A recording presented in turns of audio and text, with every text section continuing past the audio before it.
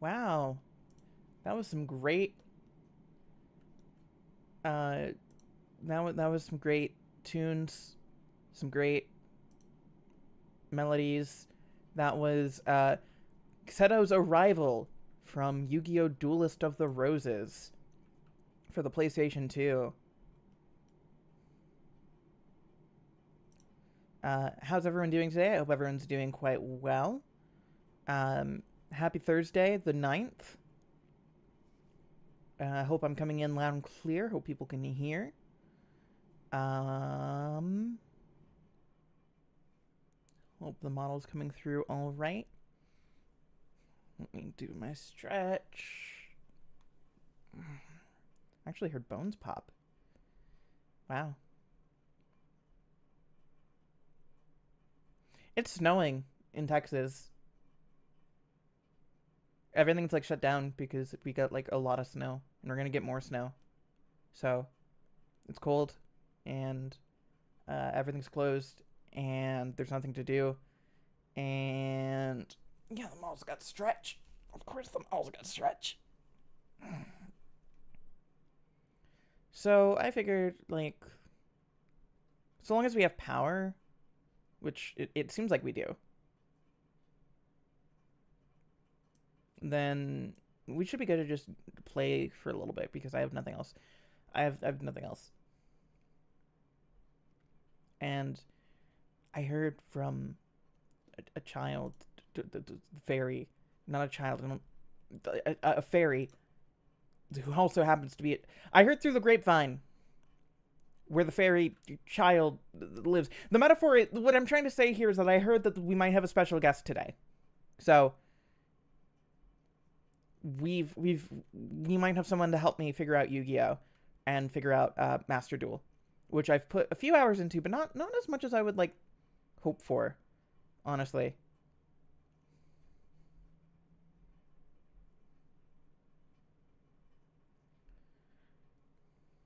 Is it Chaz himself? Ugh, no. I asked Chaz, and Chaz told me to fuck off. But, you know, we don't hold it personal. He's going through a lot right now. And by going through a lot, I mean it's Chaz. Which is something we all have to suffer from at one point in our life.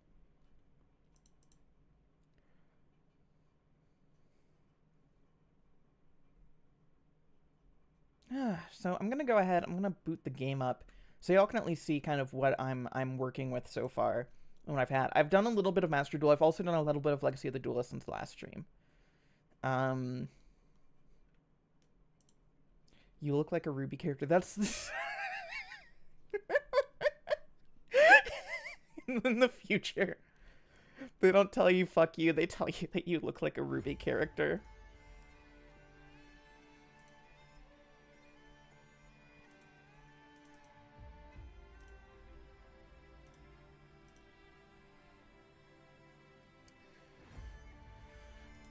Okay. Is it just me, by the way, or does this menu music kind of sound a little bit like fucking Witcher 3 music?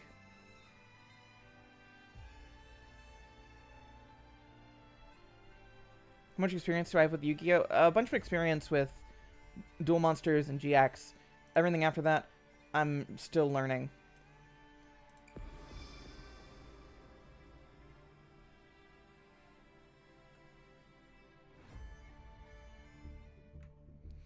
So, I haven't done much Here's my... I'm at level 3. Here's my little fucking avatar. I went ahead and I picked up this Dark Magician. Or not Dark Magician. What the fuck am I saying? I'm stupid. That's Elemental Hero Flamer.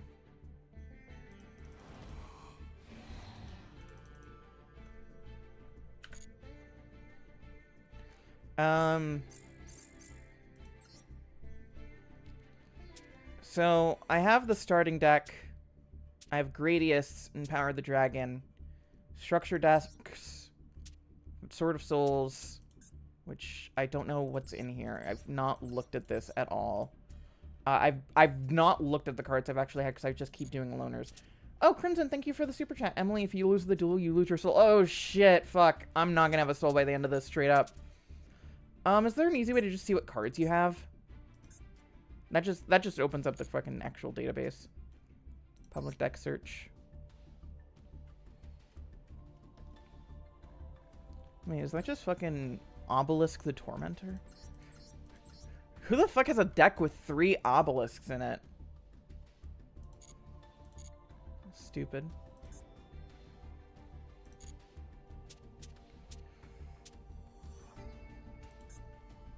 Create new.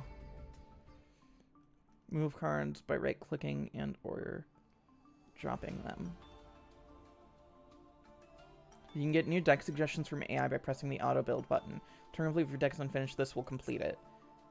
Dismantle your excess cards to gain...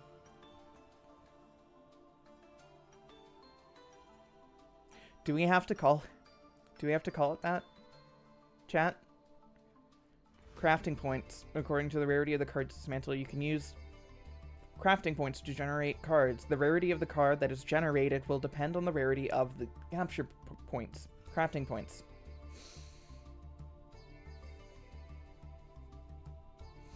Dismantle selected cards allows you to dismantle the selected cards at once, and there is also a function of dismantle all extra cards that dismantles 4 more cards at once, so let's try it.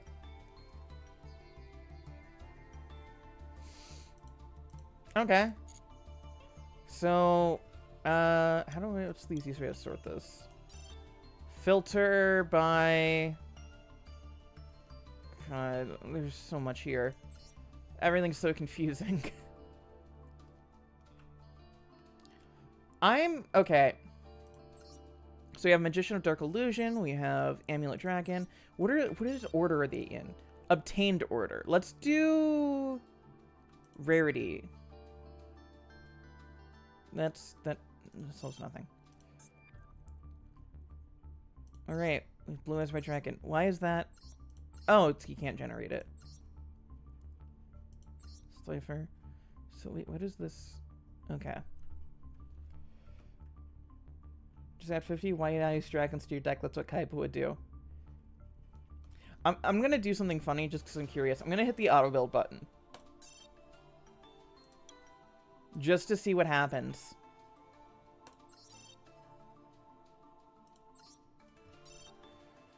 Oh, Jesus Christ. I don't know most of these cards.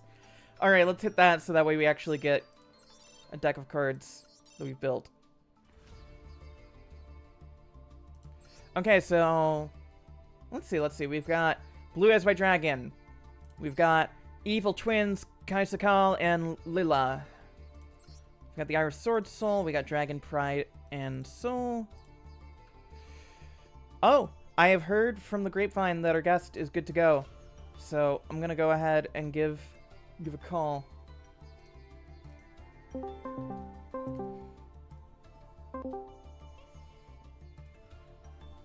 Hello?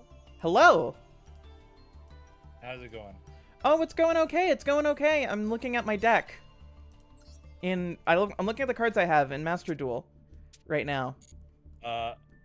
Honestly, I'm impressed that the auto build basically just made you a comprehensive live twin deck. You know, like sometimes the computers are good. Sometimes they know what we need. I mean, that is like the standard deck build for like a Sprite live twin, so I think it just goes like, this is what like every other person playing this deck looks like, so just slap that in there. Yeah, absolutely. By the way, do you want to introduce yourself? Oh, Hi, I'm Foxcade, YouTuber person. I make videos sometimes about I almost said One Piece. Sometimes about One Piece, but sometimes about Yu-Gi-Oh. Sometimes about Yu-Gi-Oh. Yeah, I heard someone needed help learning the game, so I came running because I I don't. God, is the onboarding process for Yu-Gi-Oh really rough. So anytime someone comes to me, they're like, "Oh, I want to learn," I'm like, "Okay, do not listen to any tutorial. Please let me help you." No, exactly. Like, I had people in my responses like, I want to get into Yu-Gi-Oh. Where do you recommend starting, Emily? I'm like, why are you asking me? You're asking the new employee what to do on the shift. Yeah, you just like got to the cash register first day of McDonald's, and someone's like, "Okay, how do you make like a 5-course meal?" I don't. I'm just putting the fries in the bag, bro. Yeah, like I don't know what's going on. I'm just here. All right, let's hit create new again, just because I'm curious. All right, let's see. We got Blue Eyes, Always Land, Iris Sword Soul, Dragon of Pride and Soul, Sword Soul of Yay. Buster Blader. See, here's the problem: is that a lot of these cards mean nothing to me until they do. In which case, I'm like, ooh, like the Black Luster Soul. Yeah, they're shiny. Yeah. Which I like. These URs are like, honestly, like I will give the designers credit. It is really frustrating how many cards ended up being URs and a lot of like good strategies, so it ends up feeling expensive.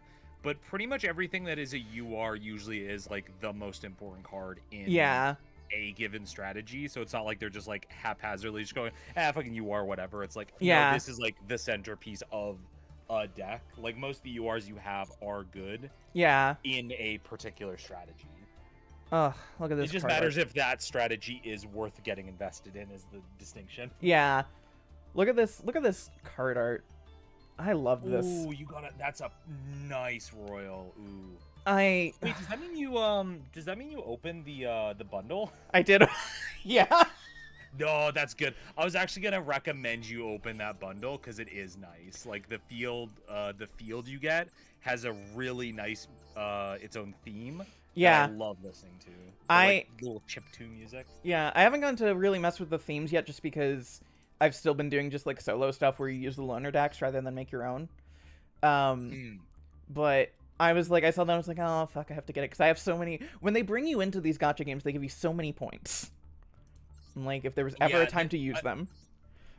I will give credit to Master Duel again of like when you start out, it's very easy to make a comprehensive deck right from the get because it is very generous with the gems and the crafting system. Yeah. It's when you get later into the deck where making a deck feels a lot more sparse. Yeah. And that's when you have to start like deconstructing old decks that you're not using, which is always breaks my heart when I'm like, I'm not using this deck, but I feel bad like tearing it apart to get UR. Yeah.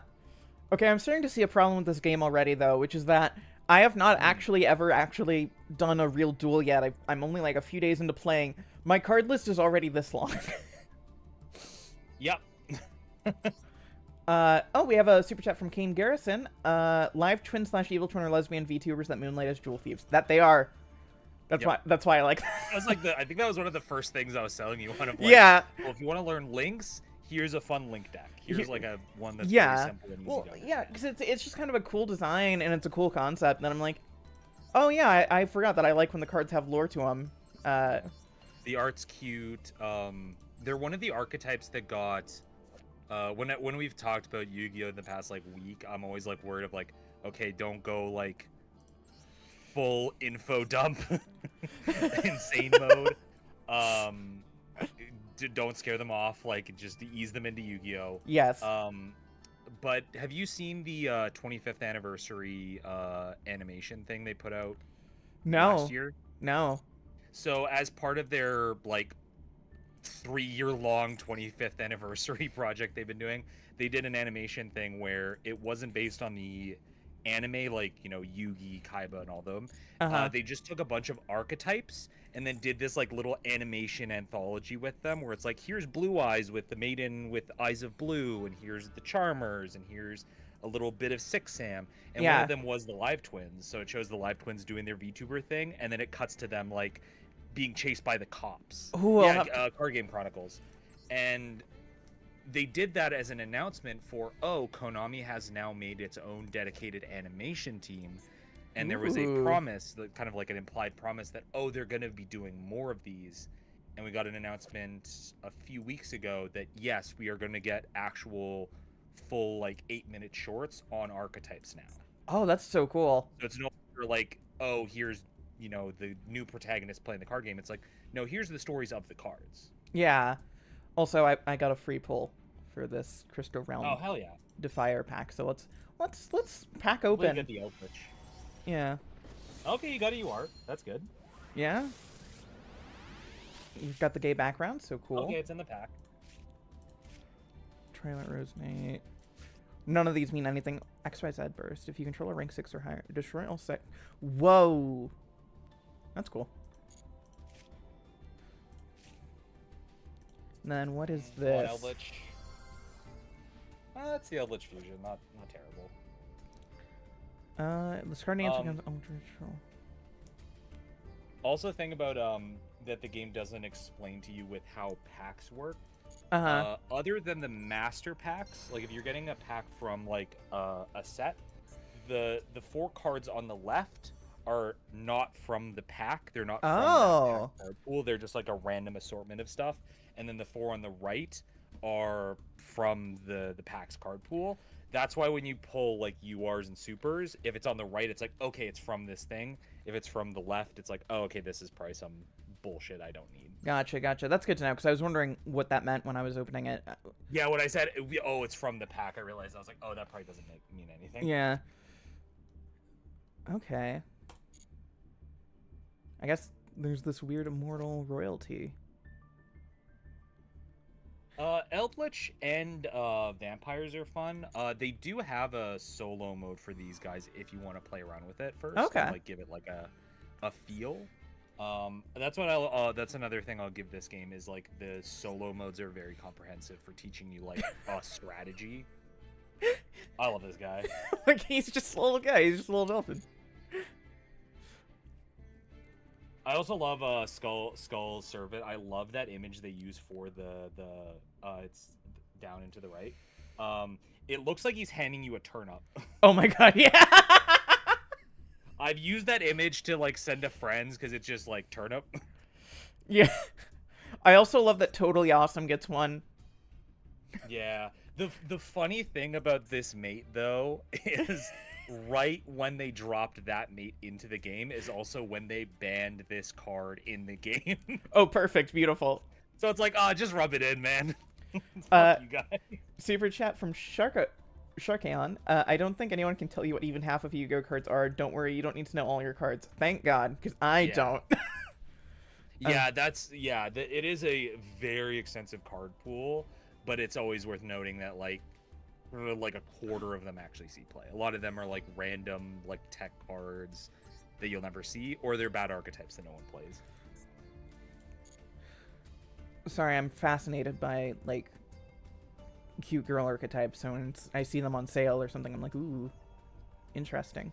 Oh no, there's a lot of cute girl archetypes. A lot of Yu-Gi-Oh cards boil down to either cool dragon or cute anime girls. That's like 2/3 of the game. They know what sells. And sometimes you have both, which is dragon maids. Yeah. Ooh, what the fuck is... That's sick. I don't need that, but it's sick. It's cool art. Yeah.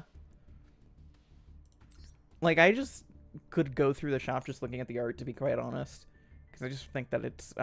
I'm really fascinated by a lot of the Yu-Gi-Oh art. I think a lot of the Yu-Gi-Oh art is just really cool. But, I don't know. Oh, it's really good. It's one of the things that keeps me coming back, because I love seeing all the diversity of archetypes and how they express ideas, and it scratches a part of my brain that I can't describe when an archetype has like a cool theme, and then the theme is like thematically coherent to what the like play style is. One of my favorites in recent memory is they're not in this game right now. They should be coming out in like a set or two. Is Mimighouls, which are these cute little cartoon guys that are you actually play them on your opponent's field face down, and then they trigger when they're face up, and they have a negative effect when they flip face up. You're basically giving your opponent a RPG style mimic. Ooh. and then they flip face up, and then they go to back to you. And it's this really cool little strategy of like, oh, I'm just like giving my opponent an annoying dungeon problem. That's fun. So this is the one you were struggling with? This is the one I'm stuck on as far as like the dual strategy. I haven't gone out of the dual strategy yet, just because I don't. I thought about just trying one of these tactical try ones just to see what it is, but No, these are good because these are the like trial ones that they like Yeah. kind of playing around with. Those were kind of made with the intention of like learning an actual archetype. yeah. But no, this for some reason this one's a real bitch and a half. So It also the loner decks sometimes are just kind of ass for no yeah, reason. that's the thing. It would be one thing if the loner deck wasn't ass. Also, can I just say I absolutely adore the art direction in Master Duel. I think the actual presentation here is fantastic. Yeah, so this is just the tutorial for replay.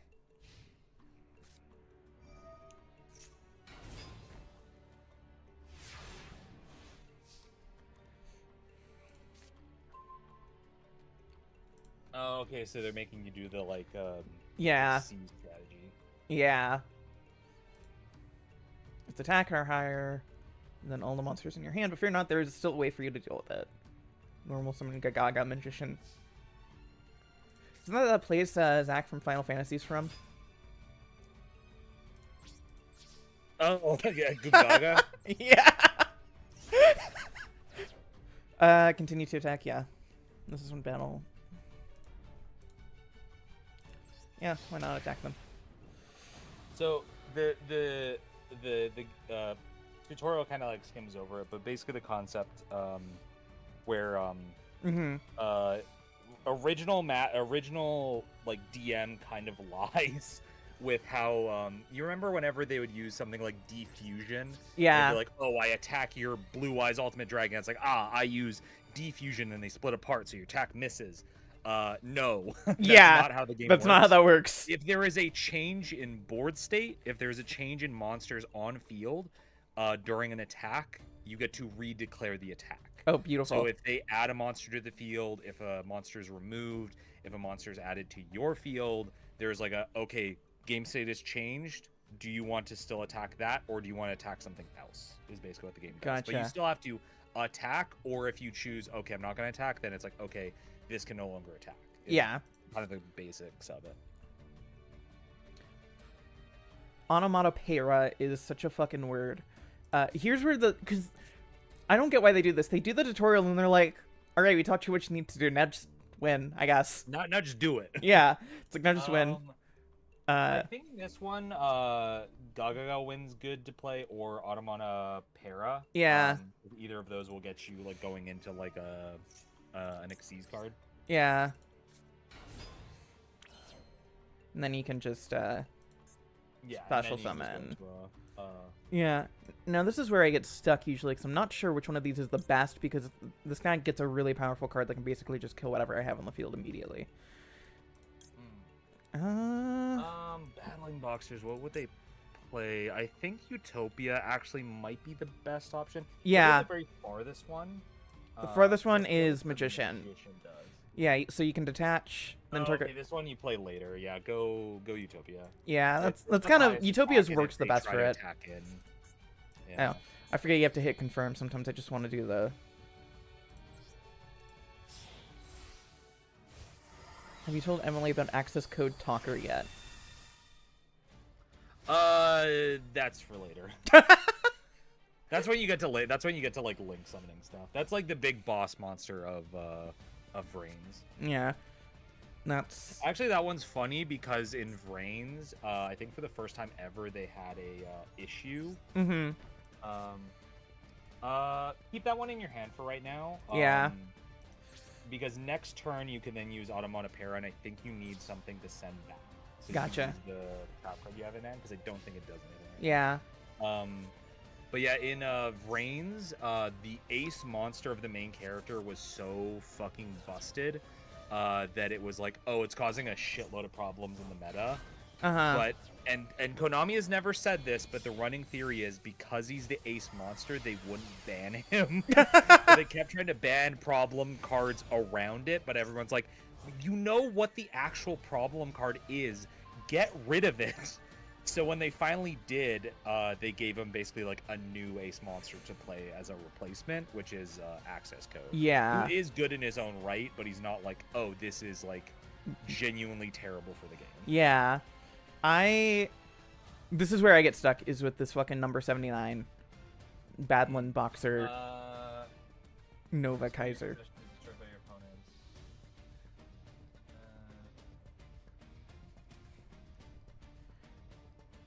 Yeah, you can just block this, I think, right? Yeah, you can block it. It's just then the actual taking it's a big guy. It's a big guy to get rid of.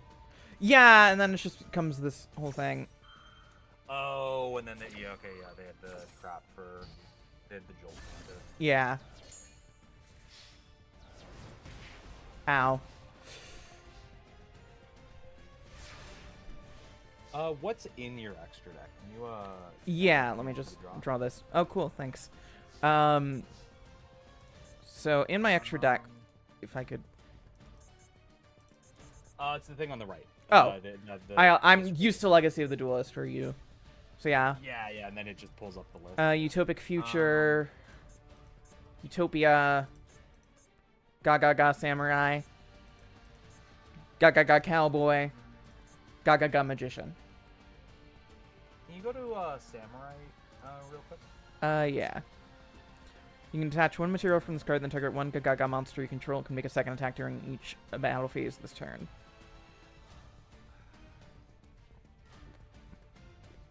And then go to the very top one, Utopic. I just want to check its material. Yeah. Okay. So, unfortunately, you would have a way to get to him because this is your answer. Unfortunately, you can't use Utopia as material because you see its thing is you can use Xyz to get it, but it can't be a number, which is what Utopia is. Everything else isn't, but Utopia is like the one exception to it. You do have a way to get more Xyz on field though. I think for right now, I think the strategy might be just to stall for a little bit. Okay. So play the Automata Pyra Para. Yeah. And then get rid of the trap. Yeah, we don't need that. And then you want. They also give you like a weird version for this. Yeah. Go to the card you just on.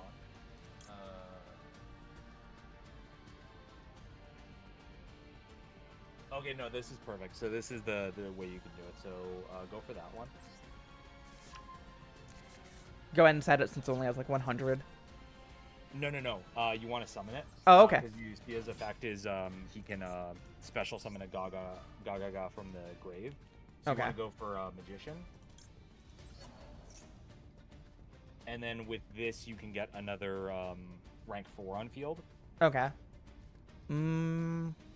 So what I'm thinking is the way to deal with this is to get another Gaga on field, let that be destroyed, like put it in defense, like go for Cowboy or something, and then do this same thing again next turn after they destroy it. Go for the Gaga Magician, and then use its effect to grab what you get this turn, and then you'll have 2 Xyz on field for the boss monster. Okay. Put that in You're just kind of like stalling out. Yeah. So should I special summon anything right now? Yes. Yeah. Go. I think Cowboy might be your pick for this one. Yeah. Yeah, because you'll get like a little bit of like a hit on them, but. Oh, comments are saying I'm a little loud and music. Yeah. Oh no, music goes way too hard. I thought music was too loud. But yeah, I already changed the music. I boosted you up a little bit on my end on Discord. Okay. But push comes to shove, I'll turn all of this up and turn this a little bit down. I'm sorry, that says enable vibrations. Is that what we're doing? Yeah, that you do a good play and you're just like, ooh. Whoa. Yeah, that's actually how they were You doing put the him in, Battle City You duel. can put him in defense. Yeah. That's how it's the Battle City where Joey's learning from Yugi, but it's the like chess thing. Yeah. Let's just go ahead and inflict 800 damage. Yeah, just give him a little bit of damage. Yeah.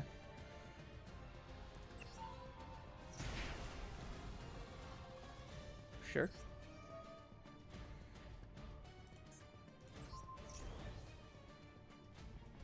And then...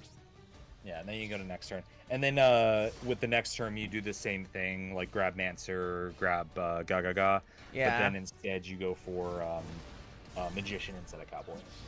Gotcha.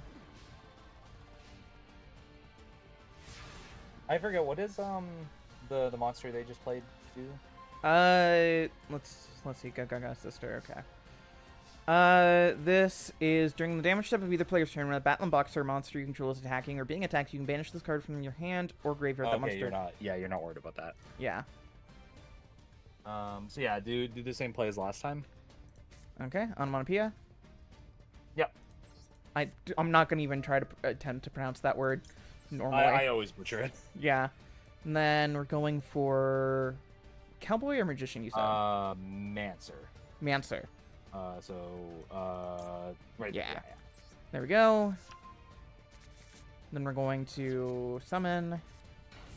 And then use that to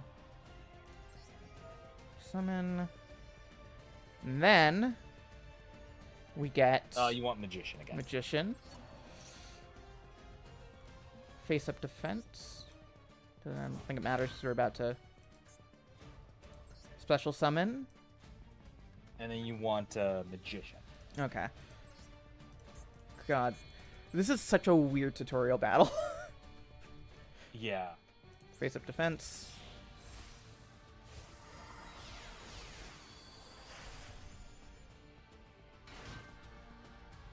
What did you set for your trap?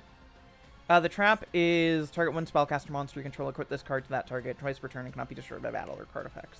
Oh, that could be perfect. Okay, because I'm also just realizing now. This is another thing that's tough to learn about this game, and something I sometimes hurdle with myself. I just realized that Mancer locks you into Gaga cards, so he might not be able to do the play I was thinking of this turn. Yeah. But if we can stall the AI out for a little bit, it should be fine. Yeah. So still do their effect. Yeah.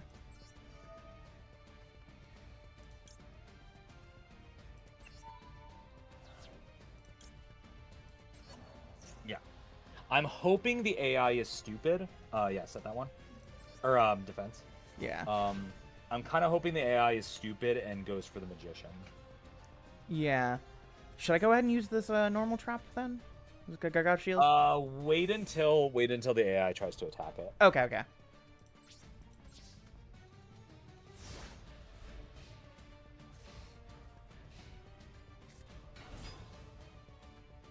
Not right now.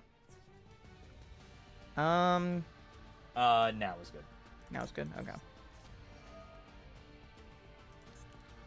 This is some Nier style music going on right now, by the way. Oh yeah, they do go crazy mode with the music. Okay. What do we got now? Got revenge. Huh. Target one Gaga monster in your graveyard. Some special summon and equip it with this card, and this card leaves this curse into the graveyard because the equipped monster was used in XY. All XYZ monsters you currently control gain 300 attack. Huh. Hold that for right now. Use Magician again. Do what you did last turn.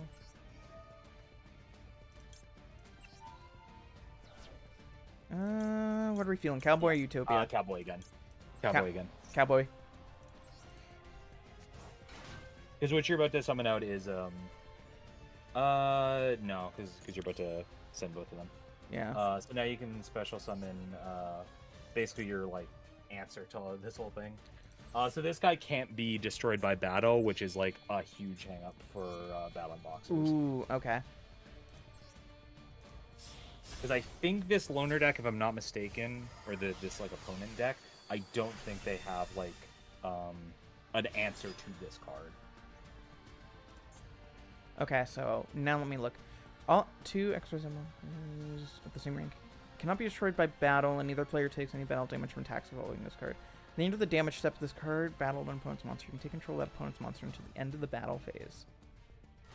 So that's why you can just steal their rank 4. That's been a pain in the ass. Yeah. Oh. Interesting. So wait, when I hit activate effect, is that what it's gonna do then? What's the effect? That's what I'm kind of confused about. What's it? Select effect to activate. Oh, it's because that's right. So there's some cards that have effects if they're material. That's why it's asking. It changes its attack to 4,000. Also negates this effect. Oh. So this is basically if you want to like attack in and do like a big hit with your card right now. I'd say don't do it right now. I'd say save that for later. For right now, you want to deal with the Caesar, so you want its effect in as a response. But you could do the oh wait, no, I don't think you have anything in the grave for that trigger right now. Yeah, because you have your cowboys under. So right now, we just go to battle and get rid of their steal their guy. They're Glassjaw, you think? Or Utopic Future? No, they're Xyz monster. Yeah. Okay. Yes, let's actually. And then you just get to go. That's mine now. God, that's silly. And go for their weaker monster because their weaker monster has an effect that'll. Yeah. Okay. Good to know. Yeah. Now we're cooking. Now just go. End? End. Yeah, I don't think there's anything else I can really do this turn. But if we attack the glass jaw, would they not respond with the counter though?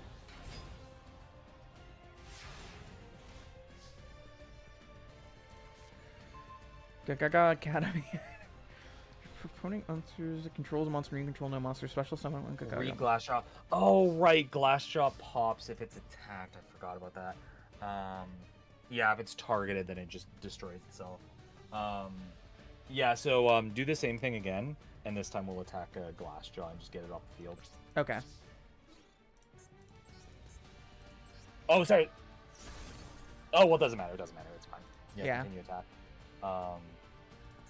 And then attack that one. Yeah. And then steal it. It's very funny that there is just a steal your card. I mean, counter in the grave, it doesn't matter right now. Like we're still like way ahead on this. Yeah.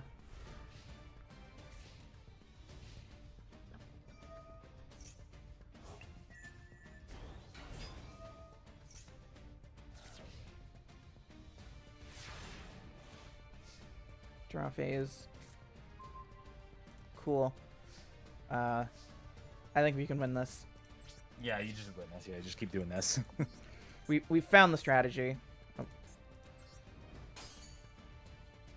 Yes. Yeah, someone. Oh, this is the Gaga story mode. Good luck, Gagas. There's some hot ass. Yeah. This is a very annoying strategy to learn these lessons from. Why did that card not get destroyed? The activated counter, which is in the grave. That's why they sent it to the grave with that effect. Is it has a graveyard trigger. What is my Gaga sister has a second effect? Oh, they're referencing in. Are you familiar with Duel Links, or do you know what Duel Links is? Yes. So in Duel Links, because all the characters you play are like the anime characters, they all have like voice lines for specific cards they activate. So the main character from Zexal, he played Gaga sister in a very good strategy that was like popular, and every single time he played Gaga sister, he'd be like, "My Gaga sister has a second effect," and then people just kind of turned that into a meme because it was like all you would hear during a certain format. Yeah, I remember starting up Duel Links like for 5 minutes 5 or 6 years ago whenever it came out, and then being like, This Mm. seems complicated, and then I uninstalled. The most important factors during battle are the attack and defense of the Well, cool. Thank you for the help with that. Do I keep going at the prep? I have no idea what this reward is for the Book of Moon. Is this just a card back thing? This is that's a mate. That's like the little guy that hangs out on the Gotcha, left gotcha. side. Okay, well. Actually, it's funny. I actually got for a Secret Santa, a friend gifted me a deck box they got through Etsy that is Book of Moon. Ooh. And so it's like someone 3D printed like a physical Book of Moon that you can open, and it's like where you put your like deck box and your dice. That's cool. You'll be able to mate Book of Moon if you finish this. Oh fuck yeah. That's the goal here. Yeah, should we keep doing the practice stuff, or should we actually try? Yeah, if you want to do that. If you also want to like practice like a couple like why did I just pendulum click the strategies, same things? I Yeah. think there's like some good ones in solo mode. Yeah. Why did I just hit the same button again as if expecting different results? Yeah, so let's see. Here's what I have right now is unlocked is the tactical tri decks don't unlock anything once you're done them, but if you want to just learn Live Twin and Eldritch, those are just some fun decks to just kind of play around with. Okay. Live Twins will kind of teach you some of the basics of link summoning. Okay. And then Eldritch is just a fun, quirky deck. Yeah. Which are the solo I think ones? he also has a solo meta as well, but that comes later. Yeah. Are there any pendulum ones that I have unlocked right now that would like be a good pendulum teacher? Not right now. I thought Dino Mist unlocked very early, but I guess not. It must come later. It must come after you finish those other two. Maybe once I do dual strategy, I might unlock some more for dual strategy 2. Because I unlocked some more when I did dual strategy 1. But I don't know how many dual strategies there are. There's only the 2. Oh, okay. Are you able to like show the ones that you don't have unlocked? Do you just have it like currently set to like just show the ones you have?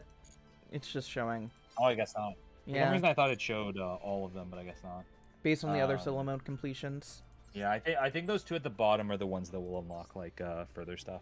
Okay. Yeah, you do have to finish the solo modes to unlock later ones. For some reason I thought they like showed them. They're just which makes sense. Let's just go ahead and see if we can at least get like something completed here to get. Yeah, get through these. A lot of these should be. And then see if it unlocks. Because this one's just teaching you basic like attack defense stuff. So yeah. Ideally, it should not be throwing Effects too that much change complex attack stuff at you. defense. Yep. Let's try that can change the monsters. First, normal summon TG Warwolf. Now set shrink in preparation of an attack for your opponent's monster.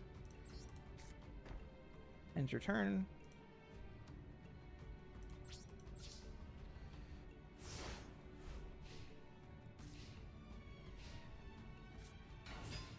Battle phase.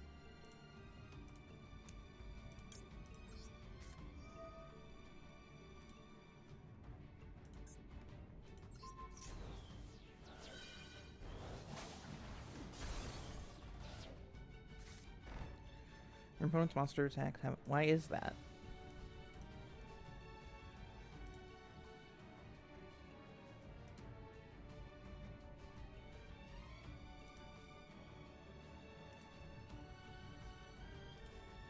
Okay, simple enough.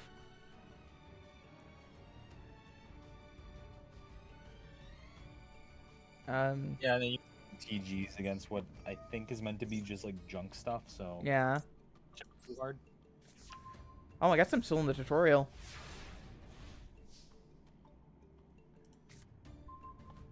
TG Gear Zombie.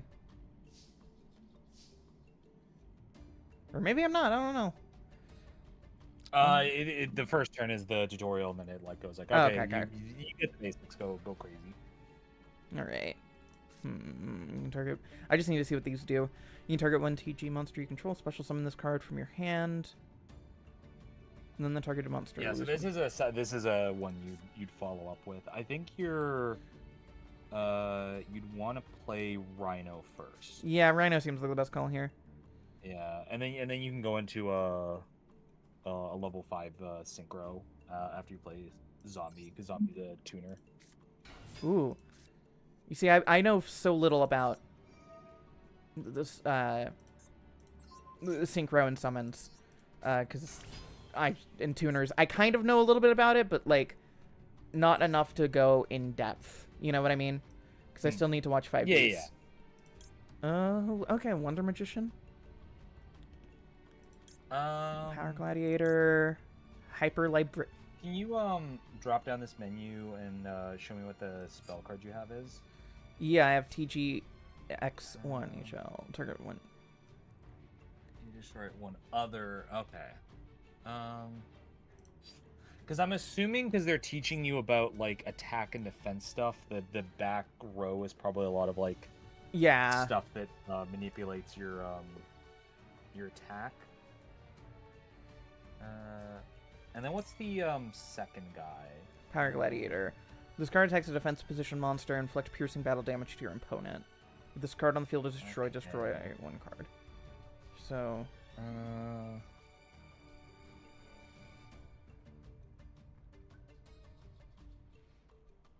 I'm trying to think of like what the best like play is here. Yeah. Because Wonder Magician is good because you can like you can go ahead and use them destroy for their synchros, and you Yeah. can also like pop their cards, and you'll get like a draw if they get destroyed. I think this Wonder Magician is the best option. Yeah, What's the 'cause this- trap card in your hand? the trap card is target 3 TG monsters in your graveyard, shuffle all 3 into your deck, then draw 2 cards. Oh, okay. That's good for later. if Yeah. you, I do think Wonder Right. Magician here because I should be able to take Yeah. one spell trap off the field just by summoning it. yeah. Then And then if like emergency calls for it, you also have the card in hand that can get rid of something if they yeah. respond with like a continuous trap or spell. All right, let's see this animation. Select a card to destroy. You. Chain another effect. Save it for right now. Yeah. Because it's a quick effect, so you can. Yeah, that's why I was just like, I don't know. Wish I could see scramble egg. Okay. Well, sure. Yeah, so they also have just some like weird. Yeah. Youth A 5Ds cards. Okay. So probably good to just go ahead and. Don't I Yeah, you should be able to just set that and then go. in for an Yeah. attack. Go ahead and see if I can take this thing out. No. No. And then before you go into the main phase 2, set your spell.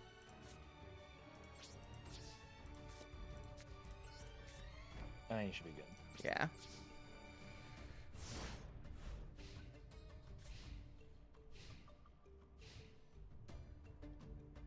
Activate. Hold on to that for a minute. Yeah, I'm not really feeling It is a draw too, but you could there might be better targets. Yeah. I think also the worm you have in hand also special summons from the grave, so I Yeah, think you once might per want that turn, still you can special active. summon one level 3 or lower TG.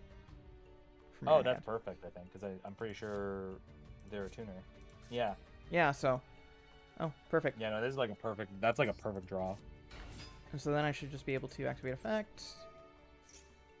Summon that. Synchro. TG Trident Launcher. This card is special summon. If this card is link summoning, you can special summon 3 TG monsters from your hand, 1 from your deck, and 1 from your graveyard. In defense position to your zones, and this card points to. Also, you cannot special summon monsters for the rest of this turn except TG monsters. Yeah, which is like a whole TCG deck. Interesting. The one thing I don't know, and this is like one of those like weird card semantics things. I don't know if chat can confirm for me. Yeah. It says special summon 3, do you need a monster in hand to complete this? Yeah, that's what I'm kind of nervous about, because if so, that almost makes me want to see about activating. This is mandatory, so you need a TG in hand. Okay, that's what I thought. There's like a weird semantics where it's like up to 3. There's not one in hand, so you can't activate it. Yeah. So you need to be able to complete the whole requirement. So don't go for that. I thought there was a 7 in deck that you could go into, but I guess not. Yeah, you need 1 each. Okay. Activate this then. Yeah. You might be able to draw into 1. But then, will I have one in the graveyard when I do this? Yes, because when you link summon, the rest will go into grave. Right, that's what I just wanted to make sure the chain of effect made sense. Okay, then draw 2. Okay. Okay, perfect. Yeah. What's the drill? Follow monsters you control or TG monsters you can special summon this card from your hand. I'd hold on to that for right now. Yeah. Let's go and special summon. Get this done. So 1 from your hand, 1 from your deck, 1 from your graveyard. So we should be good on all those fronts. Yeah. So...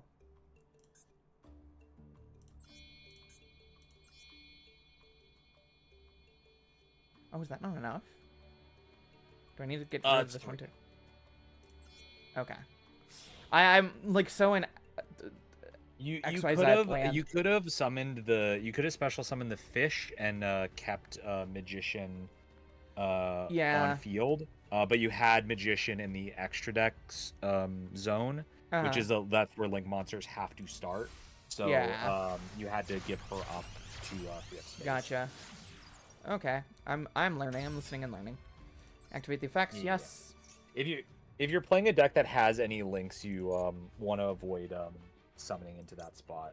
Just in case. And then go for skeleton. Yeah.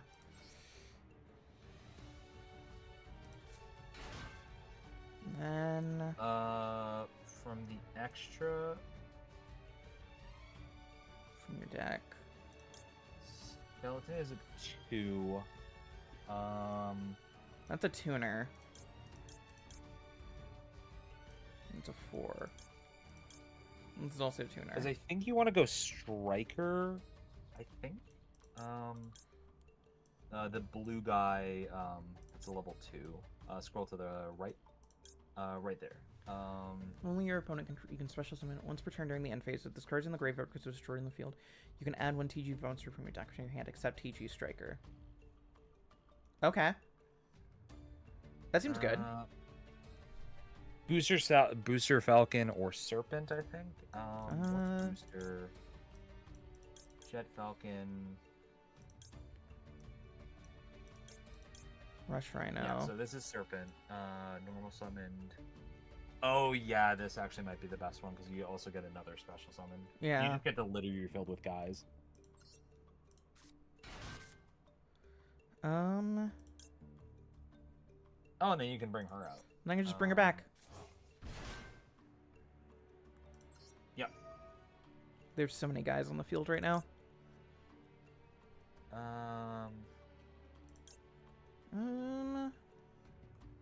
Actually, oh no, wait, no, you already can special summons. That's fine.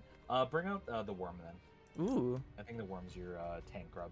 The tank grub. Because if you're gonna synchro, then he gets his then he can get his effect in. No, I don't need that right now. Does it matter? It doesn't matter. They're gonna be sent off. Yeah. Okay. But now we have all tuners. There's 3s, but I guess not. This is also a deck I'm not familiar with, so I don't know what the numbers are. 2s, 5s, 10s, 5, 12s. 10, 12. Okay. Because we're like well off an advantage, so it's fine. Yeah. I'd say attack for right now. I don't think they have anything for responses. Yeah. And if they do, you have a field full of guys, and I don't think they're gonna play like Dark Hole or anything. Yeah.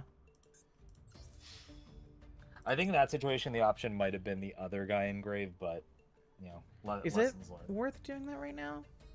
Not right now. Okay. One thing you can do is if you're when you know you're gonna synchro the monsters off, Uh-huh. you can activate that a card, lower their attack stat, and then it's like, oh well, they're going to grave anyway, so Yeah. it doesn't matter. Or like I'm looking at this like tank rep with 0-0, and it's like, well, if its attack stats are lower, then like, how can you get lower? Yeah, exactly. It's like, oh yeah. Yeah. Yeah. Let's just go into end. We got this. This is great. This is where synchro is like the like one of the harder concepts, not to grasp. It's actually a very easy thing to grasp. It's a hard thing to play around because you really have to like know Yeah. your math and like what options you have and like how they can go into them. That's worthless to me right now. Yeah, that's not gonna do anything. That's not. Honestly, I think you could just go in, put your guys into attack mode and just just win right now. I think maybe activate your face down, targeting your tank grub. Get rid of the thing they just set in the case that it might be something. Yeah. Let's see what it is. Just I'm curious. It's another scrambled egg. They really need that Sonic Chicken rotation. They really want that out. Yeah. Let's keep that in face-up defense. And then I don't really need to summon Drillfish, really. Or special summon it. No, either. it is a good card, but honestly, you don't need it. Yeah. They don't have a monster on field anyway, so. Yeah. Actually, how am I might be able to just fucking... Yeah, this is over. Yeah, you got lethal on board, so. Yeah, this is Jover.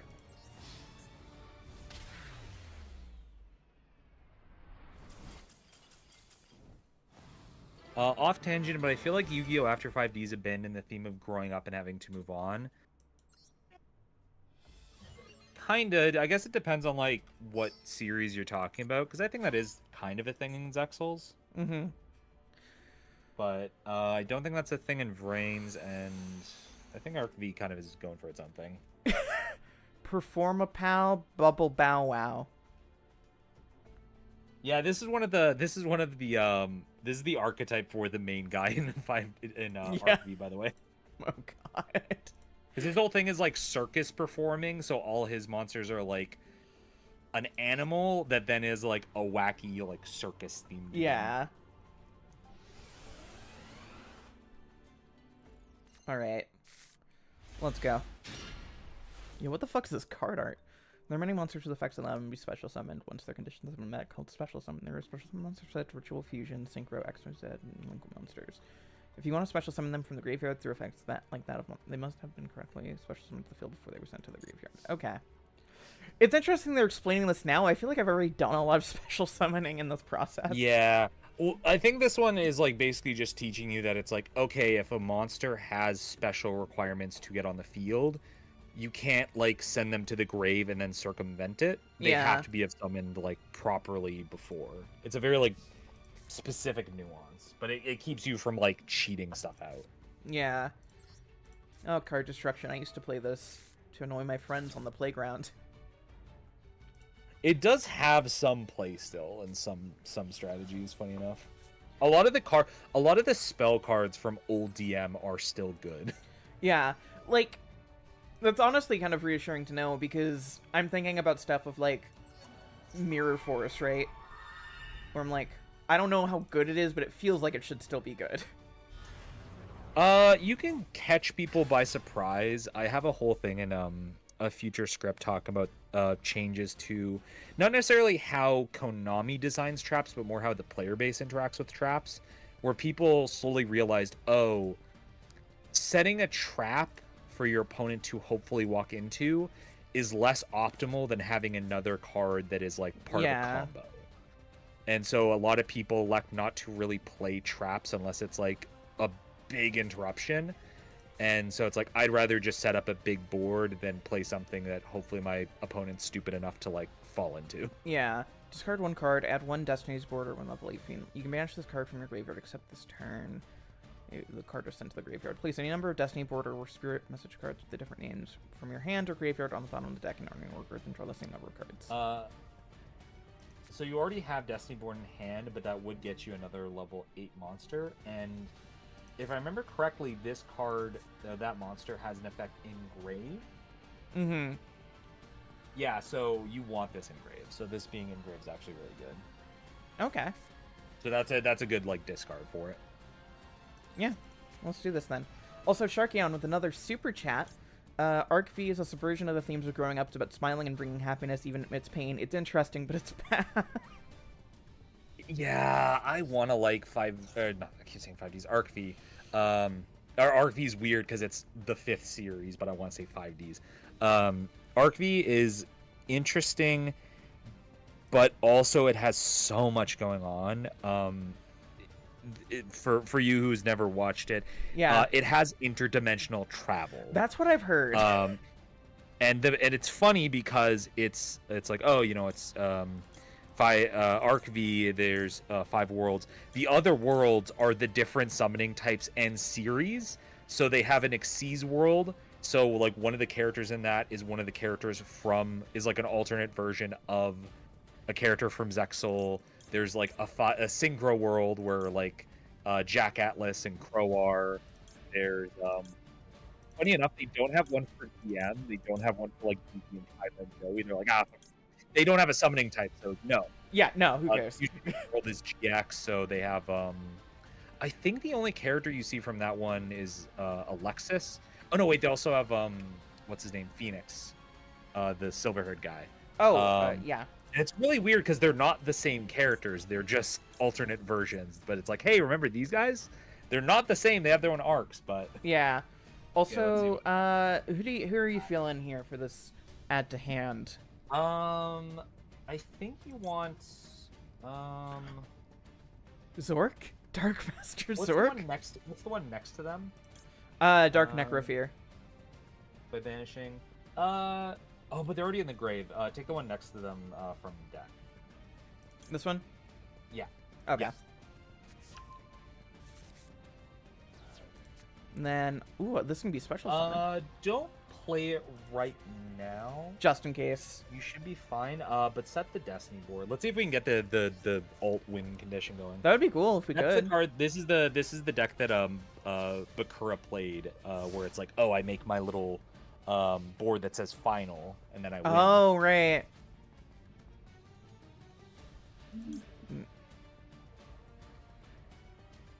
Should I go ahead and activate this? Yep. Okay. Yeah. Just want to make sure. Oh, I should have moved it. I'm gonna have to spell a Infall.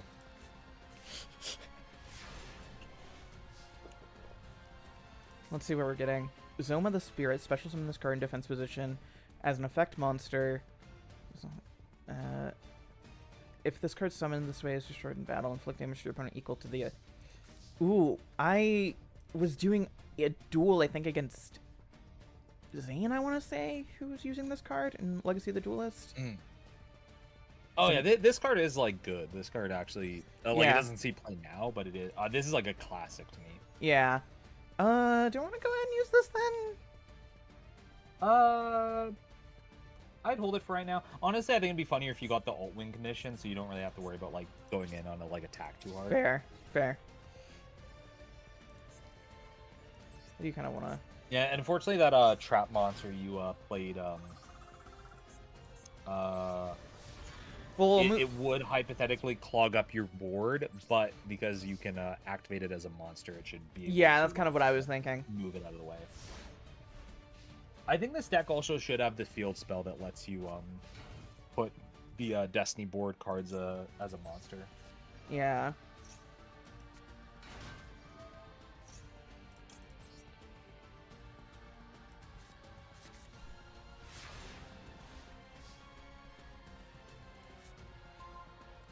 Ooh.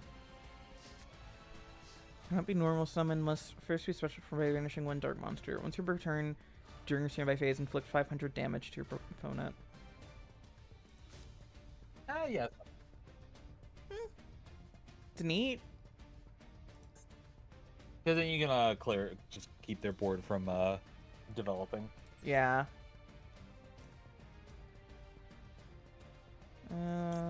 goodbye. You'd probably want to get rid of Zoma, because I don't think Zoma has any Disintegrate. Wait, which one's Zoma? Or Zork. Sorry, I said Zoma, I meant Zork. Yeah, no. This is Zork.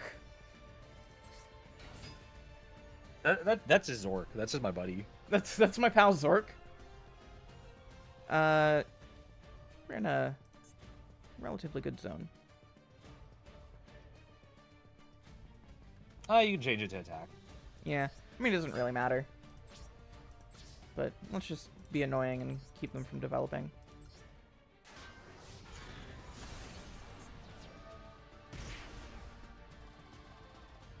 Okay. Oh yeah, in chat someone's pointed out, for some reason, well, it's just classic, localization problems. Originally the final that spelled out was actually supposed to be death. Oh, that's fun. Oh, 4Kids. But the localizations were like, oh, suburban moms can't know that the kids are spelling death. Kids are putting death.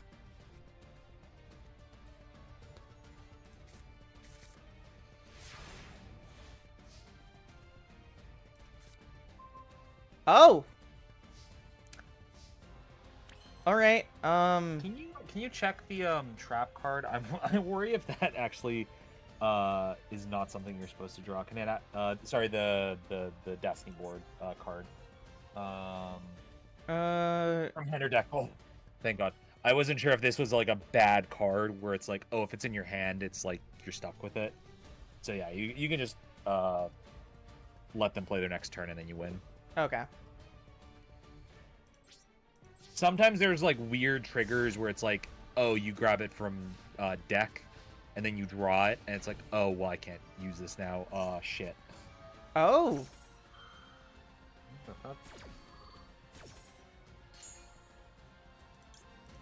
Oh, they just activated that just to activate it. In fall. Oh, this has a sweet little animation. Yeah, some of the alt wins have their own little cool little thing. One dude at Destiny. I love how it's not even part of the tutorial. It's just a thing you can do here. Yeah, they just give you the cards for that. Yeah, receive. Okay. Gate clear. Kids are out here holding space with death and resonating with the devil. Now I don't know how widespread this is. I didn't know. I'm part of gay media. I'm Holding spaces with death. I'm really holding space. Okay. I love that. I love. Did you see the follow-up video where like they asked Ariana Grande and Cynthia Erivo about it, and Ariana Grande was like, "I'm glad other people were confused because I had no idea what was happening. I just know she said something, and that seemed to cause a reaction in Cynthia, and so I thought I should have a reaction." I just was going along with it because you gotta go with it. Yeah. Ooh. I didn't mean to click that, but I did click that. So maybe now we're doing Decisive Dragon. Who knows? Now you get to be Zane. Now you get to play Zane. Emily, how does it feel to have 1 degree of separation between use of it and Super Eye Patch Wolf? I've met Super Eye Patch Wolf. What do you mean 1 degree of separation? Yeah, 1 degree. Yeah, I don't think there is a degree. I've met him. I think the degree is Emily John. Yeah, I'm in one of their videos. Learn the ins and outs of Cyber Dragon. My favorite is Buzz says they changed you to the Shadow Realm. Where in there you would just lose your legs if you lost. Honestly, I think saw blades that turn you into like, that's a weirder concept than the Shadow Realm. I almost kind of like it more. I don't think it's a hot take. I kind of like the whole Shadow Realm stuff more than just death. Yeah, I think that adds like an extra little flavor to the series. I don't think 4Kids was intending that. I think they're just like, oh, we got sensors to deal with. Like But I think it like added like a little flavor to it that yeah, wasn't there. it's kind of like one of those things where it's like original Dragon Ball stuff using next dimension or other dimension for death. Yeah. And the thing is that makes it funny is that like as Z goes on, it just becomes more and more true where it just is another dimension you go to. You just go. Like, You just go to other life. Like, you just teleport to King Kai's planet, and who gives a shit? Like, if you come back, you just have a little halo. It's fine. yeah. There's technically rules, but have you watched any of Daima? I watched the first 2 episodes. I need to sit and watch the rest of them because I'm just I don't know why I'm just behind. I think it's because I kind of got into doing Dandadan and Rama week by week instead. Fair. I've heard Daima is very good, but I've not like sat down and given it a shot. Yeah. I've been told the initial premise they were selling is like a really bad representation of it because it gives off like, oh, Dragon Ball babies vibes. And it's like no. It's like it's a return to form for like classic Dragon Ball type stuff. Yeah. After Super went off the deep end with like every fight has to be for the safety of the galaxy. It's like, no, we're bringing the stakes back down, which I'm very thankful for. So. Oh, absolutely. I feel like that's constantly like a conflict between, like the people who got into Z like through Toonami who want like the super, like ultra instinct boom boom boom big fights. Well, I can't remember. I think it was Plague of Gripes in a video described it well, where it's like they hadn't even beaten Jiren yet, and people are already theorizing like what's the next like feat for Goku to do, and it's like, so we're just doing this to make big number. Like there's no like reason for this. You just want bigger bad. Yeah. Also, side note, this is a stupidly long hand. This is a stupidly long first turn. Oh, I'm sorry to tell you, Emily. This is a very standard hand by modern standards. I figured it is, but it's still very funny. But yeah, no, like it's very fascinating because for me it's like I don't know, like I'm such a classic style Dragon Ball fan. I want the adventure and the sense of fun. I just want to feel like I'm hanging out with friends.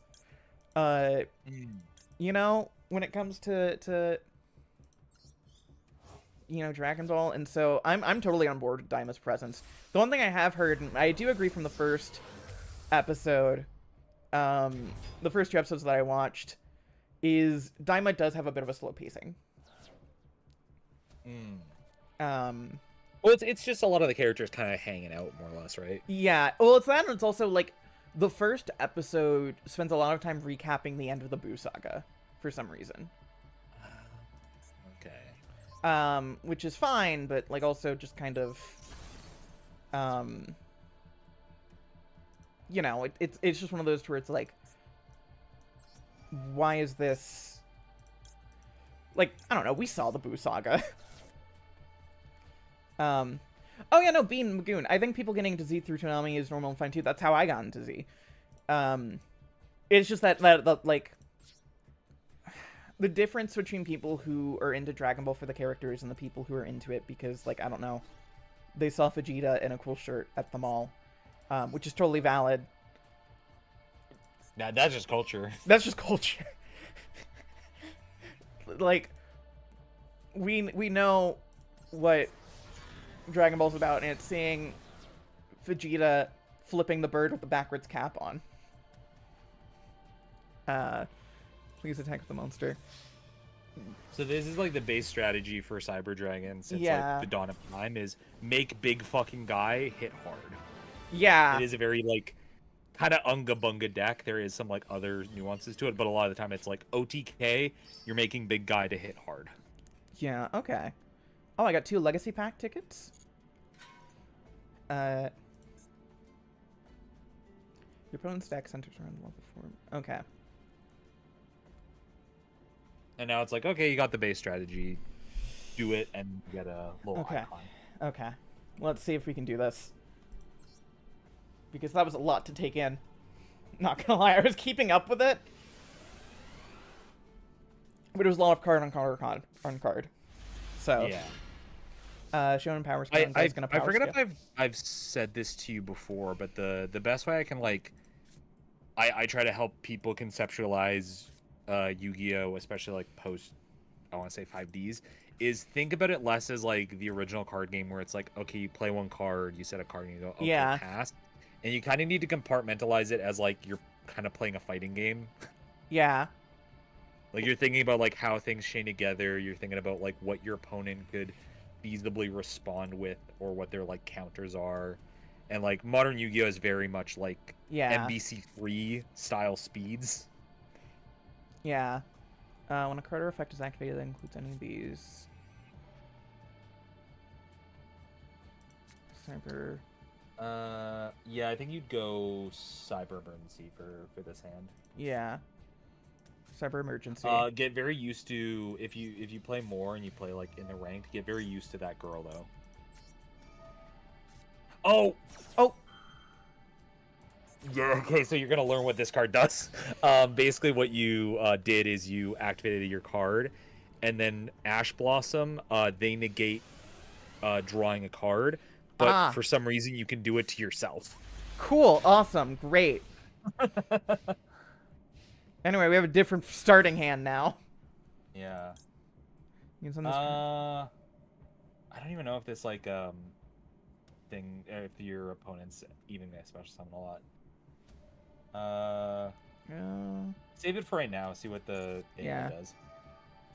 Because I think this is just a dumb bot that's like, just play around. Yeah.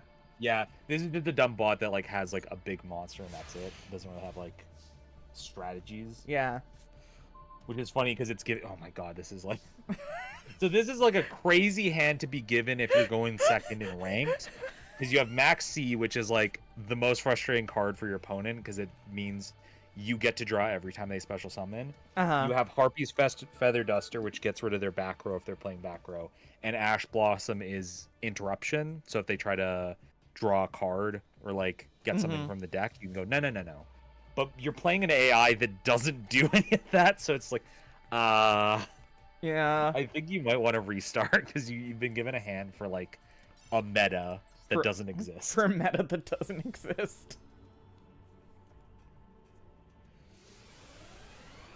But this is where I do like these trial decks for these ones, because it is giving you, here's what a meta type deck looks like. Yeah.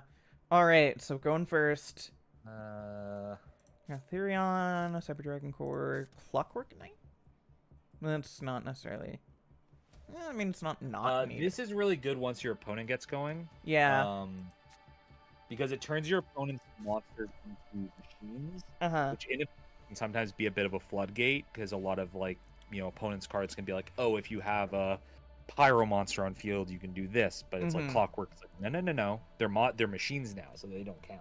Yeah. I think what you want to do is play the one on the left. The Cyber Dragon Core. Core. Play him. Summon or set? Summon. Yeah. Because he does have an effect when he's normal summon, so. Okay. Yeah. Or actually, what's the difference between Cyber Emergency and Cyber Dark Realm? I think for right now you want Cyber Emergency. Yeah. Okay. And then because he's a really small guy, you can activate Machine Duplication. Your spell. Because it lets you, if you have like a really low monster, you can get a bunch of them. Ooh.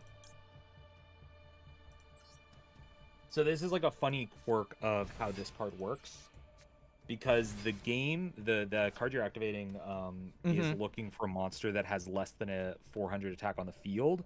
So it goes, oh, this counts. Special summon cards with this one's name in the deck. But because Core says that it's Cyber Dragon on field, then it lets you pull Cyber Dragon. There's some like those like little design quirks that are very fun. Cyber Dragon's so fucking funny. Should I just go ahead and do the special summon now? What options is it giving you? I think I'm assuming it's the. Oh, you can go into infinity. I think that might be the play. This is also just like a good practice because you are playing against a bot that's not going to do much. So you can Yeah. kind of like, you can make mistakes and it's like, oh, it's like I'm fucked. Yeah. It's like you can kind of like learn. Okay. So what's the Xyz card.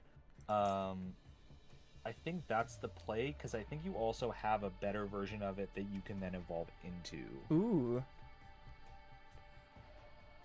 And then you can also learn a little bit of like a cool like Xyz stuff. So go with that one. Okay.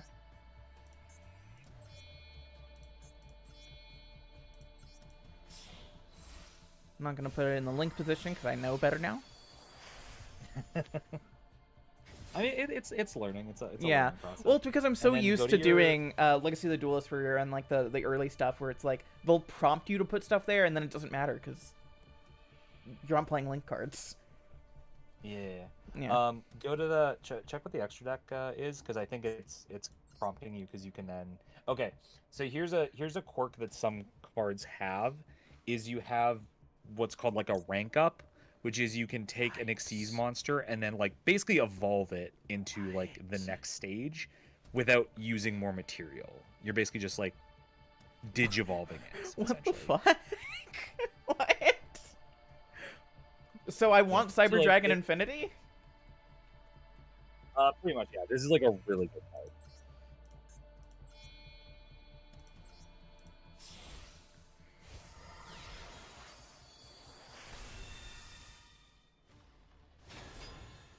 Okay. And then this has the effect you can target when a card or okay, so hold on. Once per turn, you can so also when you have monsters on the field, you can just steal it. Okay. And then they also have a negate. So when your opponent activates a card, you can detach a material and then negate the effect. Okay. So is there any reason to activate the effect now? Not right now, no. Okay. So what the fuck is... I think right now you could do, you could link off the core into Almirage. Because core isn't really doing anything right now, but Almirage will at least, like, have an effect on field. Yeah. Yeah, let's do that. This is, Link 1s are also a concept that's worth getting familiar with. Link 1, they just require one monster to go into. A lot of decks need something to get a monster off field and into the grave to get an effect, so they'll play this type of card just to facilitate that kind of thing. Okay. Interesting. So you'll see this guy around. No sense activating the effect now. No. If your opponent like attacks in, you can like basically get him off the field and then make one of your guys impenetrable from card destruction or a card effect. And then from here, looking at the board and what the cards do, what are you feeling? Like, Great what question. do you Cyber like? Dragons in your graveyard can activate one of like, those. I'll kind of let you kind of like play around with this. You can activate both effects and resolve the sequence. You can only activate add one light machine. How many? Because I might have 3 Cyber Dragons in my graveyard. Actually, no, I don't. No, because 2 of them are under the. Yeah, right. Because they haven't been detached yet. I forgot that that's how that works. Yeah. Okay, so Cyber Emergency, they cannot be from your deck to your hand. The activation in its owner's possession was negated by your opponent's card effect and sent to your graveyard. Discard 1 card, add this card to your hand. I mean, I can play this now, it'd just be a question of why. You know? If you could, like, you could basically, like, extend your combo, but I don't know what your targets are. Yeah. Actually, open the options. One thing they added recently that I really like is you can check your deck. Check deck. It won't show everything that's currently in the deck. It'll just show you what the deck is, so you can like kind of go, okay, how many cards do I have? Yeah. So you can check what targets you have. Because I don't think you have anything worth searching for right this second. Yeah. That you really need. Yeah. Okay. Yeah, I think we're good right now for that card. What about your other? The other one, like in terms of like, Yeah, clockwork, and Regulus. What about those? What are you feeling on those? machine monsters. You know.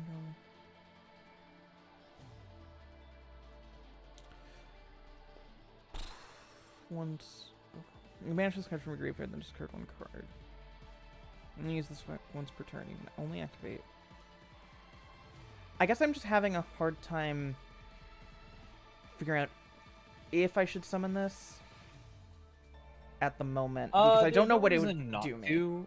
Yeah. Because it will make your guys stronger, and if you're fighting an opponent, this could be a floodgate for them. Yeah. Because it could throw off like their ability to access stuff. This is really good for Cyber Dragons. This is a really good going second card, like if you're responding to your opponents, because if you play this, it turns your opponent's monsters into machines, and then there's a monster in your extra deck that doesn't require fusion. It just requires machine monsters on field, not necessarily your own, so you can just steal your opponent's monsters. Oh. Also, Red Mufflerman's in the chat. Hey, hey man. I like your videos. That I've only seen a few of them, but I watched the like Yu-Gi-Oh! Kaiba versus Yugi that was made today, and it's great. No, I don't. There's no reason to do that, so no. Yeah. You can do it now. Yeah.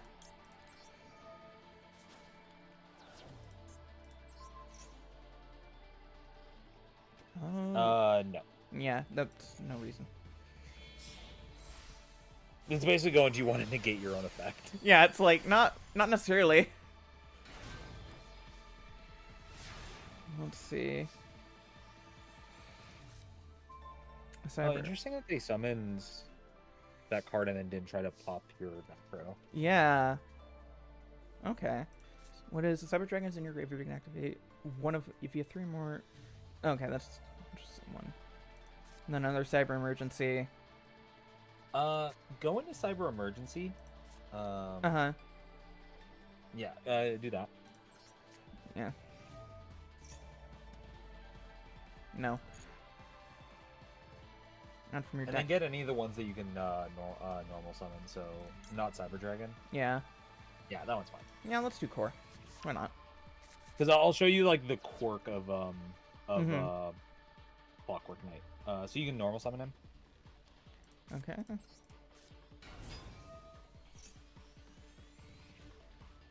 Then not do this. No. This is a negate, so that's like a no. That's a no card. Okay. Cyber Dark Realm. Either or. Yeah. Just... well, you could go for the other one because it's totally fine. Yeah. You could go for the other one because you could actually use it hypothetically versus like you already have like a Cyber Emergency. So. Yeah. And then you can play like. Play which one's already cut out? The guy to the far left. Yeah. This guy's really good in machines because if you have a machine in grave, you can just special summon himself, and then he attaches the machine to him. No. This is another no card. A lot of machine decks will play him because he is a free. He's a combo extender if you need him. Like you can just play him pretty easily. Yeah. But if he's on field, he is a negate. He just pops himself, and then you just get to go no to something your opponent did. So he's good like that. Ah, damn. Yeah. Anything And here? if you look at the special summons, look at the guy on the far left. Chimera Tech Fortress? Yeah. So you can use your opponent's monsters for this. Oh! Because they're considered machines, and all it says is Cyber Dragon plus one machine monster. That's... Sweet, then I could just use the core in this to summon it, right? Yeah.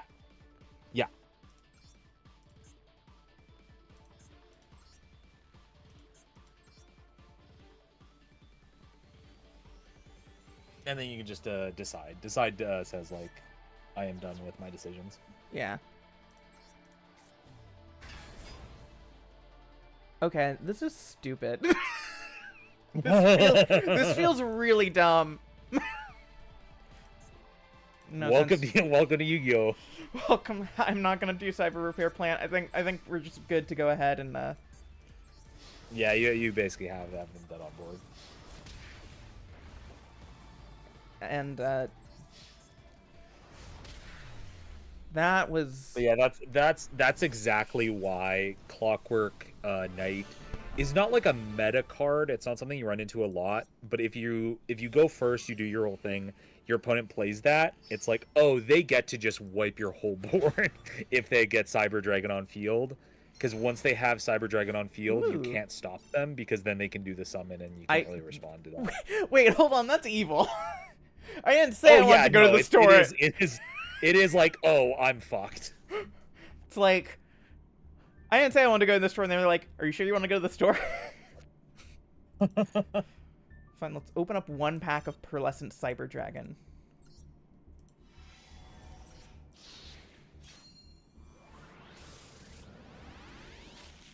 Oh yeah, a lot of the solo modes will unlock the pack of that archetype. Just it's like, oh, if you like that deck, you can start building.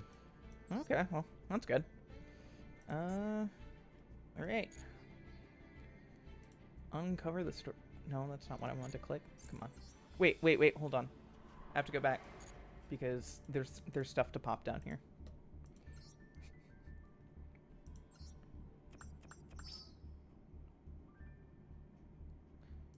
Oh, I got an Eldrick, the Golden Lord wallpaper, I think. Yeah, that's your wallpaper. Neat.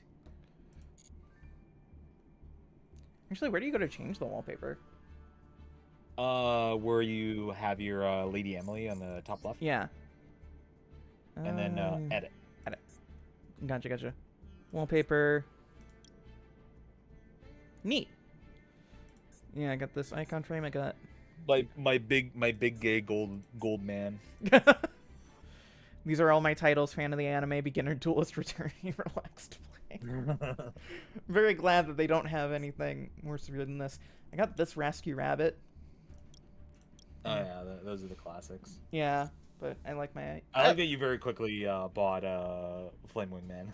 I saw him and I was like, that's my guy. That's my guy. That's my guy. Sometimes you have a guy and it's Flame Wingman. That's a lot of my decision making with the mates. It's like, that's my guy though. Yeah. It's like I feel safe when I'm looking at him. I'm like, wow. We're in He really is a hero. This is the Yu-Gi-Oh I know. I can just power through this. All right. Let's see how Evil Twins works. I'm very interested in this. So as of like right now, are there any questions or things that like are still not quite making sense, or that you're like, I'm getting the hang of it. It's kinda, more like, of just running up against, or is it just a lot to take in It's that you kind of have to like? It's digest? kind of like I'm understanding the systems. It's just a lot to take in to digest the very like specific intricacies of it. I think a big thing that will help is actually getting like a deck formed that I can then use, so I can familiarize myself with like a certain consistent set of cards. Yeah. Compared to like this, where it's like, it is kind of learning like a new language or new skill, where it is like, yeah, it can feel overwhelming, but you kind of just gotta like, I don't want to quite say push through because that makes it sound really negative. But you just kind of got to practice a little bit. No. Go, okay, I get the nuances of this. Yeah. Okay. Normal activate its effect. Yes.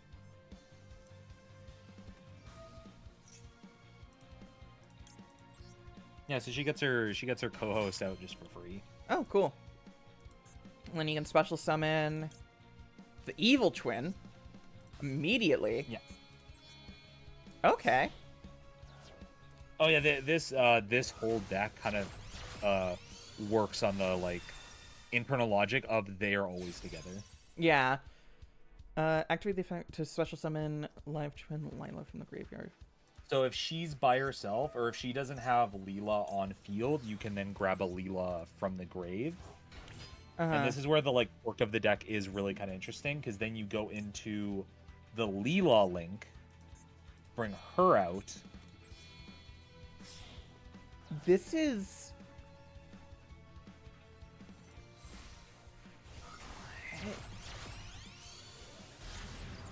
it just keeps going.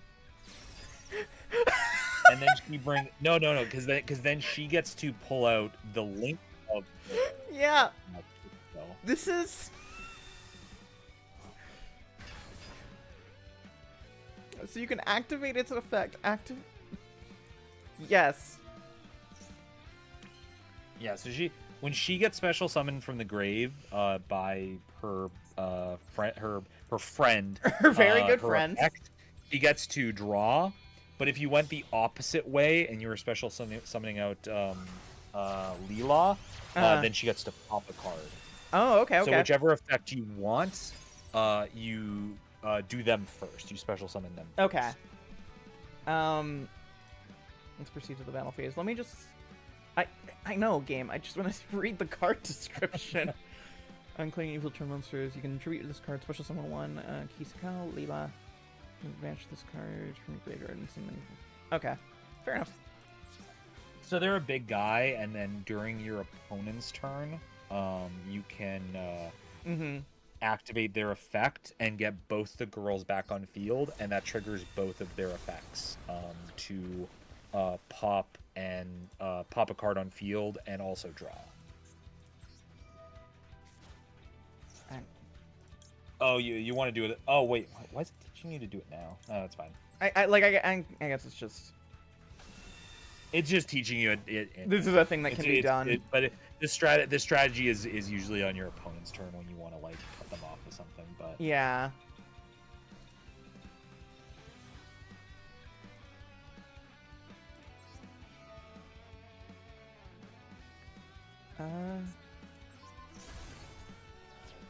You dealt with your opponent's trap cards. Keep up the offense. Please attack with the... Oh, that's why it's having you do it, 'cause you also get to attack. That's evil! It's going for the more offensive strategy. That's so mean! Yeah.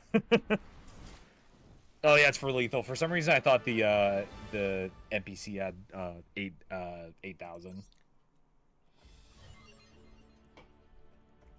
A lot of this game is just being mean. No wonder people hate it.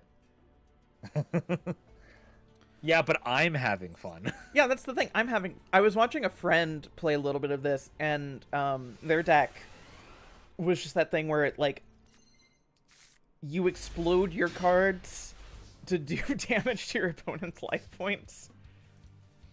Oh, okay. As if it's like a bomb sort of thing. Yeah. It's just continually just burning them. Yeah. Alright, so let me see what we got.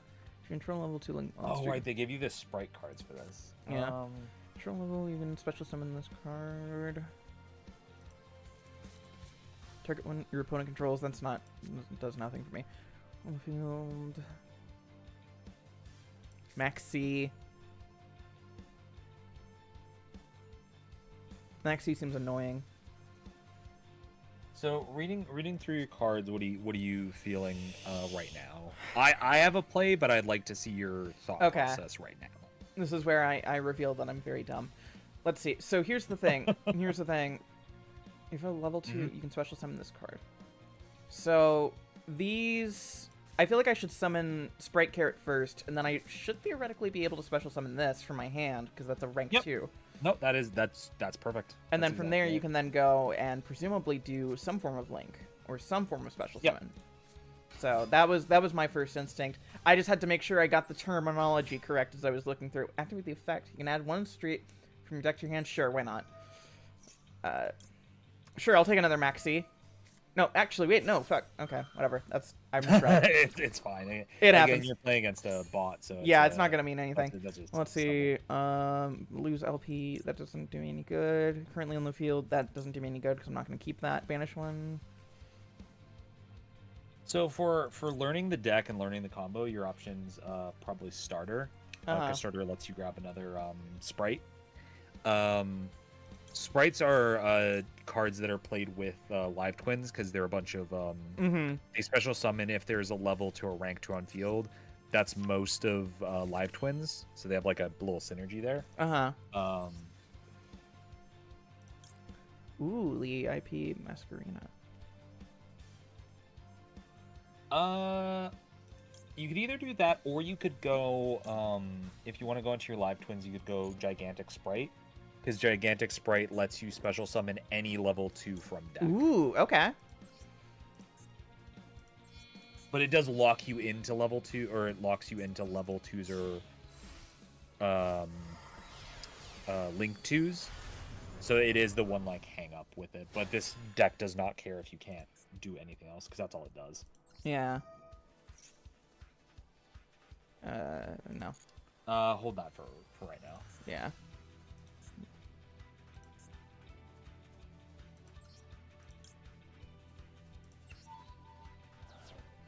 And then... So is it... Pinky that I want to summon before Bluey?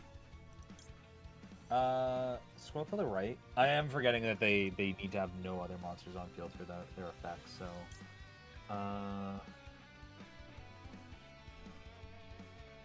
I think go for either, because then you'll have them in rotation, but I don't think you'll be able to access them right now. But you will have something else to do, so... Okay. So yeah, grab key skill.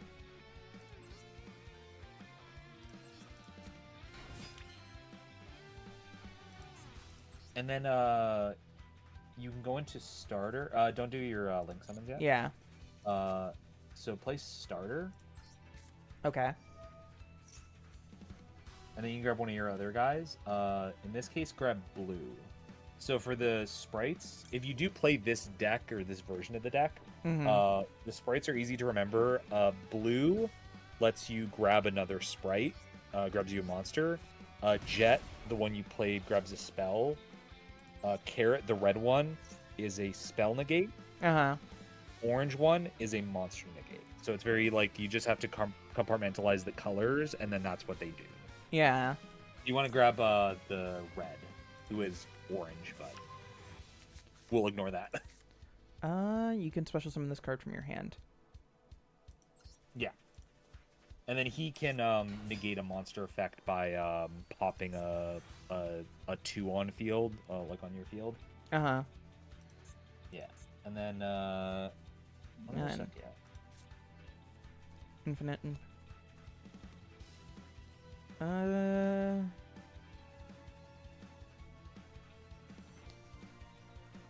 Might as well set this now, I think. Yeah, you can set that at any time. Yeah. Is that And it then, for the first turn, or? you can go into your spell or your extra deck. So instead of going for the live twin stuff, since you don't have access to it right now, go into IP, the other link monster. And I'll teach you this one because this is like kind of a good one to know about. Okay. Special summon them. And you can use blue because you already got his effect, and I think Kiss a Kill is your option here.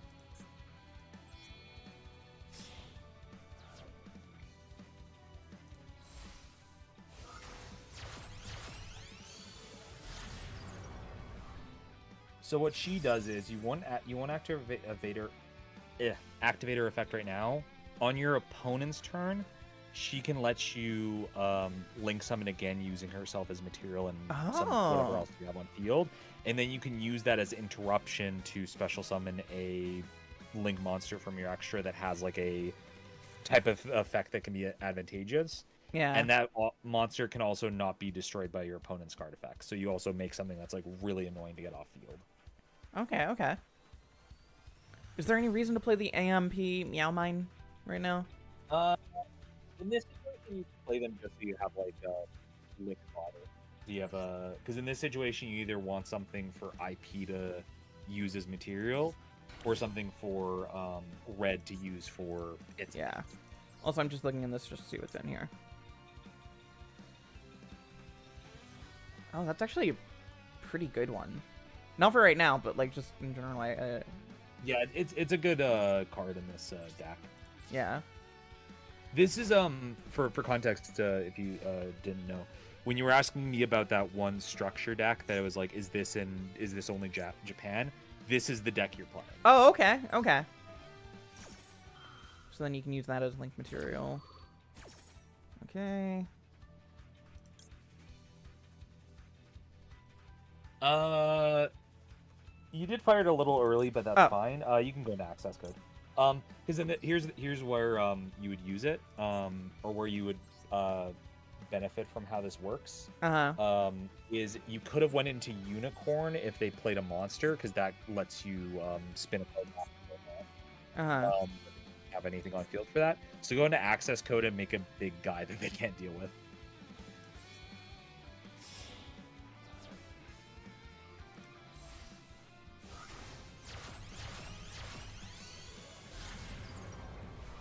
Oh, that is a big guy. Oh, no discard for unicorn anyway. Yeah, that's right. I forgot. Okay. See, I know how to play the game. Accidentally. Yeah, no. You're doing good. I accidentally made a good choice. And then yes. So basically, when he's special summoned on field, you basically look into your grave and go, "Oh, what link monsters are there?" You pick one, and then it gets an extra 1,000 for however many link points it has. This is how many effects.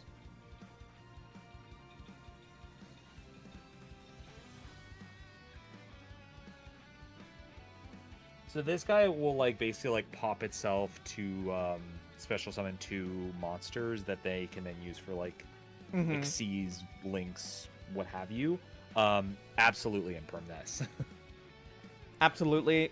Because you basically cut off their ability to then use that effect. Oh, okay, cool.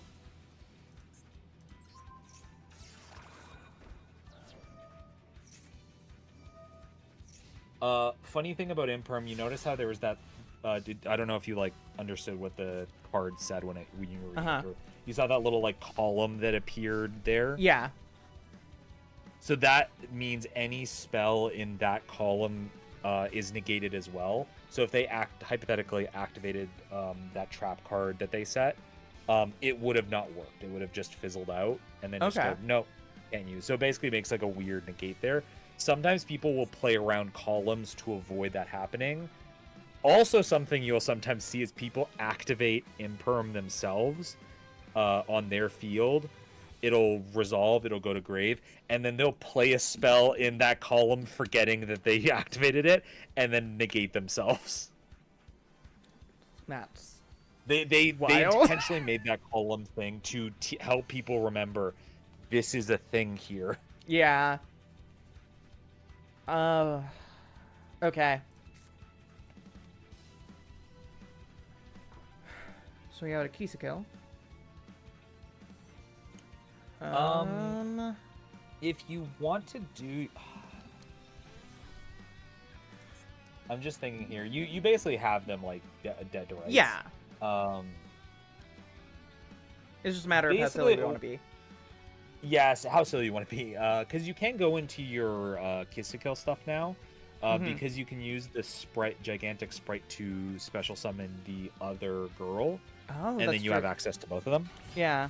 Yes, I know that's not what fizzle out means. I was using words. It's fine. Don't worry about it.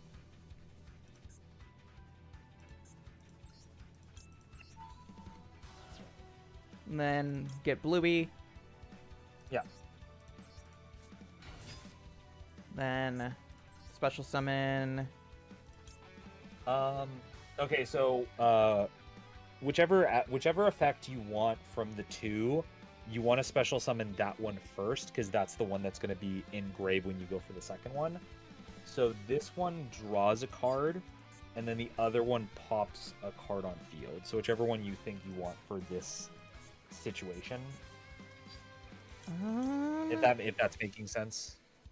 Okay, yeah, it does. I want to draw a card. I think drawing a card would be... Okay. So you go into Kisakill first. Yeah. You will have to give up the gigantic sprite because it is in the arrow placement, but that's fine because you already got all its effects anyway. So yeah, totally fine.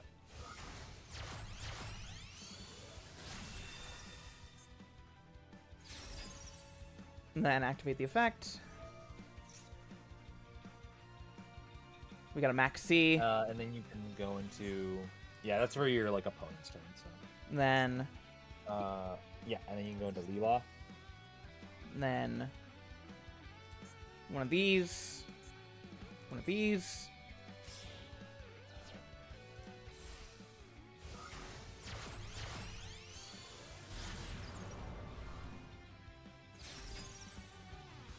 activate the effective. Oh yeah, that's right. Yeah, mine's in the grave. Yeah, you also can get this effect as well. Okay, well. Basically, because like a Link 2 went to grave, you can just go, oh, I can also trigger this in grave, and then just remove something from their field. Sure, why not? So you can just pop off. Yeah. I don't know what Either the face down or rabbit is fine. Yeah. The shards aren't doing anything. Chain another card or effect. I'm already doing this effect, I'm pretty sure. So, that's fine. That effect, you can do it, Oh. what's known as quick effect speed, so you can activate it whenever. So Oh, that's okay. why I was like, do you want to activate it now? And you're like, I can do it whenever I want. Yeah. No. And that's when you do Evil Twin again? Yep. And then... Also, I will say, that is good placement for your links with how you put them there now. Because now you have two arrows facing opposite sides, so in a hypothetical scenario you still wanted to do more, you have spaces open. I'm gonna be honest, I did not even pay attention to the arrow. No, I'm saying that because, like, I'm pretty sure that was unintentional, but that was a good way to do it. I'm because glad. It gives me this opportunity to explain, if links are coming in from the graveyard, they don't have to worry about, like, arrow placement. Yeah. So a lot of the time, the best way to place them is to, like, open up the field for further directions. Okay. Alright, now the question is there anything else to do it past this point? You can go into the Link 4. You can go into their, like, big girl, or girls. Can I? Oh, wait, you can't? Yeah. Oh, right. You activated Sprite. I forgot you activated Gigantic Sprite, so you're locked too. So no, you can't do anything there. Okay, well, that's fine. I think we're okay this turn. You're good. You're in a good place right Yeah, let's go ahead and, no.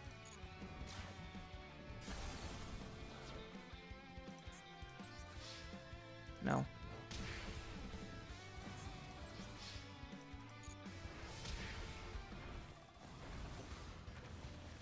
Oh, the music just got really intense. Yeah, because you're putting them down to their, like, Yeah. low, I think it's like the 3,000 threshold. The- It's like, oh, their back's up against the wall. You're winning this one. The Tetris speed up music. I do like the dynamic music shifts it goes for. Your opponent activate a card or effect. In an actual duel, this would be a good time to play it, but because it's like, you know, the bot. Yeah. Because you're getting card advantage either way. Yeah. Oh, hey! Life Turn Lila. And target banish it. I don't think I need to do that. I think I'm in a good position right now. You can get rid of their back row just to really just Fair. hunt on them.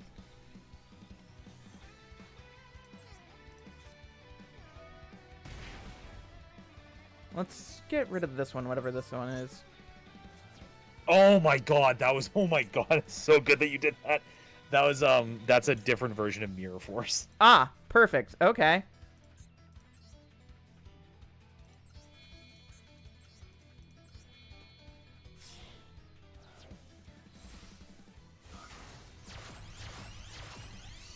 It is always the fear of what if it's Mirror Force. Like, it's not always, but there is always that, like, But what keep if? playing it though. What if? You contribute this card, special summon up to... I don't think I need to do that. I think I'm good.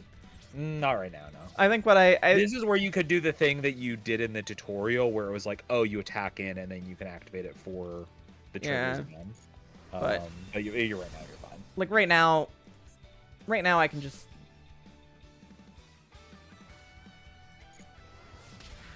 Like, that's where you would just be, like, BMing to, like, stunt on your opponent. yeah, that would just be rubbing dirt in the wound. Okay, wow.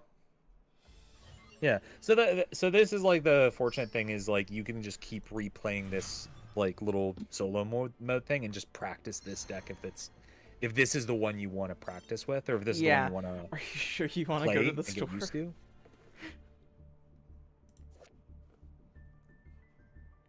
Do I have this card? Oh, but yeah, true. What if it is Waking the Dragon?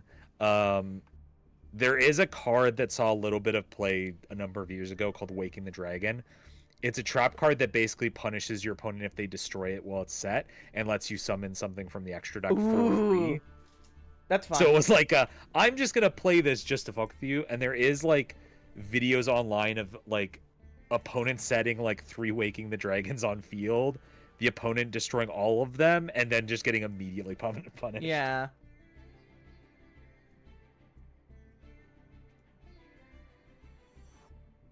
That's okay. Wait, hold on. That special summon effect's kind of funny. Yeah, so this is a card. This you basically activate it by tributing off the 2 link monsters that you get, the It gains Kisakil and 2200. Lila. Oh, I need this. I need this. Do I have it? I probably don't. I think you do. I think you do. Oh, Check cards included in pack, and it'll show which ones you have. oh yeah. Sorry, hit the wrong buttons. Oh wait, real quick.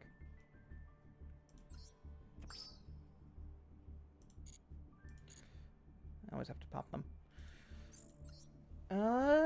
Okay, let's go to the pack again. Let's go to Electric Illusions. Cards included in this pack. And then if you, there should be a, I think in all cards at the top right, you can change it to what I own. Your cards. Yeah. Oh damn! I didn't realize how many links are in this pack. God, there's so fucking many. Okay, I do have the Triple So Sunny. you do have the link 4. Yeah, which is good. Oh my god, there's so fucking many. Oh right, because this is like every card you can potentially access. Just show all cards for this one. So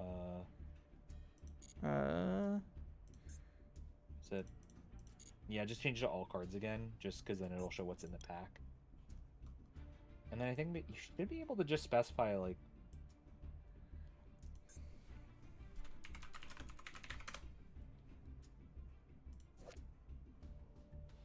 I'm pretty sure when you opened up your thing, it did show this. Okay, yeah. I have one. Okay, good. So I don't have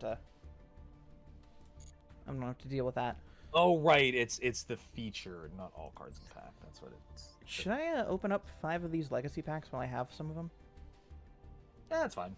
These are fine cards. They're not really like important cards, but sometimes you like get something that you can use. Yeah, it's more that I don't know what else you're supposed to do with these legacy little. A lot of the time they're collecting dust, to be honest.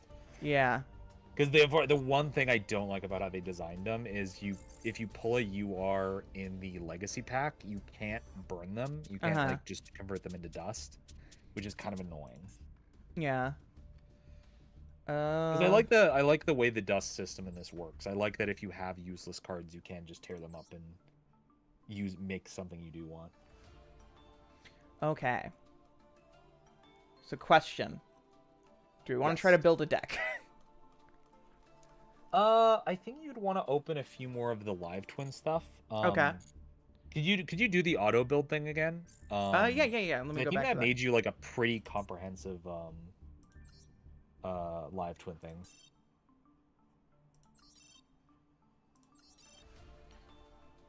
Oh, it didn't do live twins this time. Oh, it's just going through all the. It seems like it's just going through all the previous ones. There's a way to do it to where it only. Yeah, I think if you put in the live twin card into the deck, like put in like the link 4. Okay, hold on. And then use that as the basis. Can I? I think you have to just back out and yeah, discard. Discard changes. New, create new. All right, auto build. Add. Oh, okay.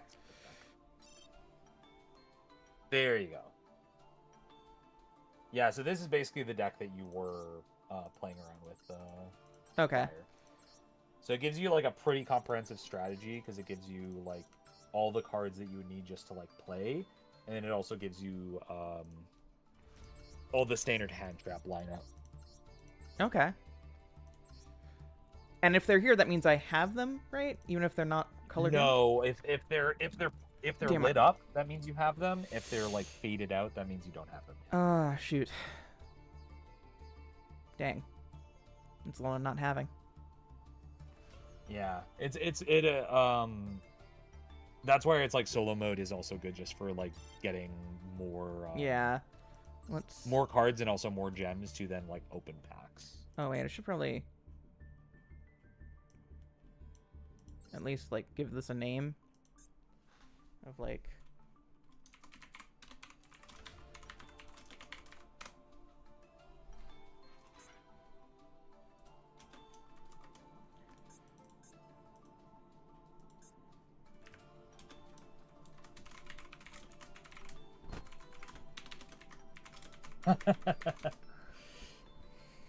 They're twins? save and return. It doesn't even fit the whole thing. Okay. So this seems like a good reason to do more solo mode. But I'd do the Monarchs. yeah. For now. I have not opened this up at all. I have no idea. Ooh, a scenario. Oh yeah, the solo modes also tell a little story. Ooh. The absolute monarch.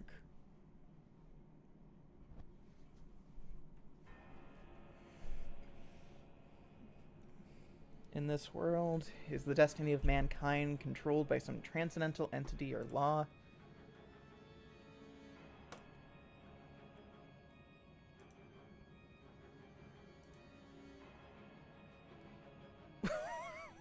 Why is this going so hard? Oh, the Monarch theme for whatever reason is the most like intense music I could ever imagine for a card game.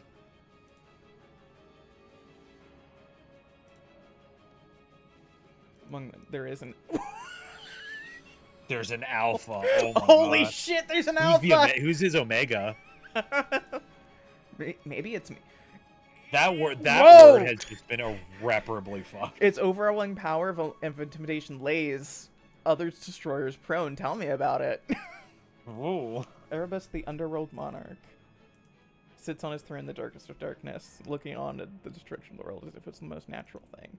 I feel like when you're a kid, the words darkness and shadow are the two coolest words.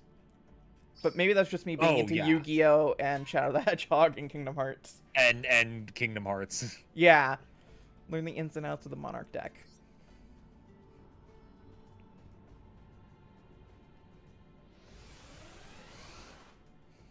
Ooh, this is pretty. When you tribute summon... I love the Monarch solo mode is just badass. Bad fucking ass kicks your ass. They're like the werewolf wearing sunglasses smoking on a motorcycle on t-shirt. When your tribute summons are successfully executed, you will be able to use a range of powerful effects. Take on your opponent with level 5 and 6 monsters that you can bring out easily, or level 8 monsters that have even more formidable effects. You also customize your deck in many ways to experiment with dueling with a range of strategies using Monarch, Spell, and Trap cards that aid your tribute summoning. Okay.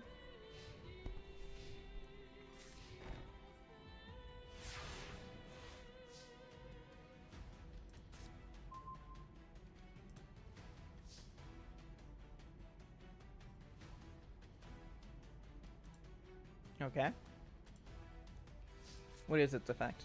This card is normal summon. You can special summon one monster with 800 attack, 1000 defense. Except that this is incredibly specific. Summon. This is how Konami kind of balances their cards. Is they will give it a cool effect and then go, but you can't do X for the rest of the turn. Yeah. You can perform an extra tribute summon this turn because of Eidos the Underworld Squire's effect. Tribute summon the level 8 Mobius, the Mega Monarch. He's the Mega Monarch. He's the Mega Monarch. How do you make bigger than Monarchs? Mega Monarch. He's literally the Mega Monarch. Okay, so wait, what's his effect? Tribute summon, you can target up to 3 on the field, destroy those targets.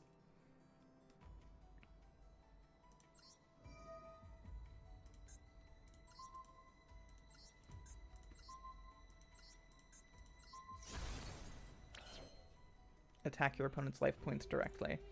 Okay. Simple enough, simple enough.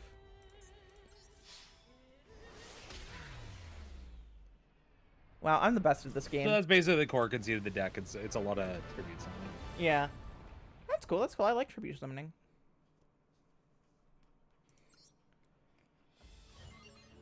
Then there's a duel. Orb Earth.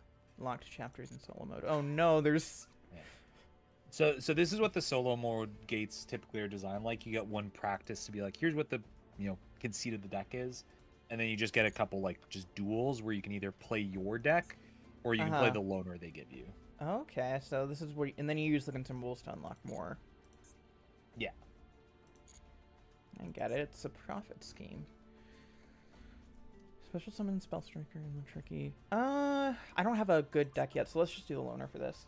Yeah. Solo mode. So once you get like decks, clearing out solo modes are a good way to just like practice your stuff. Yeah. That's how I use it. It's just like a practice mode. This card art's really sick. And so we get trade in, discard 1 level 8 monster, draw 2 cards. I do have a level 8 monster. Send 1 Monarch spell trap card from your hand to the graveyard, draw 2 cards. You can banish this card from the graveyard, reveal 3 from your deck. Your opponent chooses 1 for you to add to your hand. You can only use this effect.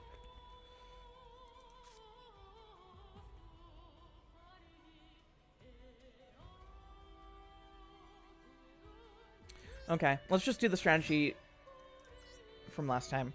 The game taught you earlier. Yeah. Because this hand made that work.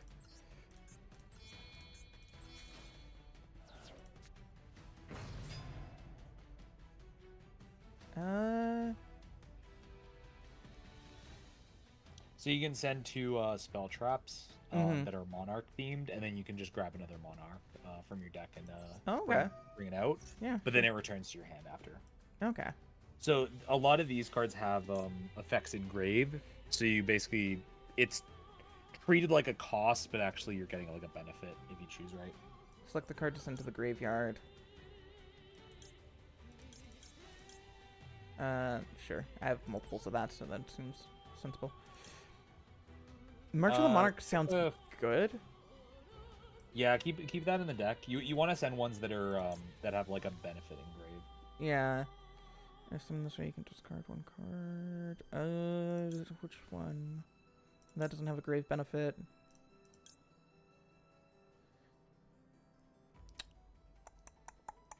Ooh, okay, this one benefits from being in the graveyard.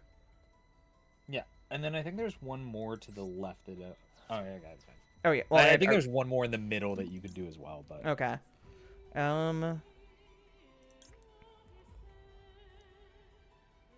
So these ones will be on field, but then they're going to be back in your hand. So consider what effects they'll get if you tribute them out.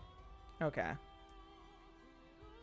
This card distributes summon target 1 card in the field, banished it, and if you do, flex 1,000. Just did that. Try to saying Erebus. Erebus? Yeah, this guy. I think this guy, that is your best pick. Yeah. Caius. Sorry, I'm trying to familiarize myself with the names. Yeah, no, that's totally fine. That's what this is for. It's for learning purposes. Oh, and I can't attack this turn. Yo, that's sick. And then activate effect. Save that for next. Yeah, I don't need it right now. Yeah, like you could get the draw effect from that one spell you have in hand, but also you could just save till next. Yeah.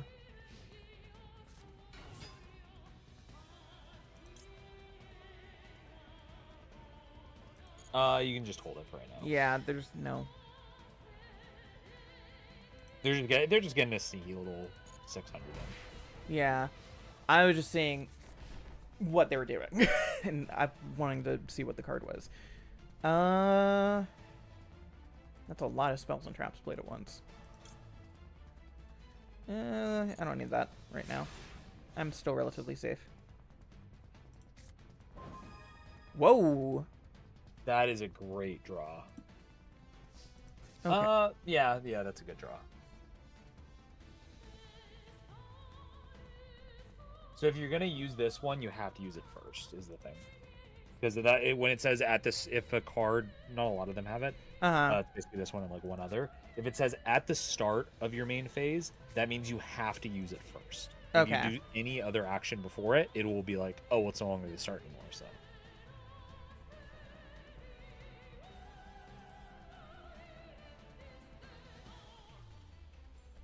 Oh, I can't do this one because I don't have any cards that powerful in my... Yeah. Okay. Let's go ahead and do this first because I don't have much else going on. Let's do 3 just to So play you can safe. either, yeah, you can either. I think this deck doesn't use extra deck, so you could have gone 6, but that's fine. Yeah. I was just playing it safe rather than... Yeah. Actually, what is even in my extra deck?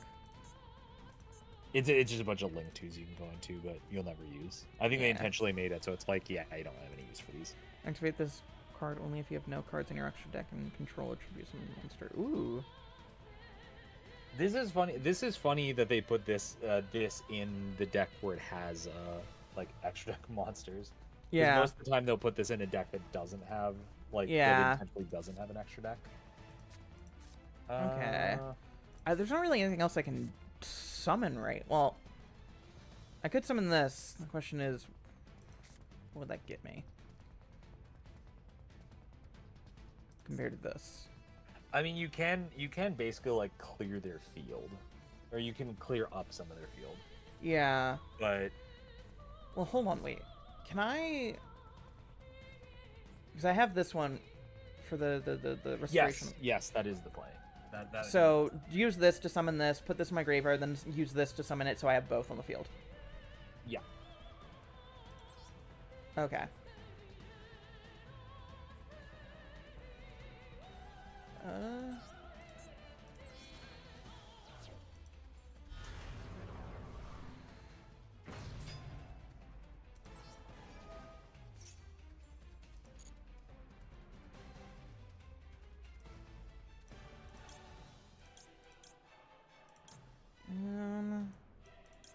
Scroll to the left a little bit. The one that's like really shadowy, a little bit to the left. No. Okay, I can remember what Tenacity did. Yeah. That's my graveyard one. You can either pitch ones that you have 3 of, or ones that have like Graveyard. triggers, Yeah. I think is the options. Yeah, I'm not noticing any other graveyard ones that I think would be... I think your options is the one you were just on previously, the red and white one. Mm-hmm. No, to the left a little bit. Oh. That one. I think that Pantheism is your option, and then another of that trap you sent.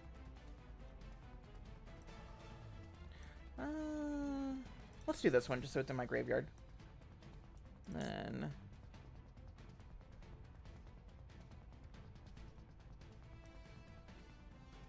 Let's do this one so I have other extras.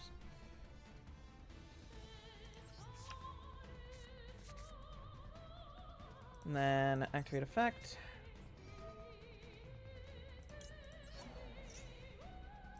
No, not needed. And then you can't turn this at now, but that's fine. Battle phase.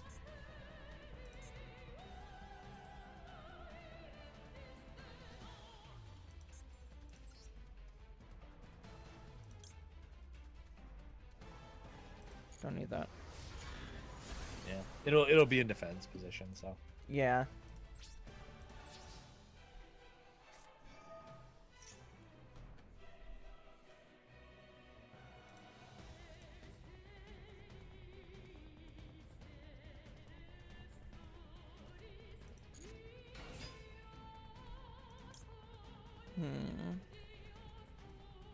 Yeah, that doesn't do me any good.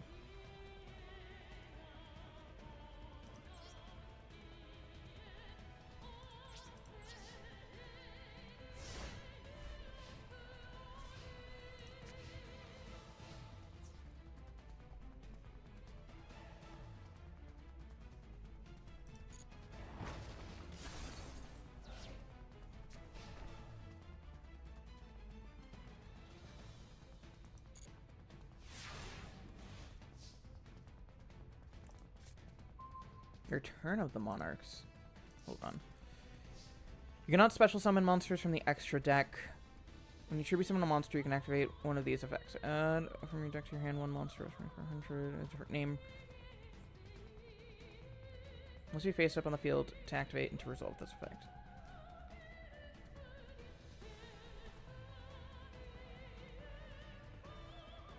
So basically, whenever you tribute, you just get to grab another monarch from the deck. That seems pretty good. I'm kind of hesitant to play it right now because I don't have anything to actually tribute. I don't think. Well, that one you can use. Check the trap. I just want to make sure it's Monarchs in the name. Monarchs erupt. Okay. I had to double check because I was like, I'm pretty sure it's Monarchs because it's the spell card you were looking at sends a monarch. Yeah. From hand, and then you get to draw 2. So let me go ahead and do that just because I don't think I'll need Monarchs erupt anytime soon. Because I'm not going to be clearing out my extra deck. Not grabbing any effects cards. Okay. Oh, that's a great draw. Okay. Tribute summon.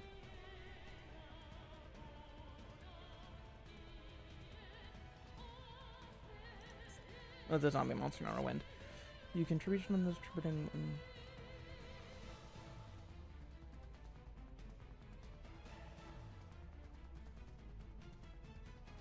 Wait, hold on. So this is if it was a light monster. Earth. Damn. Still, it's pretty tempting. And then if you decide either of them aren't useful, you can then just trade them in for another 2. Yeah. I might, because I'm thinking doing Zaborg, if I want to summon that, and then maybe beforehand doing a trade-in for Ryza. That works. This is neat.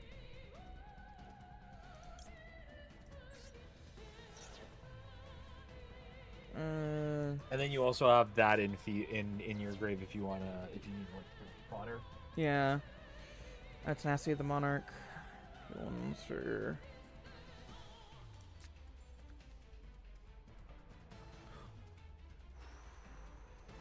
Okay. So Tenacity just lets you grab another Monarch if you have a Monarch in hand. Yeah. Or it lets you grab a spell card if you have one in hand. Yeah, sure, why not? You're gonna see it in a second anyway, so. Yeah.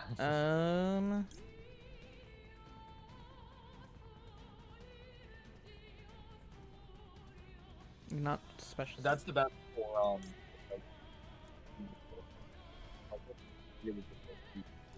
You're cutting out on my end, so I can't hear what you're saying, actually. Oh, sorry. Is that better? Yes. Okay. That one's probably your best option because it basically means your opponent can't disrupt you at all. Yeah, that's kind of what I was thinking.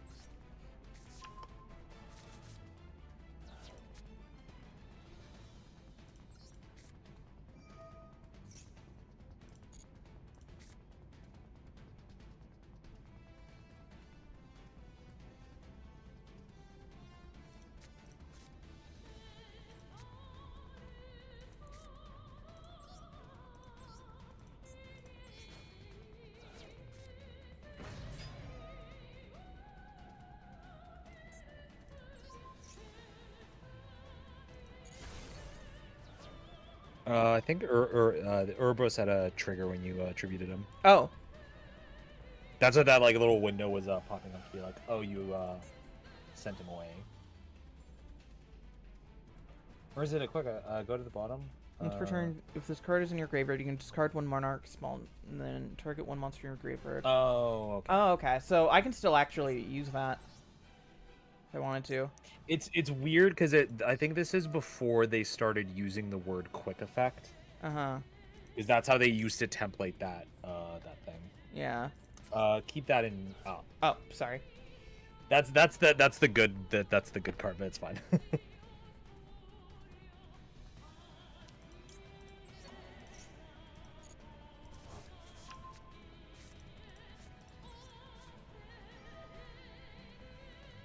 This turn is taking so long. Yeah, but it's learning. It is learning. Nobody understands a deck like right from the get. Yeah. No, I'm not complaining. I'm just noticing it's long. What are some of the other effects that I have? You can banish this card from your hand.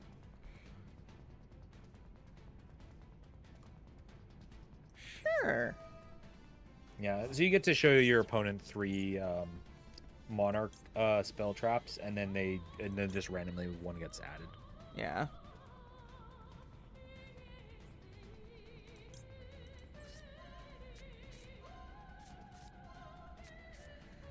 Okay.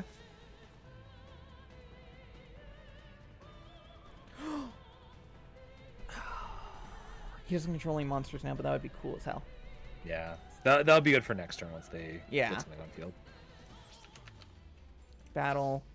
Let's go ahead and attack.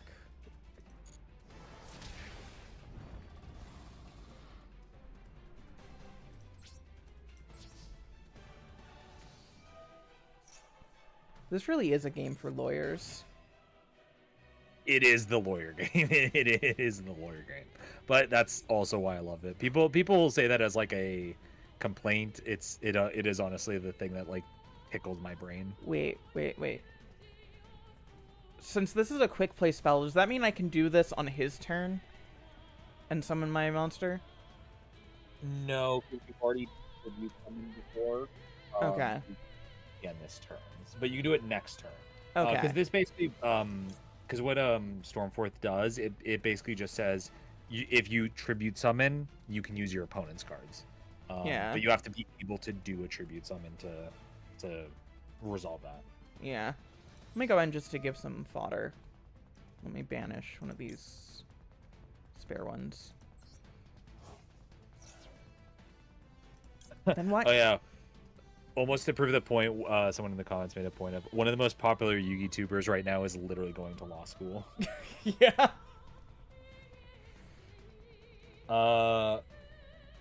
Hold on to it right now. Because Yeah. this is your turn or the opponent's? This is the opponent's turn. Pretty sure. Wait, no, this is my turn. Oh yeah, no, you're still. I'm still main turn. They just did some. Don't activate. Don't activate it. They just did some weird Yeah, fuckery. They just activated a card on your turn for some reason. No, I'm good. That's why I was confused. That's why I was like, because I didn't realize it was still my turn. I thought. Can't you trigger a quick play spell on your opponent's turn if you set it face down during your turn? Yes, you can, but Stormforth wouldn't really benefit from that because you still need to tribute summon. Yeah. If it let you tribute summon off of it, then yes, but...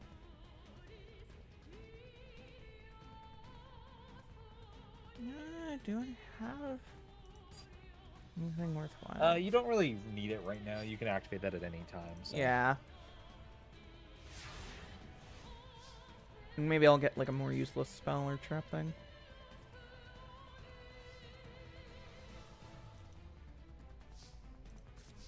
Summon this card as an effect monster. Discard then declared. Oh god, this is so fucking much. This is so much. You know what? Let's go ahead. Be a little silly. No, that's fine. Summon. No, cancel this. Cancel? Because it's letting you tribute him by tributing the guy that you already tribute summoned. You want to say no, and then it'll let you tribute 2, which includes their monster.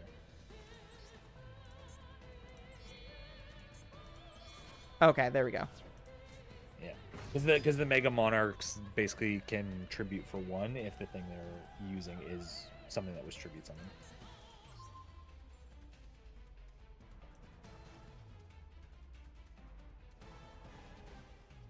This is something sending back to deck, so you can send something from their grave. Okay.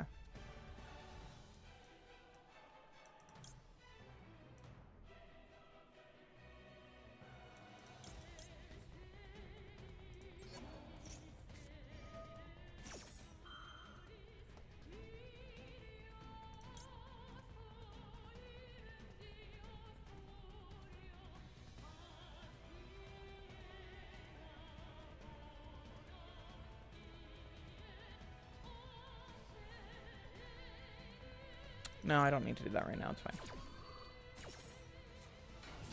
So this becomes a... Okay. Sure. And now it's those 2 back rows you have in bed.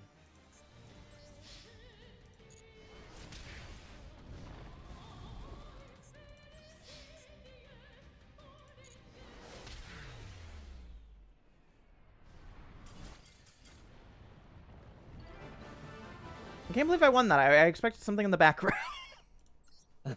Yeah, they just kept setting stuff, and it was just like, yeah, it might be something.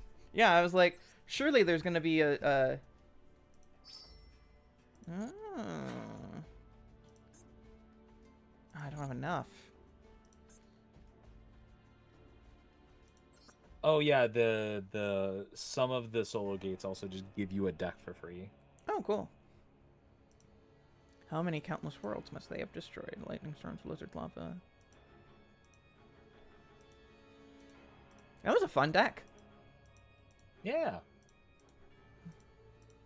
In 2016, this was actually one of the best decks in the game.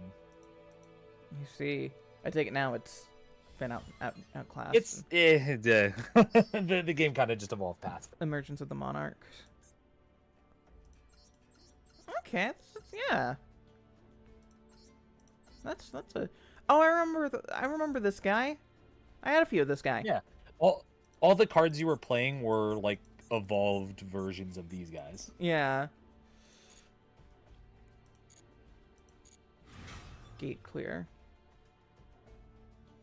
Found a new card pack. Supernatural elements. No. Alright. Let's see if that unlocked anything over on the, this menu. Oh, okay. This is okay. I was like, I swear I remember the gates just showing up, but they're like closed off. So yeah, these are all the gates you can do. Jesus Christ, there's so... What the There's fuck? a lot. There's a lot. There's a lot. Oh, but at the very bottom, the SP ones, those are basically just going through the story mode of DM and GX. Oh, cool. You're basically redoing them. The downside is they give you loner decks that are like, oh, this is why the duels have to be scripted. Oh, cool. It's Because you run into a lot of situations where it's like, how the fuck am I supposed to beat this opponent? what was the one you were trying to figure out if I would get unlocked? Scroll down a little bit. Pendulum. The one that says Steam Dinosaurs of the Uncharted Lands. Unlocked when studying the origins of Karakuri is cleared. Unlocked when Gears of Justice Dispatched is cleared. Unlocked when Runes and Demise is cleared, and the unlocked when... Okay. Okay. So you just need to do those 2 unlocked, which I think will unlock when you do Warriors, so... Yeah. All the warriors. I have 7 notifications.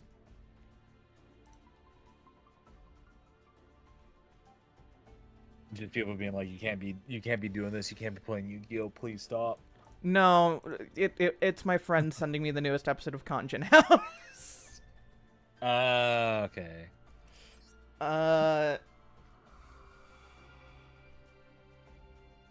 Okay. Where is Because you watched Duel Monsters and GX growing up? Yes, those were the 2 that I watched, and I watched the entire runs of both, I'm pretty sure. Minus the season we didn't get. I have not seen that one of GX. I'm still so mad about that. I will never not be so annoyed that we didn't get that season. Like, I probably, full disclosure, probably wouldn't have watched it anyway, because at that point in time I had gotten, like, fully into not being able to watch Saturday morning cartoons as much as I used to. No, that's fair. But, like, at the very least, I would have liked to have it. Well, it's also, like, the conclusion to a lot of the characters' story arcs. Like, Yeah. I don't know how well you remember GX, but, like, you remember how, like, the Professor Crowler, the professor that's just shitty to Jaden for no reason, and then he's like, Slifer, slacker. Yeah. He has one of the best episodes in that last season where, because the last season is basically them all, like, about to graduate, where it's like, oh, you guys are about to leave school. He has developed such a fondness for the main cast that he's like, I don't want to see them leave. Like, I am so sad that my students are leaving, that he actually starts hiding from class. Like, he just will not do classes so they can't graduate. And they're like, what the fuck? We need to be able to go. So Jaden like basically finds him and goes like, okay, if I duel you and I win, you will go back to teaching class. Deal? And he goes, okay. And they go through a duel that's honestly like really back and forth, but the like kicker is at the very end they end up at a board state that perfectly replicates their first duel in the first episode. Uh-huh. And it's just this like real nice like, oh, look at how far we've come. And he just like graciously accepts, he's like, I can't hold them back anymore, like I'm gonna miss them, but like they have to go on. It's like, this is good storytelling, like this is genuinely good character development, and we just didn't get it. God, see, I would love that. Also, I'm loving these Genshin Impact characters we're seeing on screen right now. Yeah, these are kind of Genshin Impact ass characters. Yeah. Learn the ins and outs of the Element Saber deck. Sure. 5D's got a bad rap back in the day, but it's still a good show. Yeah, the card games on motorcycle memes did do like irreparable damage that kind of sucks in hindsight. Yeah. Which is a shame, because it's a funny video. Element Saber owns through some effects that allow there. I actually started rewatching Yu-Gi-Oh! Abridged. Like a week ago. It's one of those things that's funny to go back to, because you go, oh man, yeah, we were in a different place in 2010. Yeah. Here's some jokes. Even someone that I think is like very well-minded, like Karibo, Lil Karibo, is like, oh yeah, even like good people were saying these things. Yeah, it was just a very different time back then for a lot of the just. Cause you're familiar with Dragon Ball Z Abridged, right? Very much so, yeah. Have you ever watched their creator commentary Yes, stuff? I have.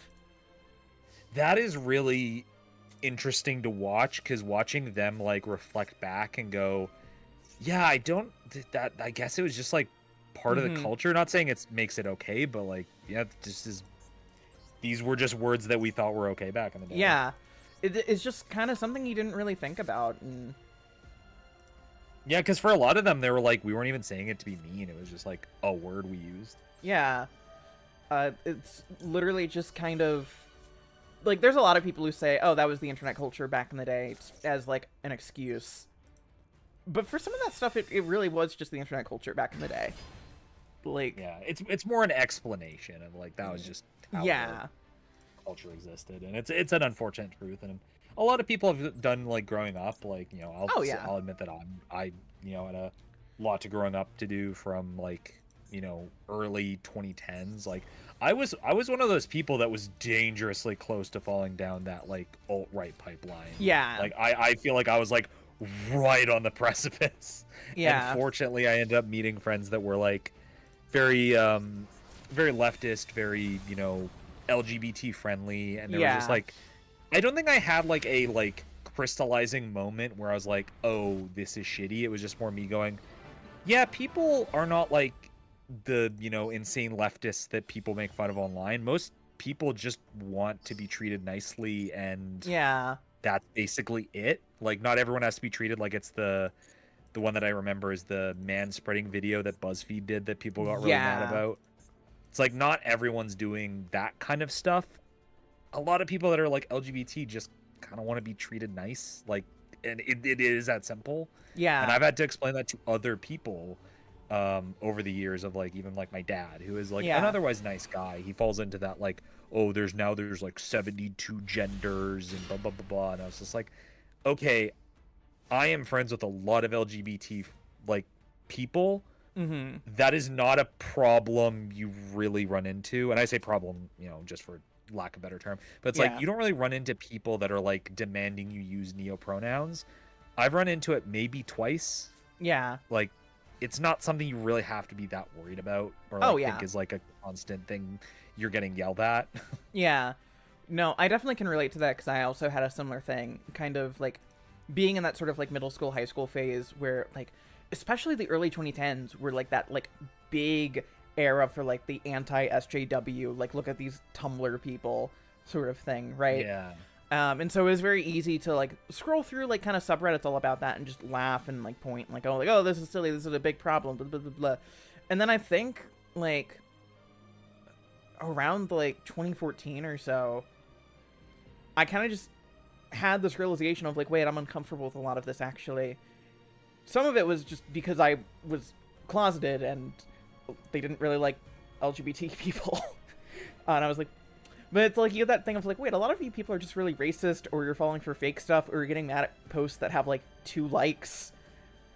And it's like, what are we doing That's the here? thing that always drives me crazy is like people going, "Oh, the left is angry about Baby Yoda," and then you look at the tweets that they're pointing out, and it's like people that have like 10 followers, and the post got like 2 likes. So what Yeah. are we doing here, man? Like, Yeah, like who cares? that's something I've had to like explain to people, like family members and stuff, of like, oh, I read an article that like people are mad about Top Gun Maverick or like whatever. And I'm like, did you check the Twitter accounts of the tweets linked in the articles? Yeah, it's like if you look deep enough, people are mad about everything. Yeah. If you, like, don't really care what your definition of like people is, and you just mean like, oh well, like one person's mad about it. It's like, so Yeah. Like, a lot of people are mad about a lot of things. I don't think it always represents a societal decline. And it's like, doesn't mean you can't have a reaction to it, but this is what private group chats are for. So that you can be like, Yeah. look at this weird take I saw. But yeah, I don't know. It's just so weird. And then, like, for a lot of people, yeah, it is that thing of just, like, even when it comes to these things that we might not necessarily understand or whatever, a lot of the times it's not about understanding, because it's just like, who gives a shit, right? Like, yeah. I don't want to have a debate about the validity of neopronouns, because frankly, I don't care. If someone says, this is the pronoun I want to be called, I'm like, cool. Awesome. Yeah, that's my feeling on that it doesn't too. affect my life whatsoever. Again, I've run into it like maybe twice. Yeah. Like, so it's not really something I'm ever really considering. But if someone's like, yeah, I prefer a G or whatever, what Yeah. have you. That's also the only one I've ever run into is like the ZE. Yeah. And it's like that's it. And it's like, okay. Like, Yeah. not really a problem. And it's like, even like not from like the like anti-woke people, but like I'll have people like go into my Tumblr inbox and be like, oh, what are your hot takes on he him lesbians? I'm like, I don't fucking care. I'm like, why should I give it? How do you feel about Drake? Yeah, it's like that's not something I can like. I just don't have anything to really say about it. It's like, if someone, however someone feels comfortable describing themselves and identifying, like, that's fine. That doesn't involve me. I don't need to have an opinion on it. Who gives a shit? Sometimes like The world's on fire. Yeah. Literally. Also, I've just been standing on this hand because I have no idea what it's like. Oh no, that's totally fine. I was like, we're having a good conversation, so I'm not gonna be like, play this. Yeah, yeah. I do agree with one of the comments. You could just pass on this hand because they're probably not gonna kill you next turn. Yeah. And you have 2 board wipes in your hand, so. Yeah. Like, there's just nothing really here that's giving me the litter boxes. Yeah, I remember that one. Oh my god, that's another one that I had to explain to a family member. It's like, no, this isn't happening. Did you look into the actual story that you're quoting? Yeah. Your opponent cannot target Palace of the Elements of the Lords you control with card effects. Also, it cannot be destroyed by card effects. That. This is good for next turn once you can activate it. Yeah. What you can do right now is you can basically wipe their field, because that lets you pop all their spell and traps. Mm-hmm. This is a really good board breaker for decks that go second, because you can only activate it if you don't have face-up cards. Also, one thing I like about Yu-Gi-Oh! Card design that I noticed over the years is there's this interesting design cohesion where it's like, okay, destroying back row, that is represented by like wind, like Dust Tornado, Mystical Space Typhoon, a lot of cards that say Cyclone, and then Raigeki is like the basis for destroying like monsters, so it's always like lightning strikes of some kind. Send from your deck to the graveyard.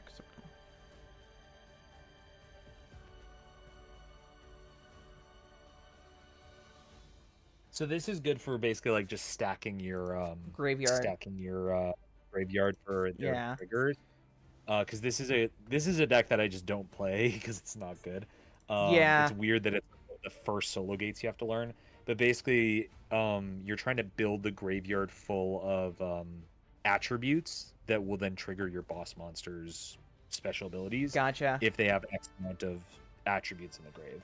Then is there like, should I go ahead and do it? I'd say hold on to it for right Yeah. now. You're not really like burning for anything. Yeah, and that's kind of where I was at, where it's just like, I don't know what I would use it for. Also, I legit looked at the top right, like from the corner of my eye, and thought that icon was fucking Atlas? Trigon dude. No, I thought it was. Oh, you thought it was my brain kind of like did the same thing, and I was like, Jack Atlas, my guy from 5Ds.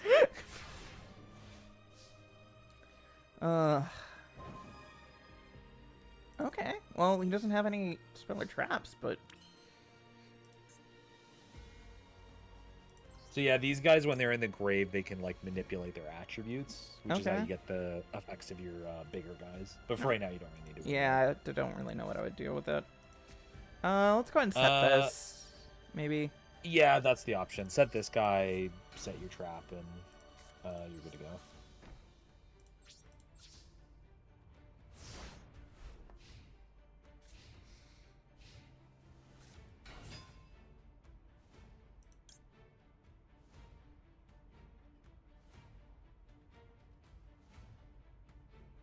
Is there a reason to activate this tribute now? one monster. I'd say save it for right now. Yeah. I mean, they're not going to be able to. They're not going to be break able over to. that. Yeah. If they could break over your guy, then yes. Also, Bong Jutsu. I know it's not newer. I mean, just in more like historically speaking, Yeah. wind is back row, lightning is destroying monsters. I just like that they've like continued keeping to that design thesis. Yeah.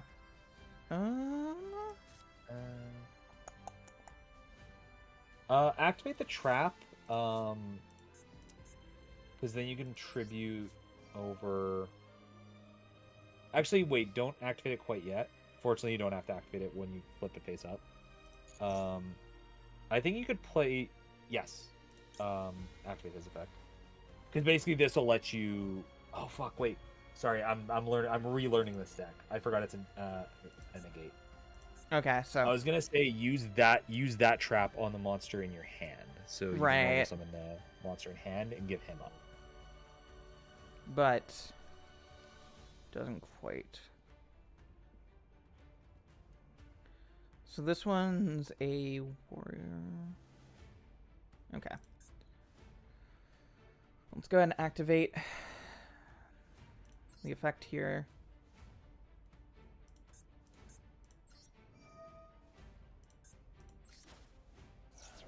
And then special summon from the deck. Is there anything? You want the same guy they have. What do you mean the same guy they have? This guy that I can't look at things upside down. So. Oh, okay. I'm tired. It's a snow day. No, it's all good. And then you can send from your hand to the graveyard, then target one face. Ooh, okay. Fucking might as well do that. Get one of these guys out. Right? What's the guy in your hand do, just to double check? Once per turn, you can send one elemental saber from your hand to the graveyard, then target one elemental saber monster or elemental lord in your graveyard. Special summon ignoring its summoning conditions. Yeah, just to, yeah, because then they can't push over you by crashing into you. Yeah. You can activate the effect.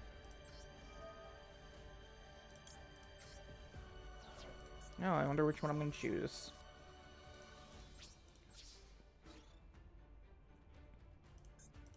Okay.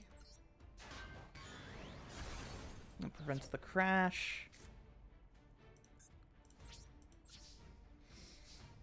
This is a weird deck. It's very weird. This is deck. Once you complete this one duel, you can just skip the rest of it. Yeah. Yes, because you can basically just wait. Are they targeting you for this? I forget if you have to. Can you click on their monster? Yes. Okay. Yeah. Yeah. Yeah. So you can basically you can dodge their effect by basically they targeted the monster on field. You're Mm-hmm. attributing them, and then you can just swap in a new guy.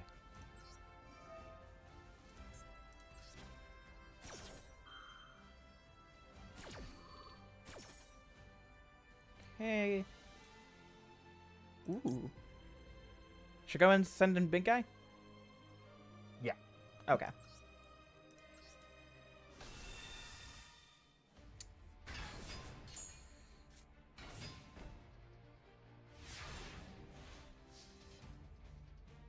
What are we gonna get? What are we gonna get? Ooh.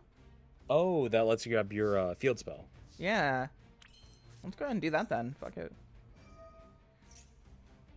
No, I don't need that right now. Ooh, okay. Yeah. So this is where like the strategy of the deck starts to make a little bit more sense. Yeah, activate effect. Let's see if I can change. If warrior. Oh, wait. I The think we're all attribute isn't. different right now, so. Yeah. Okay, so we're in a good zone. We don't need to actually go worry too much about changing them. No.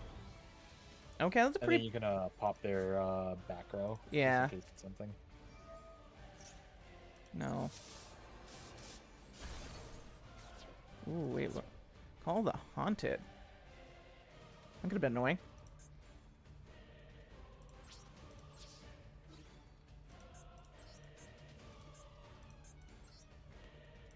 Nope. What? Okay.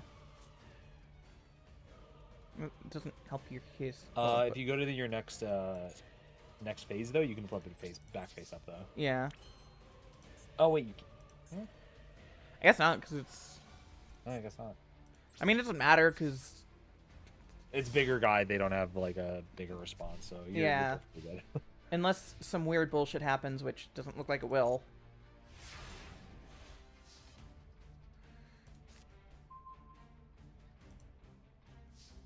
Oh, isn't that Sprite from Eternals? That's an Eternals joke for the 5 people who saw Eternals.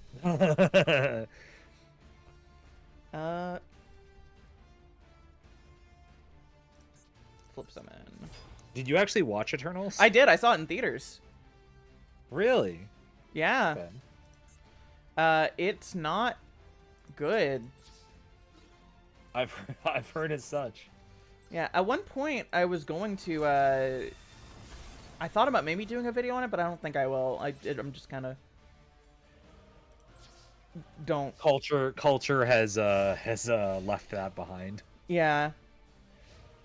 Because I do think the movie's kind of fascinating, though, because it is, like, half of a really ambitious science fiction movie with some, like, weird, like, Jack Kirby shit in it. But then, like, the other half is, like, here's the CGI bad guy we have to fight. Here's some quips. Boom, boom, boom. I'm like... It did. I do know it had like one good. It is probably the one good example of like speedster character using their powers. Yes. No, none of those are. What does this do for you? Why did you play this? I think it's because it gets it if you try to use your spell or trap, it could negate it. Yeah. If it's face up. But honestly, play your one monster to the left, and I think you basically have them dead. Yeah. Oh wow, that gained a lot of XP. Your attack power. I'm words. I worked for a Marvel YouTuber and I still didn't watch Eternals. Hell yeah.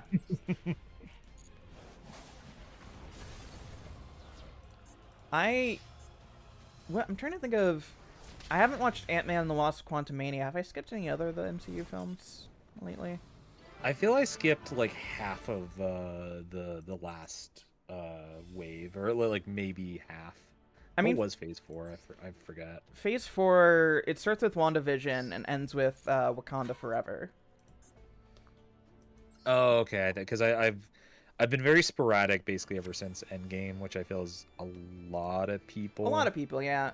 And Uh, admittedly, that's when they stopped being as consistent in quality. yeah. I've skipped all the Um, shows. Turbo I forgot I to mention. unfortunately did see Black Widow. Black Widow was it is a show that's like, why are you making this after you already got rid of the character? Yeah, I didn't watch Shang-Chi. I've heard it's good, question mark. yeah, I like Shang-Chi. The Not great. final act is a bit of a disappointment because it's like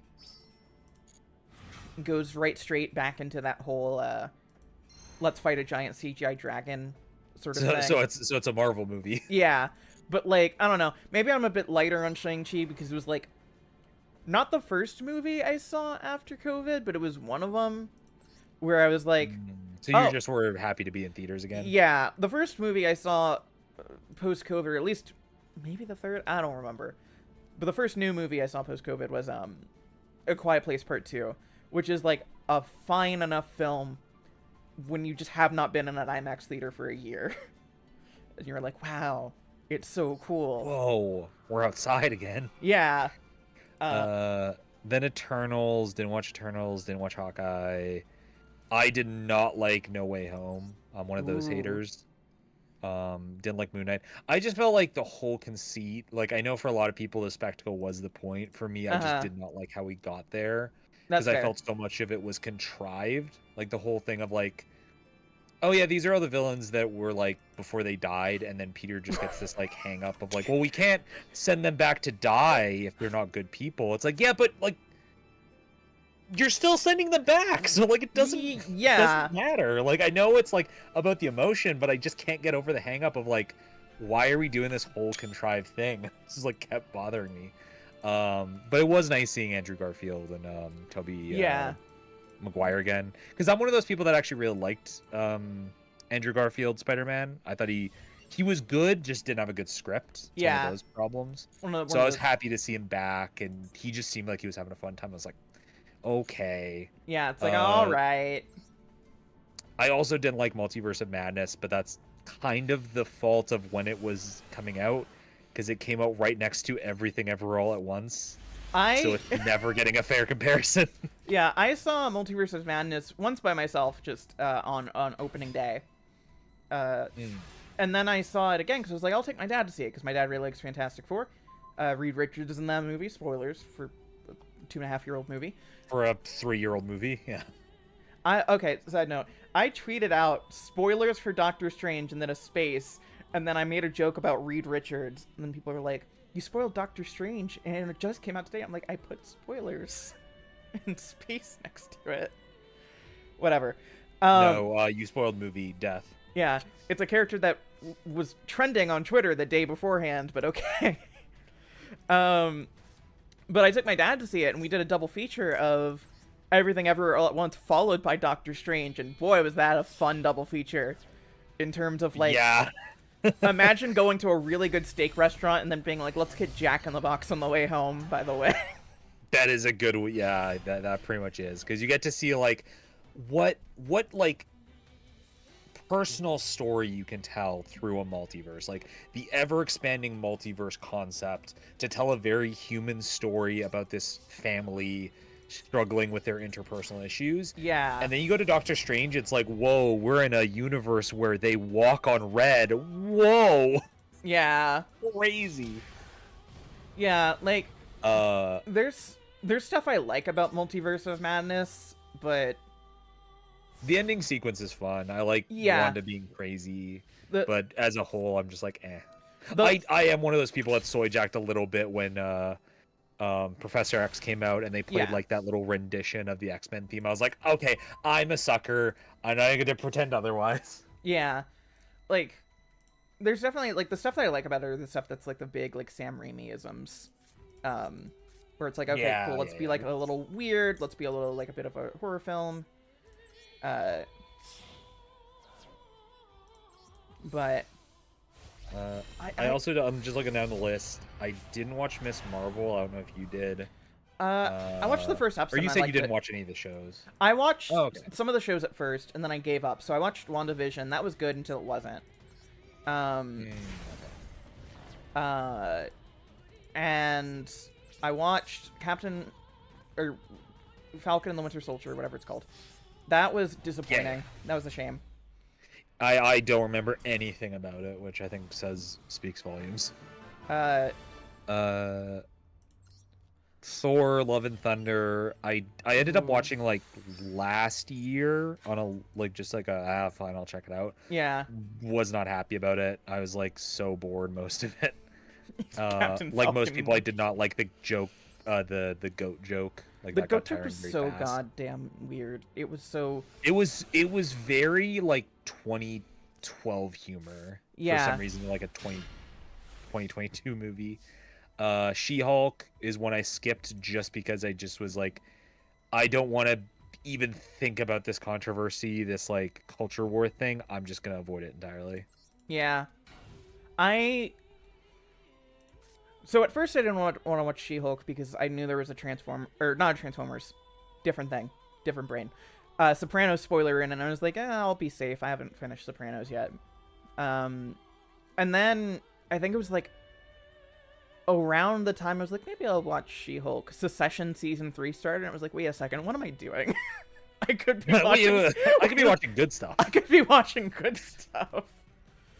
That is me sometimes when I watch like the like Disney the Marvel slop. Is I just have that like come to Jesus moment. I'm like, I have so much like good stuff that I still need to watch. Why am I doing this? yeah, it's like, wait a second, hold on. Oh, I like the comment in chat. The Falcon show where Falcon learns about racism from everyone else. It's so weird.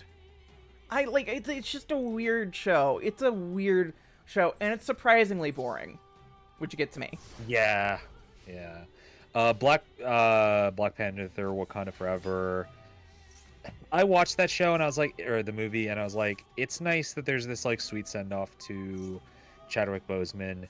Mhm. As a movie outside of that context, it is boring as sin. Yeah, I watched it twice in theaters. Once on a date and once with friends. And I enjoyed my time enough both times to like be like, oh, that was, a nice night out. That was, a good enough movie. Flawed, but good. And I own a copy of it that I have not opened yet. Because I was just like, I kind of realized I don't have any desire to rewatch it, really. Like, I don't know. I can ritual summon this one. Like, it's just, I don't know, it's just too messy for me to justify rewatching it. No, that's entirely fair. And I for some reason I thought like Phase 4 continued on after, but that's the end of Phase 4, and then Phase 5 is everything since Quantumania. well, To, like now. But I feel like there's no distinction. There's no like clear Yeah. like this is where the line is. Well, here's the fun what thing about that, which was that originally Phase 4 was going to continue, but Phase 4 was starting to get some big major backlash, and so they like kind of arbitrarily decided, okay, Wakanda Forever is the end of Phase 4, and Quantumania will be the start of Phase 5, but originally it was just all Phase 4. And get ready for the Kang storyline. Everyone's favorite, Ooh. Kang. To my knowledge, Kang is like a character people like in the comics, but it is casting issues aside. Casting issues aside, it's still very much like a... I don't know, they just did not do it well. They didn't really get people interested in multiverses. No, not at all. That tuned me right out, if I'm honest, even before all the stuff. I think like a big issue nowadays, if you say multiverse to me, my eyes just glaze over. Which is a shame, because I like multiverse stories. I think they can be like quite fun. I wrote one. I wrote a multiverse Cats Star Wars fanfiction. I'm not winning this duel. Yeah, this is the issue with ritual cards. Is sometimes you just get clogged with. Yeah, sometimes you just can't. You just don't get rid of. Yeah. I'm glad they eventually like fixed ritual or something, so it's like less frustrating. Yeah.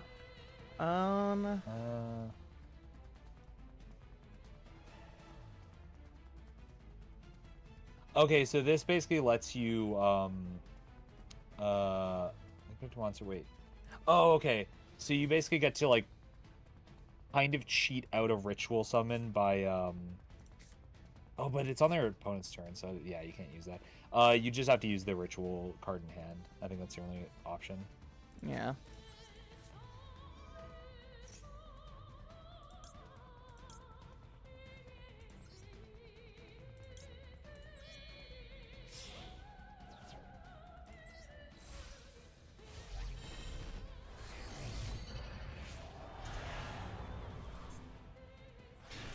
But yeah, I Fortunately, you just... get to wipe their... Okay, well... Oh, they just tried to cut you off from that. They knew what you were going to do. Fortunately, you should be fine. You should be fine another Yeah. turn. But yeah, with Phase 5, like, that's another one where I missed most of them. Yeah. I did not watch Marvels, did not watch the Loki show. Yeah. What If I skipped. Echo I skipped. I like Deadpool and Wolverine, but the more I sit on it, the more I'm just like, yeah, that was fine, I guess. Yeah. Like, it was neat. I'll just go and put this so I have something on the field. Yeah, no. I think you might be able to play it like next. Yeah. I skipped the Marvels as well. Loki is kind of disappointing because it's one of those things where, like, there's no reason to do that right now. Like, I should theoretically love it because I love the character of Loki. I love the idea of, like, time cops and, like, time travel and, like, really playing around with that. I like Owen Wilson. I just, for some reason, I watched season 1 of Loki and I was very bored by it. And I don't know, like, what to do about that. What's the field spell you got? Say I forget the field spell.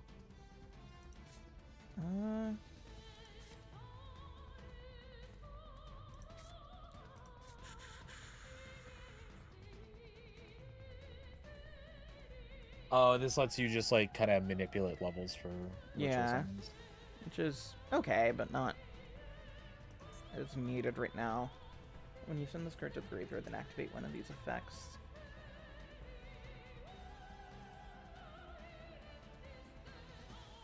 I mean, I'll go ahead and play this. Okay, so that trap will let you basically, like, cheat out a help you cheat out a ritual card.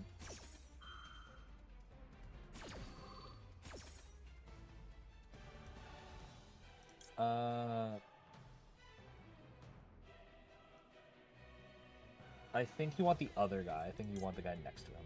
Demise. Because he'll let you clear the board once he gets on field. Okay. And then that's about all I can do. Can't even attack, so.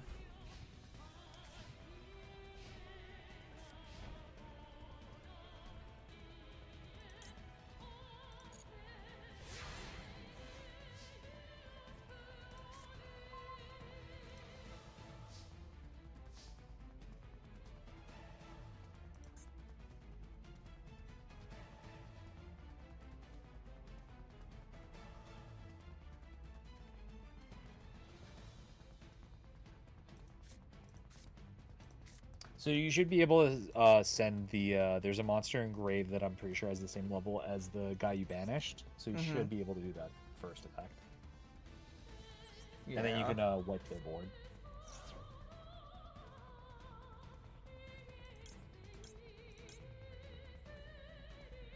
Send back the middle guy.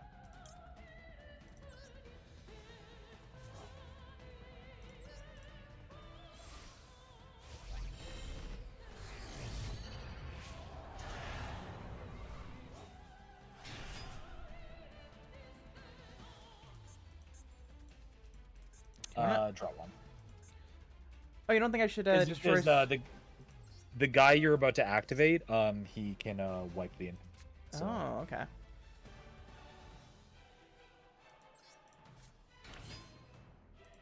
Ooh, wait, what's the special summon? I'm just kind of curious. Oh, nothing. Yeah.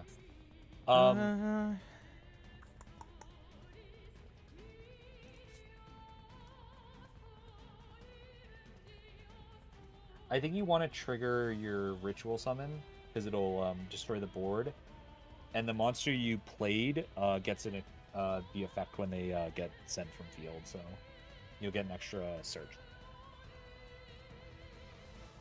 So go ahead and do this? Yeah. Okay. You're paying 2,000, but you're getting rid of like every problem. So. Yeah. And then you want him.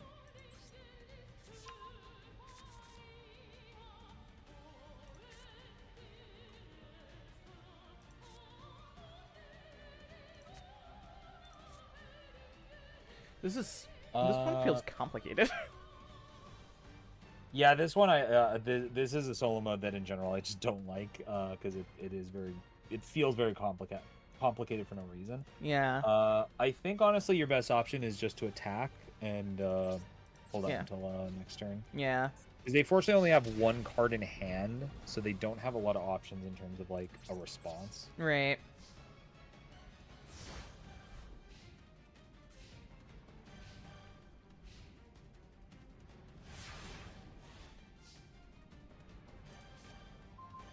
Okay, another big ruin. What about Equipped execution, reveal big ruin. Oh. Can you show me execution again? The one on the far right. Yeah, this one you can reveal one ritual monster in your hand, then equipped monster becomes the revealed monster's level until the end of the turn. Oh, okay. I think I follow what they're saying. So use that. Okay. Then equip it to. Yeah. Choosing him to equip. You still have to choose him to be equipped. Okay. And then activate it, because for some reason you have to activate it on top of that. Okay. Show that one. Big. Because basically what this is doing is it's changing his level to then allow you to do that, do the ritual summon. Okay, and then I can do this. Yeah, and then you can use that to then special summon the girl. Yeah, big ruin. And then I think this is it, because I'm pretty sure she gets 2 attacks, and then you just need to normal summon the effect guy, and that should be lethal.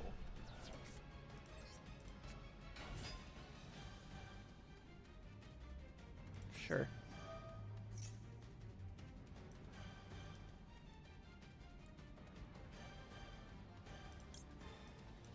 Grab the ritual, one of the rituals. That's fine. And I'm pretty sure you have lethal on board anyway. Yeah. So. I'm just curious. Nope, nothing good. All right.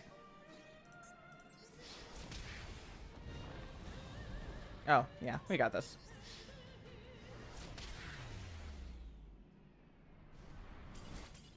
And this is another solo gate that unless you want the gems that you get for like completing the whole thing, once you do this one, you can just leave it. Fair. Oh, hey, I leveled up.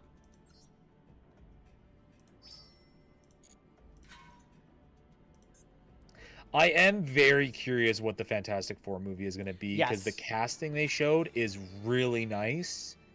Yes. I am just That Doom. that is a property you can easily do bad. Yes, as we have seen. I'm a huge Fantastic Four fan. I have been my entire life. I can't. My dad's a huge Fantastic Four fan. Nothing would make me happier than a good Fantastic Four movie. That being said, How are you feeling about Rivals? The new Rivals drops. they look good. Yeah, I'm curious how they're gonna play. I might try them out a little bit, but Sexy Reed Richards. Sexy Reed. Well, that's just an oxymoron. That's redundant. He's always sexy. Let's see. I haven't seen how the Thing will play. Yeah. But I've seen the videos explaining Sue and Reed. I really want to play Reed, because then I can just LARP as playing Monkey D. Luffy in Rivals. Fair. Ooh, I got a soccer ball. So I can show people that I like soccer. Yeah, I'm a big soccer fan. Hey, I know you like playing Yu-Gi-Oh! Have you considered this other game? Have you considered soccer? Have you considered going outside? Never. Never. I would never. Okay. Which one? So the next 2, this one's another ritual one. This one's like a fun mechanic, but it is still a little complicated. This one is Gem Knights. This is a fusion one. Ooh. I feel like I need a little break from the rituals. Yeah. Yeah, no, that's why I was like, maybe switch over to this one a little Yeah. Also, chat,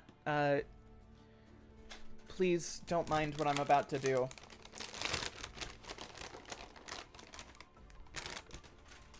I've got 2 Sour Patch Kids. Oh, okay. I was like, I'm hearing bag rustling. I'm gonna assume candy, but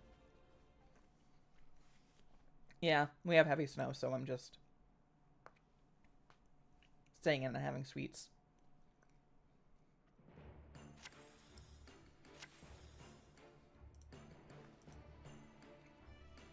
I can't believe they're doing a Malice skin. yeah, they're really pulling from obscure shit in the costumes. I kind of respect that. Yeah. Honestly, I was saying this to a friendly, I think yesterday. I am so impressed at how they've handled Rivals this first month. Yeah. Like they have like really done a good job. Like they launch it, it goes well. There's like a quick little Christmas event that people can play. Yeah. As soon as that's done, they rotate in the new season immediately.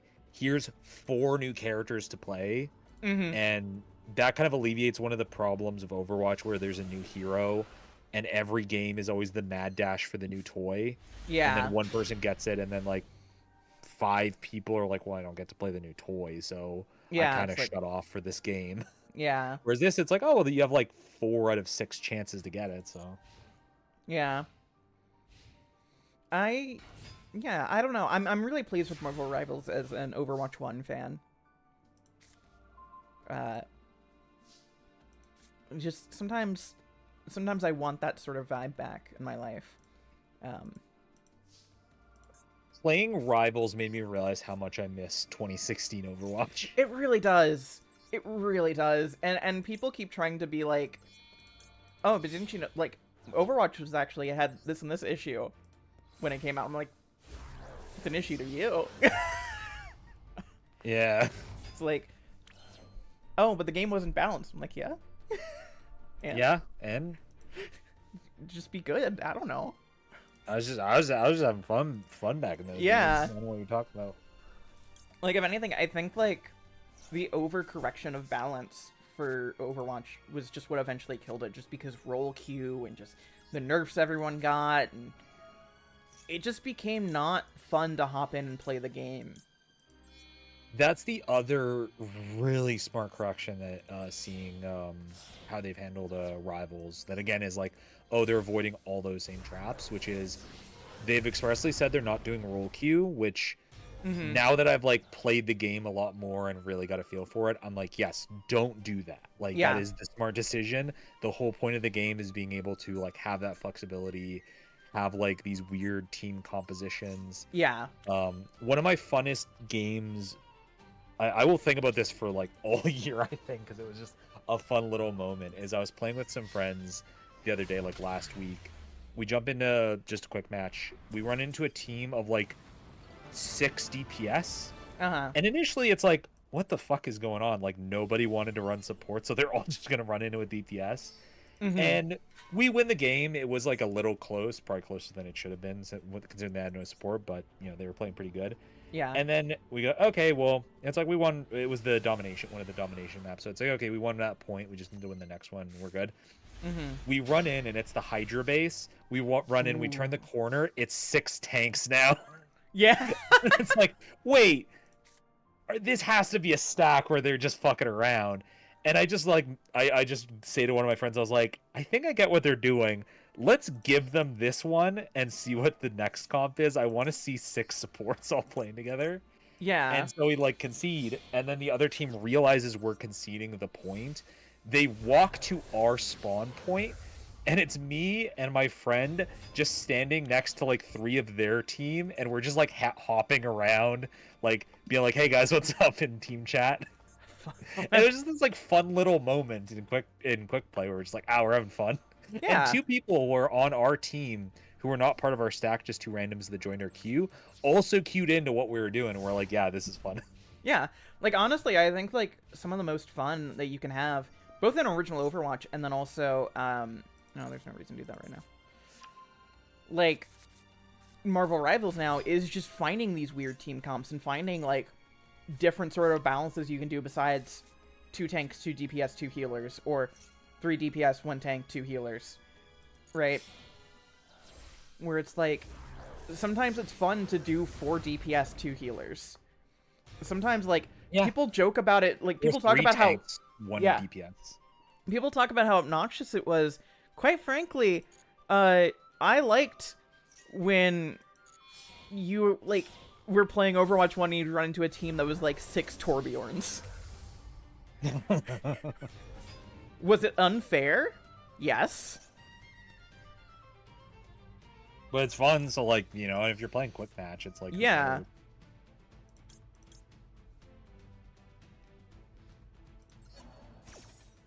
I'm gonna do this just to give me some shield.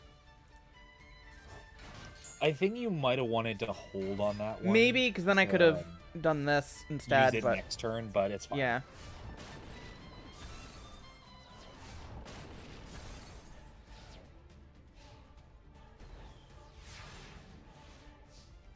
Let's see what I'm gonna get here. Gym Night Fusion. That does nothing for me right now. But let me go ahead.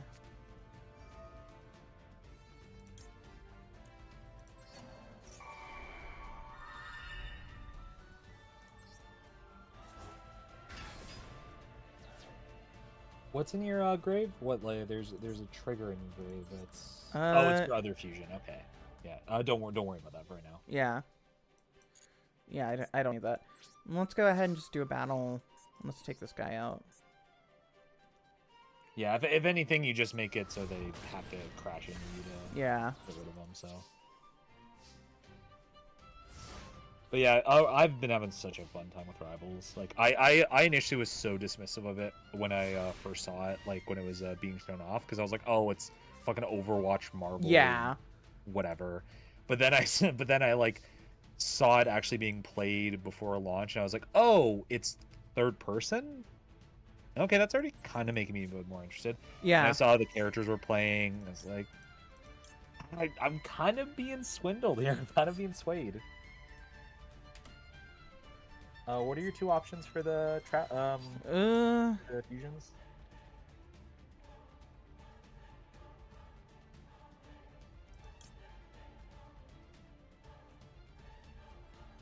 None of these are great. Yeah, none of these are great, unfortunately. Yeah. Oh well, you live and learn. Yeah. Again, this is just learning. This is learning the deck. Yeah. Again, it's like quick play. It's like, these are where you make mistakes. Yeah. This is where you just learn. I think you want the other one. Yeah. Oh, you think so? Oh, sorry. I meant other one is in, yeah. Yeah, then this one. Yeah, that's what I was thinking. Because if they want to get it off your field, they'll have to sacrifice something, so. Yeah.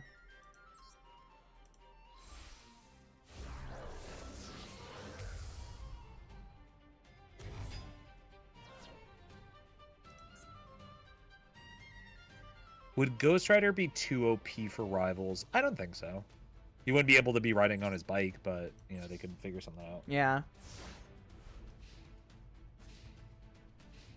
Imagine it's not like original Ghost Rider, it's Ramirez Ghost Rider, and they just model in the car. Oh my god.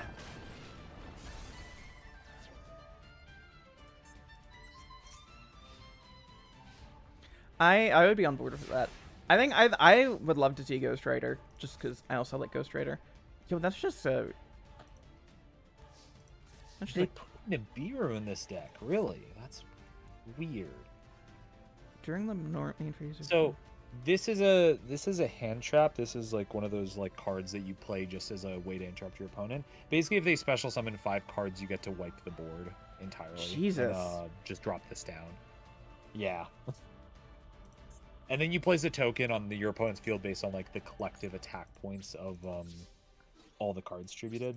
Yeah. But it's weird they put it in this. It's, yeah. I guess it's a rock, but... Yeah, well, you know what they say, humanity's become weighed down by gravity, so... Yeah. Good to just smash that rock. Comment in chat, the turn 7 Nibiru, that'll get him.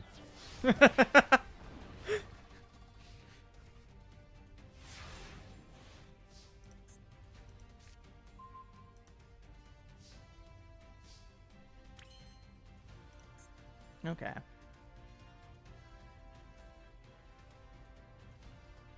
Is this worth it? I think so. Because you don't have any other plays other than setting the monster you just got, and that's Yeah. just stalling. Yeah.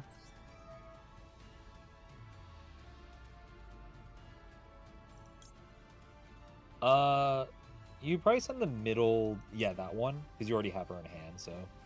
Yeah.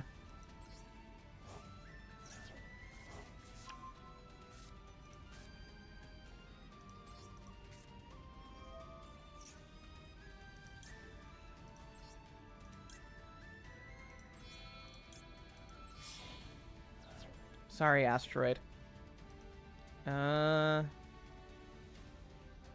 Unfortunately, it doesn't do anything for you. Doesn't do anything for me. Yeah, I think this might be just a retry and Yeah. go again. Because unfortunately, Gem Knight is I think one of the last fusion decks that it requires like a very specific target for the fusions. Okay. What do we got here? Gemnite Crystal.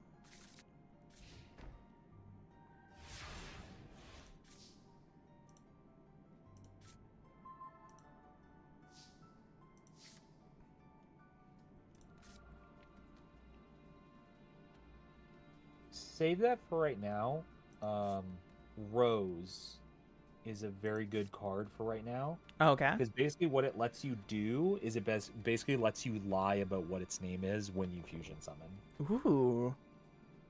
So you can send a... So if you want to look through your extra deck, you can go, I want this card. You can look at what requirements it needs. And then you can play Crystal Rose. And then turn it into that card so it has the right material. Interesting, interesting.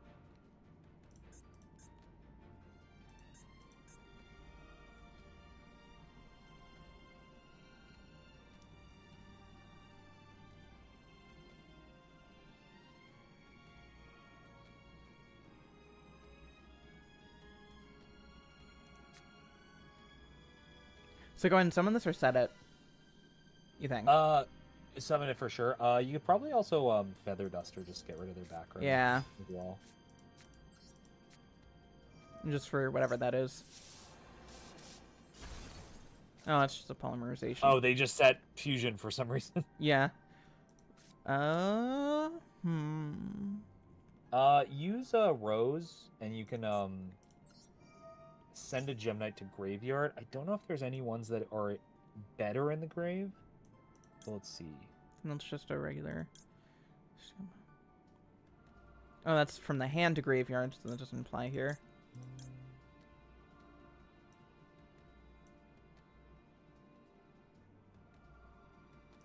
That's if you banish it. Send the level 7. This guy? Yeah. Yeah, because I think you can get them back out, so you'll just have a big guy. Yeah. Yeah. And then the spell card, it lets you add a Gem Knight to hand, and then you perform a fusion summon, so you should be able to get one of your big guys out. Okay. Oh, actually, you could grab the effect monster you were just looking at, the one that is sent from hand.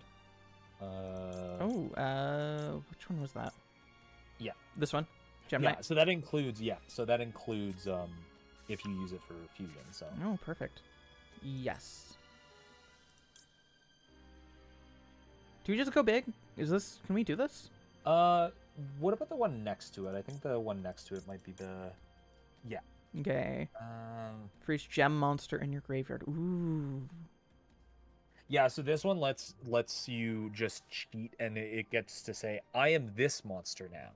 Okay. So I think that one might be the play right now. Okay, yeah, let's play the Gay Knight.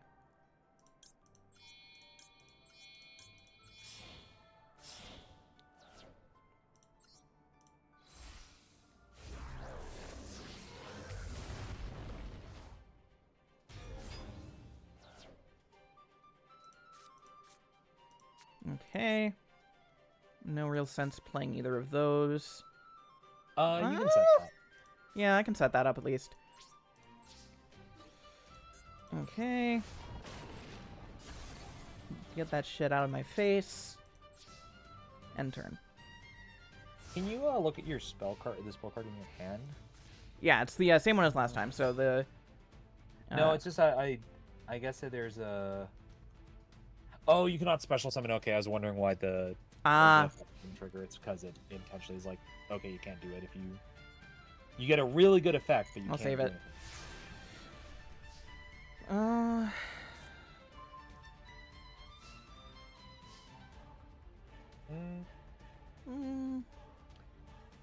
What you could do if you really want to put the pressure on is you could activate the trap, get one of your guys from grave, Mm-hmm.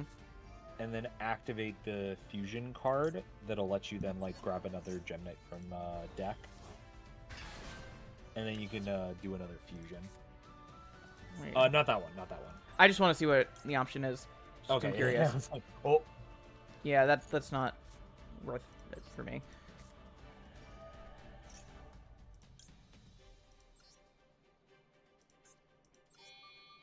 Oh shit! No, wait. Yeah, that was the wrong one. I was like, oh, that's how I was like telling you like, you already played it though. So Shoot. But you're fine.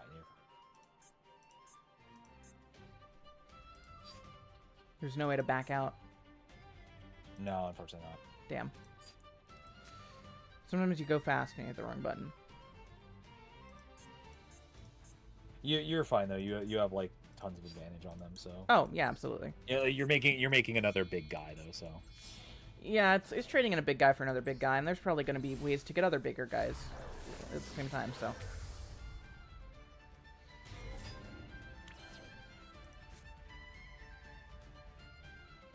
I'd hold on to that one for right now. Yeah. Oh wait, hold on. What effects do I have? Oh, I don't need that. Yeah. This was one of the first like decks that after like Heroes that did try to make fusion summoning work. And one of the solutions was, oh, what if we give you a fusion card that lets you basically bring the fusion back to your hand?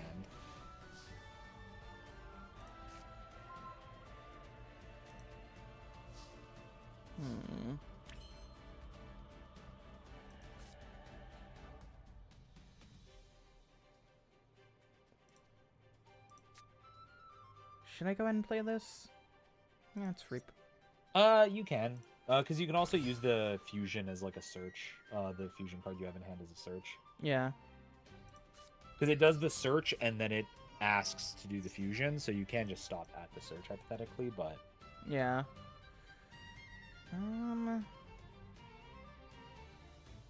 What do I want here?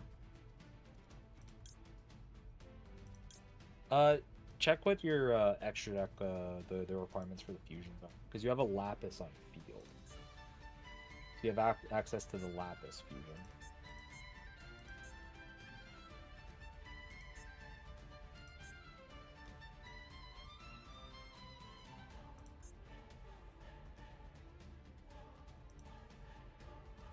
So this is rock, so... Okay, I can do Gem Knight, that Lady one Lapis. You can get with anything. Yeah. Honestly, Lapis is just a good card in their own right. Yeah. Read their effect.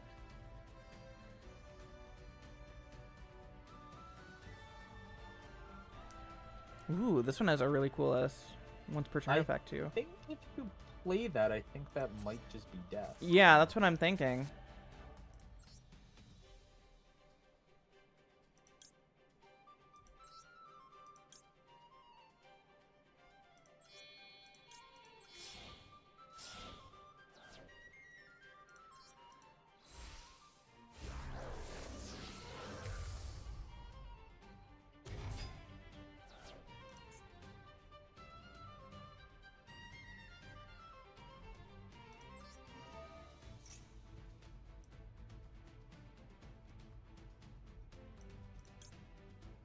Let's just go ahead and send this guy back.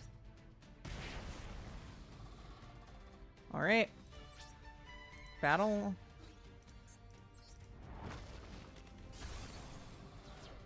And there we go. Near exact lethal. Damn. Okay, that went a little bit better. We had some mistakes, but you know, It's learning. It's learning. it's learning. You know, this is what happens when you've streamed for 3.5 hours. Oh yeah, we've been gone for a while. Yeah. You know, there's a lot of Yu-Gi-Oh to play. We're just having a good time playing Yu-Gi-Oh, right? Yeah, literally Right? just play Yu-Gi-Oh with friends. I love all these decks that I'm probably not going to use. I was writing the best of list Yeah. stuff for Todd. Are you a Yu-Gi-Oh expert now? No. But I hope the best of list is going well. Also, hi Samantha. My friend Samantha's in the chat. Yu-Gi-Oh's going weird. This game is complex in ways that I don't fully comprehend yet, but we'll get there. And we're getting a bunch of free decks. You're slowly climbing up the learning curve.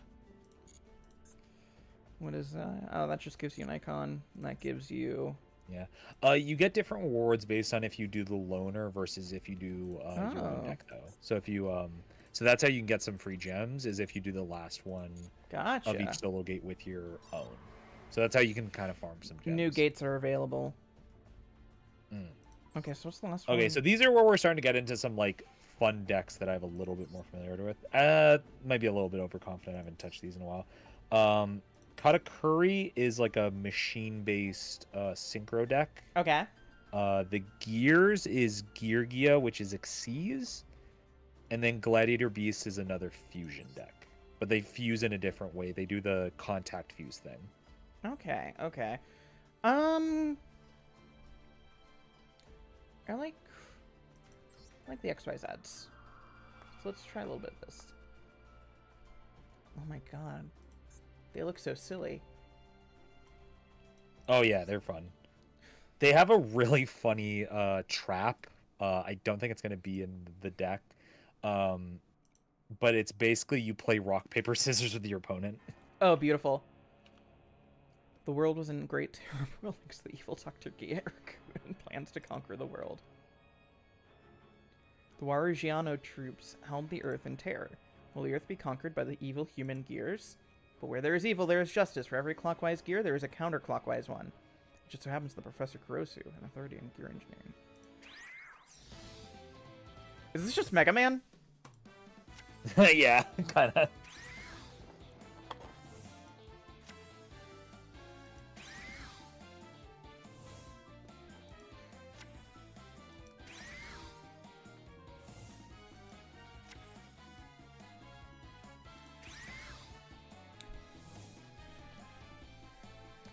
The drill computer. Look at all Can the it fun pierce little through the guys. heaven?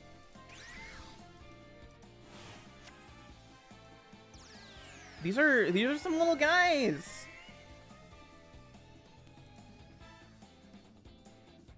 Why is the music going so hard? Oh, that's a Gundam. Master Duel is the epitome of that one meme image of the guy playing piano on the beach that's flaming. For some reason, they just cooked so hard on like, hey, here's a game where people are gonna play like gotcha to play like a card game. Can you like make some like, music for when they're playing and like some transition stuff? And they're like, I got you, fam. It just went nuts with it.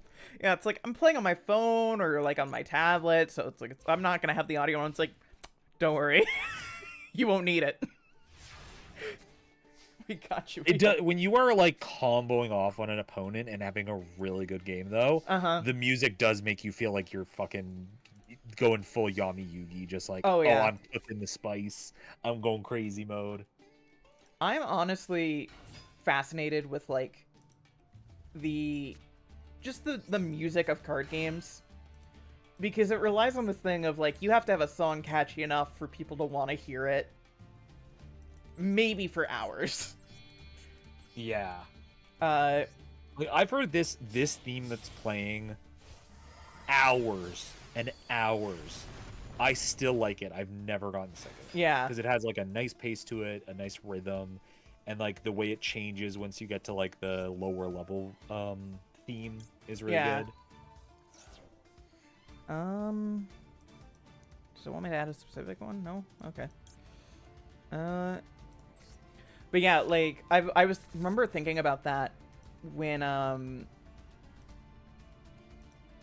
Balatro was in like the Game Awards and they did the whole like showcase of the music for all the Game of the Year nominees and they played the Balatro theme. And I was like, you know, I've played like 28 plus hours of Balatro, which just has one song. Yeah, And yet when I heard it, I was like, like oh my... one little melody. Yeah, I was like, oh my god, it's the Balatro song. I like how Legacy of the Duelist basically just has one song. Oh, you can get Geargia the jet plane if you use your own deck. And cool.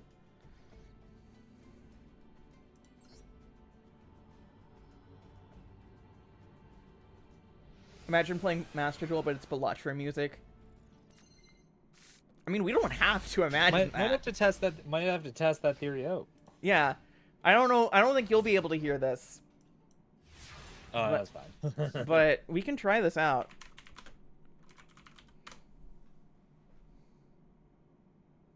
Also, do you watch the Game Awards as it was happening, right? Yeah. I don't know if this is like a shared experience other people had, because this ties into the whole orchestra thing. When they announced Okami, I almost got like, I was almost like tuned the fuck out at that point because Jeff Keighley is like hyping up this big thing, and he's like, oh man, like, you know, once in a lifetime things that happen that just kind of coalesce at the Game Awards. And I was like, oh man, he's like really like hyping up this next announcement as like something crazy. And then it goes to like the orchestra and like the like animation is playing in the background. And I just thought, oh, was all this him like hyping up the orchestra? Like the orchestra's cool, but like that was a lot of words for like the melody thing they do. Yeah. And I was kind of like, okay, yeah, whatever. And it's like I just saw the background. It was like the inked, you know, animation stuff. And I was like, oh, is this like starting off with some like Wukong stuff? Because I didn't look familiar. It's like, oh, okay, yeah, whatever. I'm like talking to friends over Discord, and I'm just kind of like phased out. I was like, yeah, sure, whatever. And then it was like starting to click. I was like, wait, that's a wolf. Yeah. Wait, what? Like I bolted up in my chair. I was like, wait, Okami? Yeah. I didn't have like an emotional reaction in that I have not played Okami. It's been on my list for forever. So for me, I was just kind of surprised. I've never finished it proper, but I do have a fondness for it. Yeah. But Chad, if any of y'all were there for the Game Awards stream I did, y'all can attest to this. I did in fact scream when he was like, "Okay, we have a brand new game from Epic Games coming out." It's like, okay, whatever. It's like from a beloved developer. I was like, okay. And they start the trailer and it was like, Epic Games presents.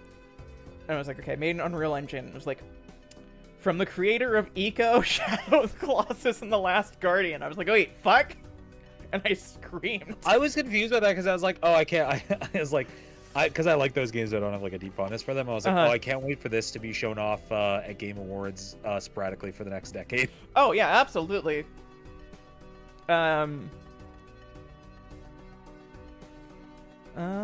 What's the level of your face down guy? Is it 3 or 4? 4, okay. Yeah, because you could go into like any of the, because I think all your guys are 4, so you can go into like one of your rank 4s. Yeah. What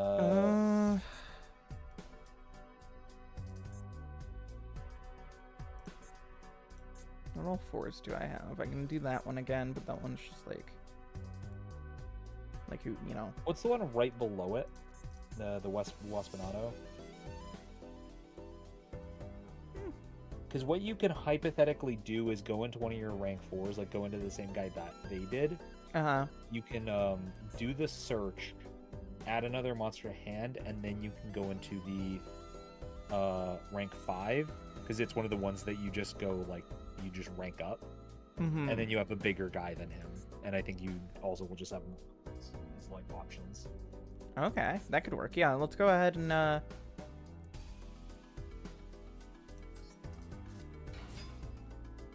in this card, you can add one level 4 Earth Machine type monster from your deck, except it basically locks you into machines. So yeah, you can do that. Okay. Because the deck only plays machines. Does it matter which one I pick here? I think you want the one on the far left because it can special summon from hand. Or... Gotcha. Okay. Let's go ahead and flip this. This lets you grab another guy. Let's just keep grabbing guys. This Electro music actually works stupidly well right now, by the way. I have your stream up. I just haven't muted it. Yeah. Oh, yeah, this weirdly does. Yeah, okay, now that I'm actually listening to it. Okay, so let's go... Gigant X. What's that guy on the far right do again? Destroy by battle.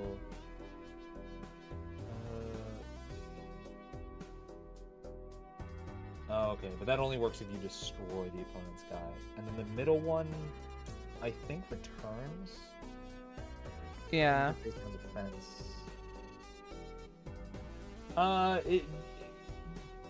Player's choice. You can either grab the same guy they did to get another guy to hand, or you can flip their guy face down. Let's do this. I think this is the more fun option. I kind of trust this one a bit more.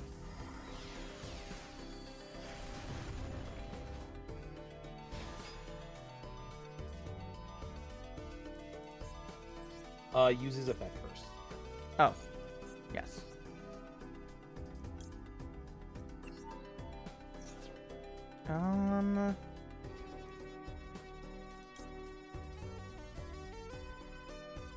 Go a little bit further to the right and see what your other options are. No. And then what about... Did any of the gears special summon?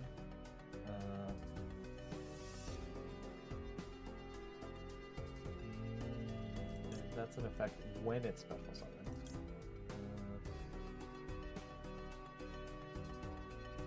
I think you can grab this guy for next turn. Yeah, that's kind of what I'm thinking.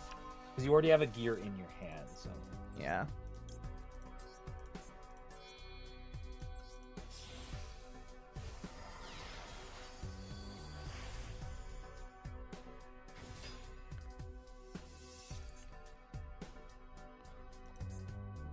All right.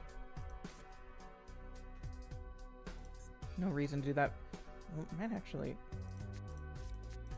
I should probably set some of these down just so I can have some, like... Cause how many cards are you allowed to have in your hand? I think you might want to set Foolish Burial for right now. Yeah. They don't know what you want to send. I don't think you have anything that benefits from sending. Yeah. It's a very strange... Oh, I can't actually, attack this. That's... Can I be used?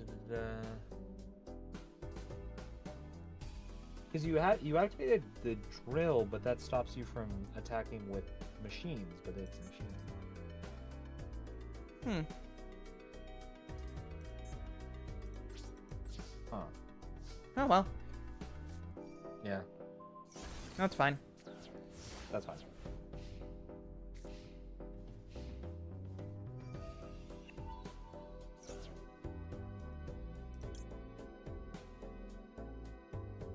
No. Yeah. You gotta tribute the machine for that, so. Yeah.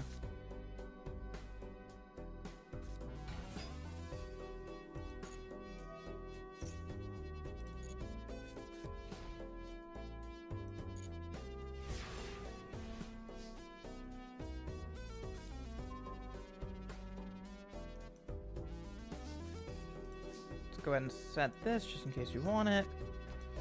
Let's go ahead You and... should put your extra deck looks like what your rank 3s look like. Uh-huh. Okay. Not bad. Scroll down one. Okay, this guy is just an annoyance. This guy's really hard to remove from the field. Oh, okay. I mean, I like being annoying. And then what's the one right under it? 'Cause I think those are your options.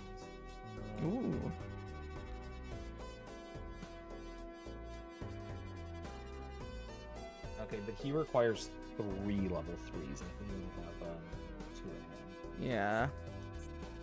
So your options are if you want to go into the 3s or if you want to go into the 4s. Yeah.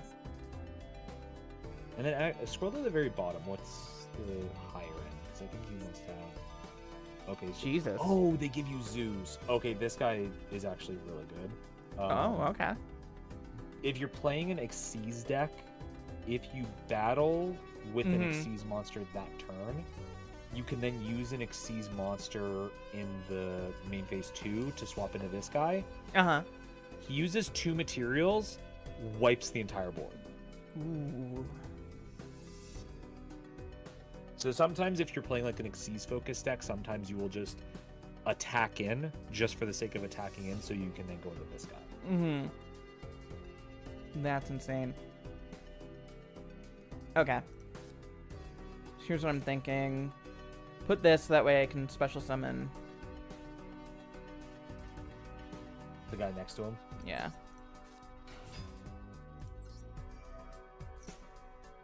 No.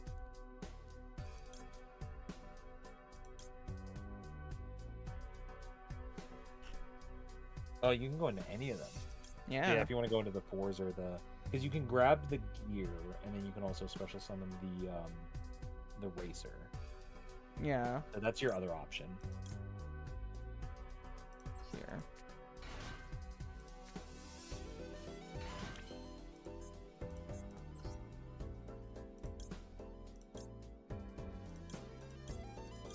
I kind of like going for the Dread Dog. Yeah. Because you can clear the guy's defense position, and then you can get its effect.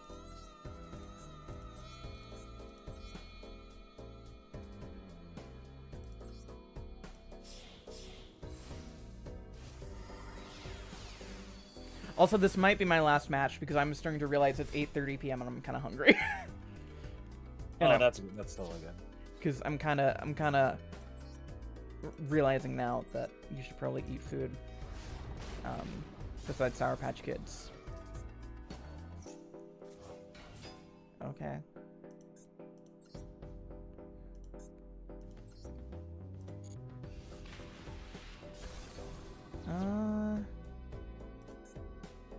I'm not gonna have enough to get that one, so. You can check the...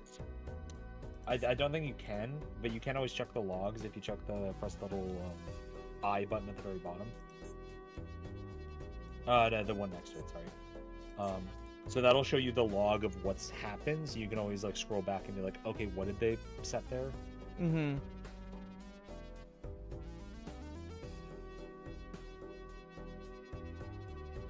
Because they had it normal and they've turned it to defense. I think it was during their turn, so you have to scrub to where it's Yeah. red. More... Okay, so it's the Geargia attack. Oh yeah, you can clear them easy. Oh.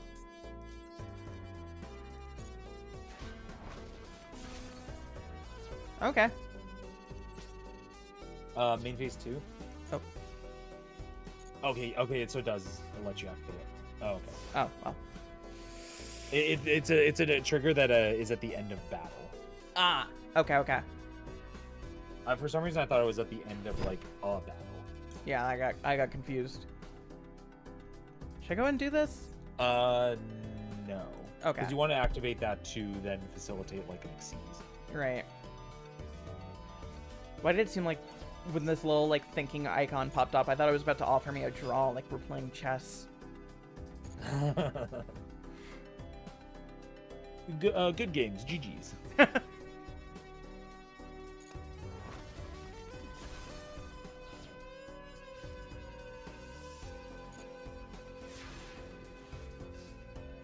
Okay.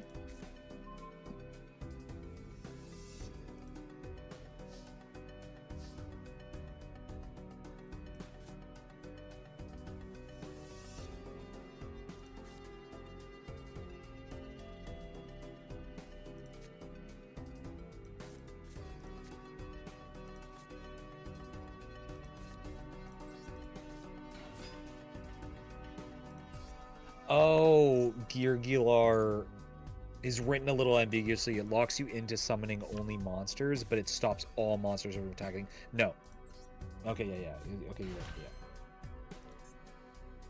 Oh, I was reading chat because that's why we couldn't attack in that first turn, because the wording on one of the cards is very weird. You're good to. no, sorry. I'm paused for completely different reasons. Oh, okay. My sister is in the chat. Hi. Hi, sister. Hi, sister. I'm playing Yu-Gi-Oh. Let's do another Dreadnought.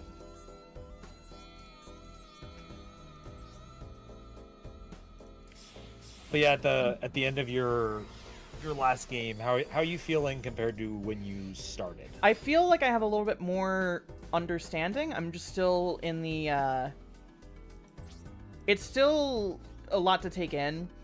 And kind of like I said beforehand, I feel like what would really benefit me is just getting a consistent deck that I have a good feel for and can practice with. And that Sword Soul deck you got from the campaign code would be a good one too. Yeah.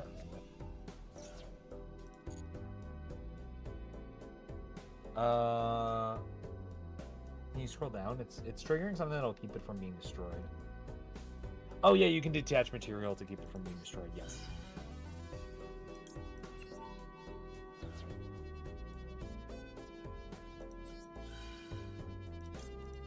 I love being annoying.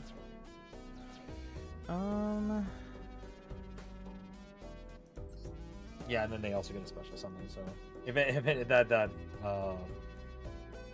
that field wipe they did them less than nothing. Yeah. Get the guy on the floor. Oh, that's fine. Oh. Honestly, you're winning this regardless. So yeah.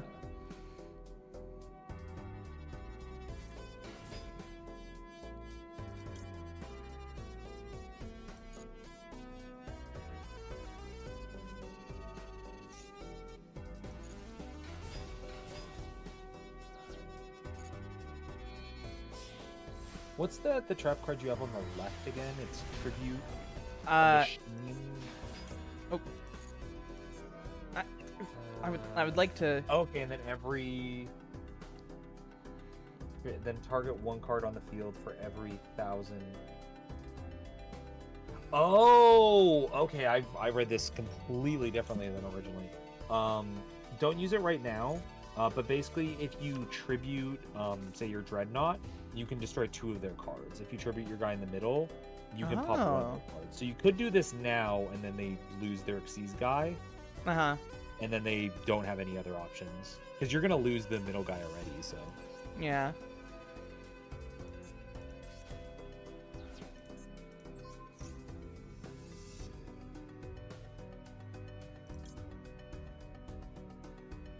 You don't really need it right now. You can use it on your turn, and then you can use it for other something.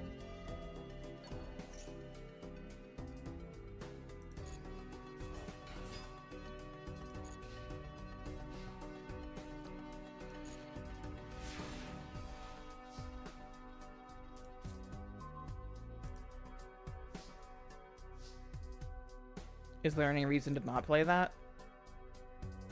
Yeah, if you just want to crush them to dust.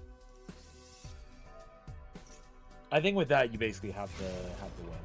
Yeah. Because you just need to summon one more big guy.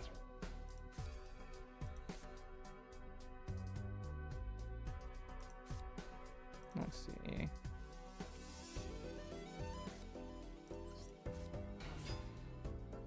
I think he's enough, and honestly, if you attack in and you don't have enough, you're gonna have to get the trap card too. Yeah.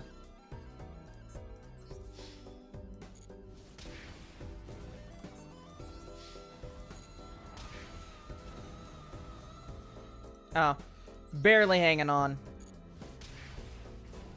Yeah, then you got the trap, and you'd be like, ha. Aha! I was. Live, but no. I was fooling you the whole time. Those are the most punishing losses in my experience, where you're like, oh, I lived another turn, I can maybe do a comeback, and then they play like one card. It's like, no, you. No. Yeah. Just like last minute, like, oh shit.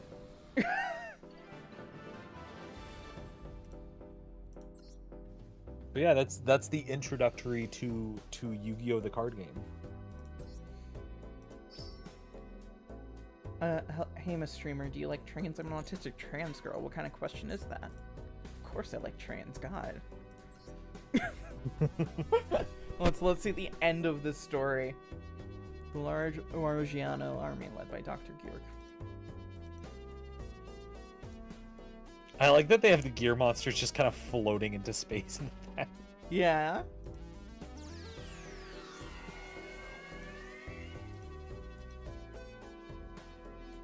Gears of Justice.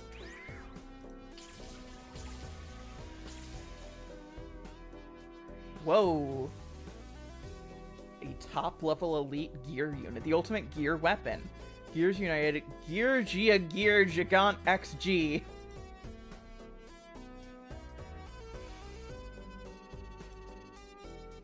I'm glad it has a V-fin, so that way, you know, it's a true mech. Oh, so you got that fucking Glock pointed at you and everything. Yeah. Gate clear. New card pack, shifting gears. Let's go to the store, just for, like, old time's sake. Let's, like, go... I don't want any of these. Well, let's take a little peek. Yeah. I mean, it doesn't hurt, you know. Synchro of unit. Yeah, so this is the remember what I said when you were like asking which starter pack should you get? If you just go through the solo gates, it eventually just gives you the other two. Perfect. Beautiful. It's chill like that. Let's see what we got. Oh, actually, before we close out, do you understand how the pack system in this game works? Kind of, yes. So there's like the standard packs that are like always here at any point in time, right? Like they're standard selections. Yeah, these are called selection packs. Those ones. Yeah. They're actually only in it for a specific amount of time. If you see, it says like 27 days. Yeah.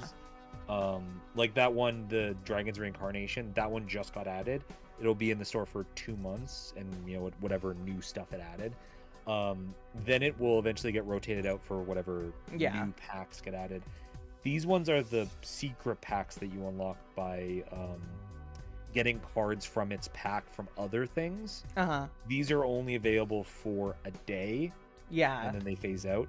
You can unlock them by just crafting an SR card from their pack. So it is easy to get them back, but they're just not going to be there always. Mm-hmm. And then these are the structures. These are just ones you can just buy, and you have like all the cards. Oh, okay. It says 3 remaining because you can buy them 3 times if you want. Gotcha. Every card. I mean, 500 for like structure deck is not that bad. Honestly, like these might not be a bad option for if you want a fully formed deck. Because if you buy 3 of them, you can make a pretty cohesive deck. Dragon made to order. Magician of Pendulum. Oh no, that one's terrifying. No. Run a Blue Eyes deck. Pretend that it is still 2002. We love Blue Eyes. We love DM. You know, it's much like Charizard. Is he still good in the game? Burning Spirits is like a good Link deck that is actually pretty consistent. Like even now. I'm kind of looking at that Cybernetic Successor one, just because I did have fun with the Cyber Dragons. Show number owned. I think it has a good majority of the cards you played. I don't think it has all of them, but it has a good portion of them. It's not. I mean, I only have like 2 of these from it, so that might not be a bad deal for like just getting a bunch of cards that you can then play around with. Yeah. Which would you recommend? Something to kind of mull over. Yeah. Because honestly, like, it's not a great competitive deck. Honestly, Dark Magician is also a pretty consistent strategy. It doesn't get far in ranked, but it does like do its thing. Uh-huh. And if you just want to play like your Yu-Gi-Oh. Yeah. I've heard people say Dark Magician isn't that good in competitive, but I don't know. I mean, maybe... No. But if you're not really worried about, like, oh, I'm not worried about getting top ranks, I just want to, like, familiarize yourself with the deck, it's like, Dark Magician isn't bad. I'm sorry, can we talk about this girl named Chocolate Magician Girl? Oh, have you not seen the movie? They Uh, add flavors of Dark Magician Girl, like literal just flavors. I've seen Pyramids of There's Light and her, Bonds Beyond Time. There's apple. I think there's lemon. Like they have a whole smorgasbord of Dark Magician Girl. Yeah, they also made Karibo into a Dark Magician. Kurban. Okay, well now I just want to look through these. I bought. I'm sure you probably Apple Magician Girl. I have seen her. I bought. I'm sure you already know about this set, but the Legend Dragon decks. Legendary Dragon decks. Yeah. Just because I don't know, it was on sale, and it's got Cyber Dragons and Dark Magicians in it, and Dragon Girls. And sometimes in real life, you want cards that just look nice. Kiwi Magician Girl. Yeah. So in the what's it called? Dark Side of Dimensions. Which is the most recent movie, which is like 6 years ago. Yeah. They had Yugi playing without a Tem, and he was playing all these like Dark Magician Girl cards that are like, oh well, I summon Kiwi and I summon Apple, and then I think it's Kaiba. Is like, I wanted a duel, not a fruit salad. I need to watch that. No, that sounds like great. Oh, I'm pretty sure. I could be wrong. I forget if it was in that movie or if it was in Pyramid of Light, where Kaiba like drinks a bottle of water and then crushes the bottle and throws it away, and the dub went, also fire whoever made that bottle. Kaiba product should not be able to break that easily. I think that was Dark Side of Dimensions, because I feel like I would have remembered that from Pyramid of Light. Yeah. No, oh, yes, it is, because Dark Side of Dimensions starts with him dueling, like, a digital version of Yugi.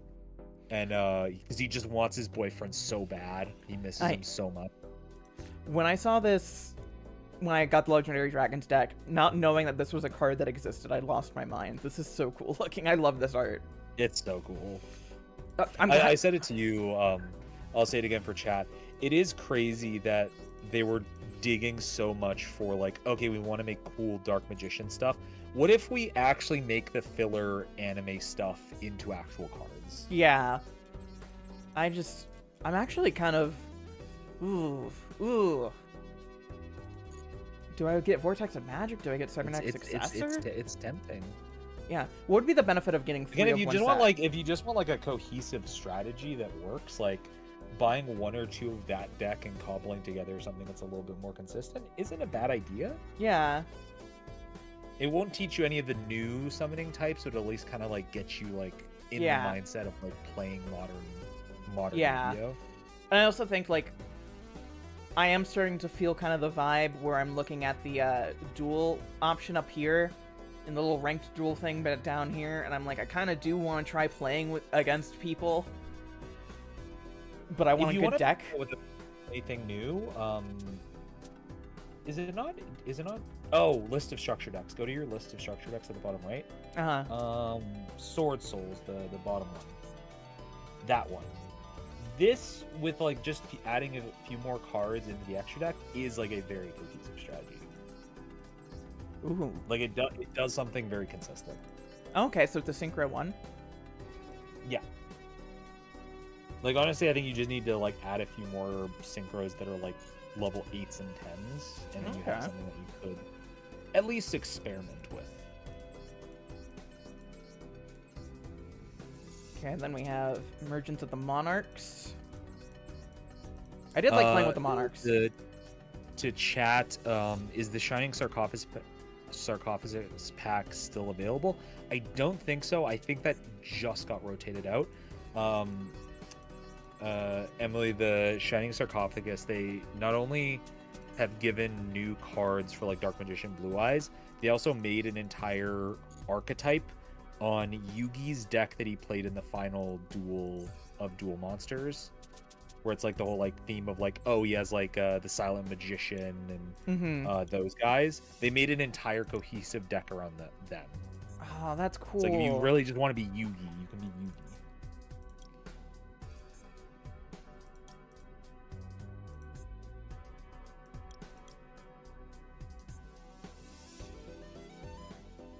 Sure.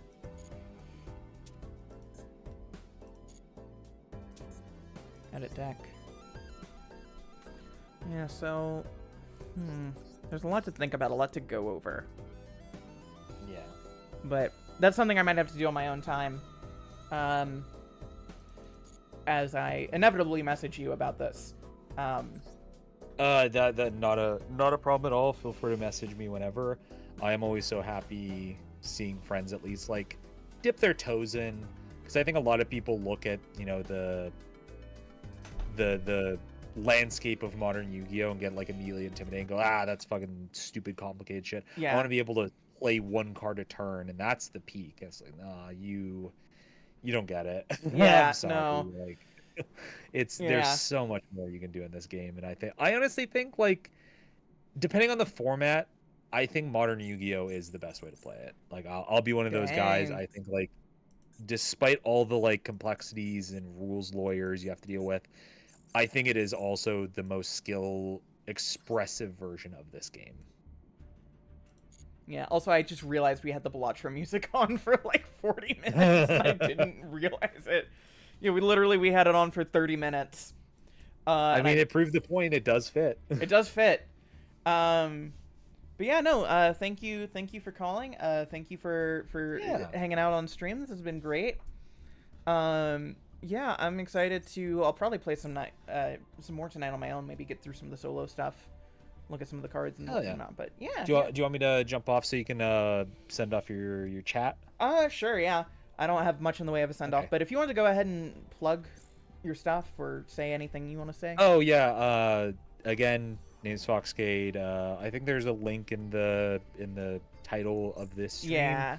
I made a video. I've been on kind of like a bit of a hiatus as of recently, but I'm back now.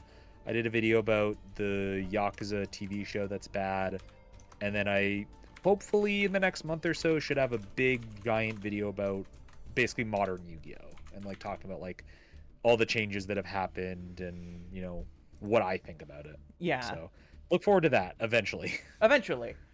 There's a lot of videos that are eventually in my corner. Yeah, it's always that like eventually it'll be done. It is so close, but it is like I keep just adding more to it. Yeah. And then it's become this very daunting like white whale kind of project. Yeah, my thing is that I keep coming up with ideas and it's like, oh, this is really good, but oh, I have this other one that's more timely, so I should probably get to that first. Or I keep adding stuff, or it keeps getting more complex, so it keeps getting pushed as I like prioritize other ideas first. So that is me to an exact T. Yeah, so you know, we'll get. But yeah, that's me. Yeah. But, so I will leave you to it. Have fun, and this is great. This is a lot of fun. Yeah, absolutely. Thank you so much. Bye for now. Bye.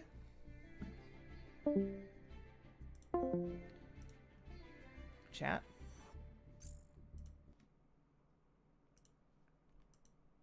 Here we are. Wow. So this was a fun stream. I know this was a mainly technical stream. I know this was mainly me messing up a lot. You know, we all mess up in our own ways.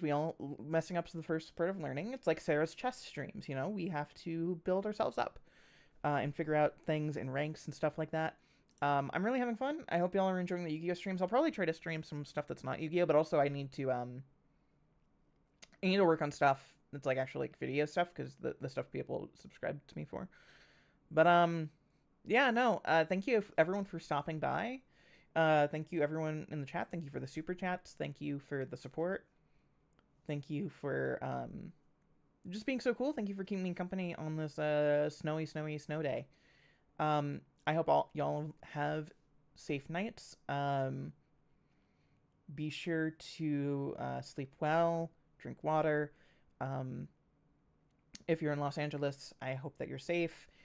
Look into mutual aid stuff if you can, if you want to help people. I shared some stuff on my Blue Sky. Um, it's really rough right out there right now. Um, yeah. So I don't know how to end streams usually. I usually just end on a stupid bit, but I don't really have a stupid bit today. Um, they don't tell you how to end streams in film school. They don't know what streams are in film school.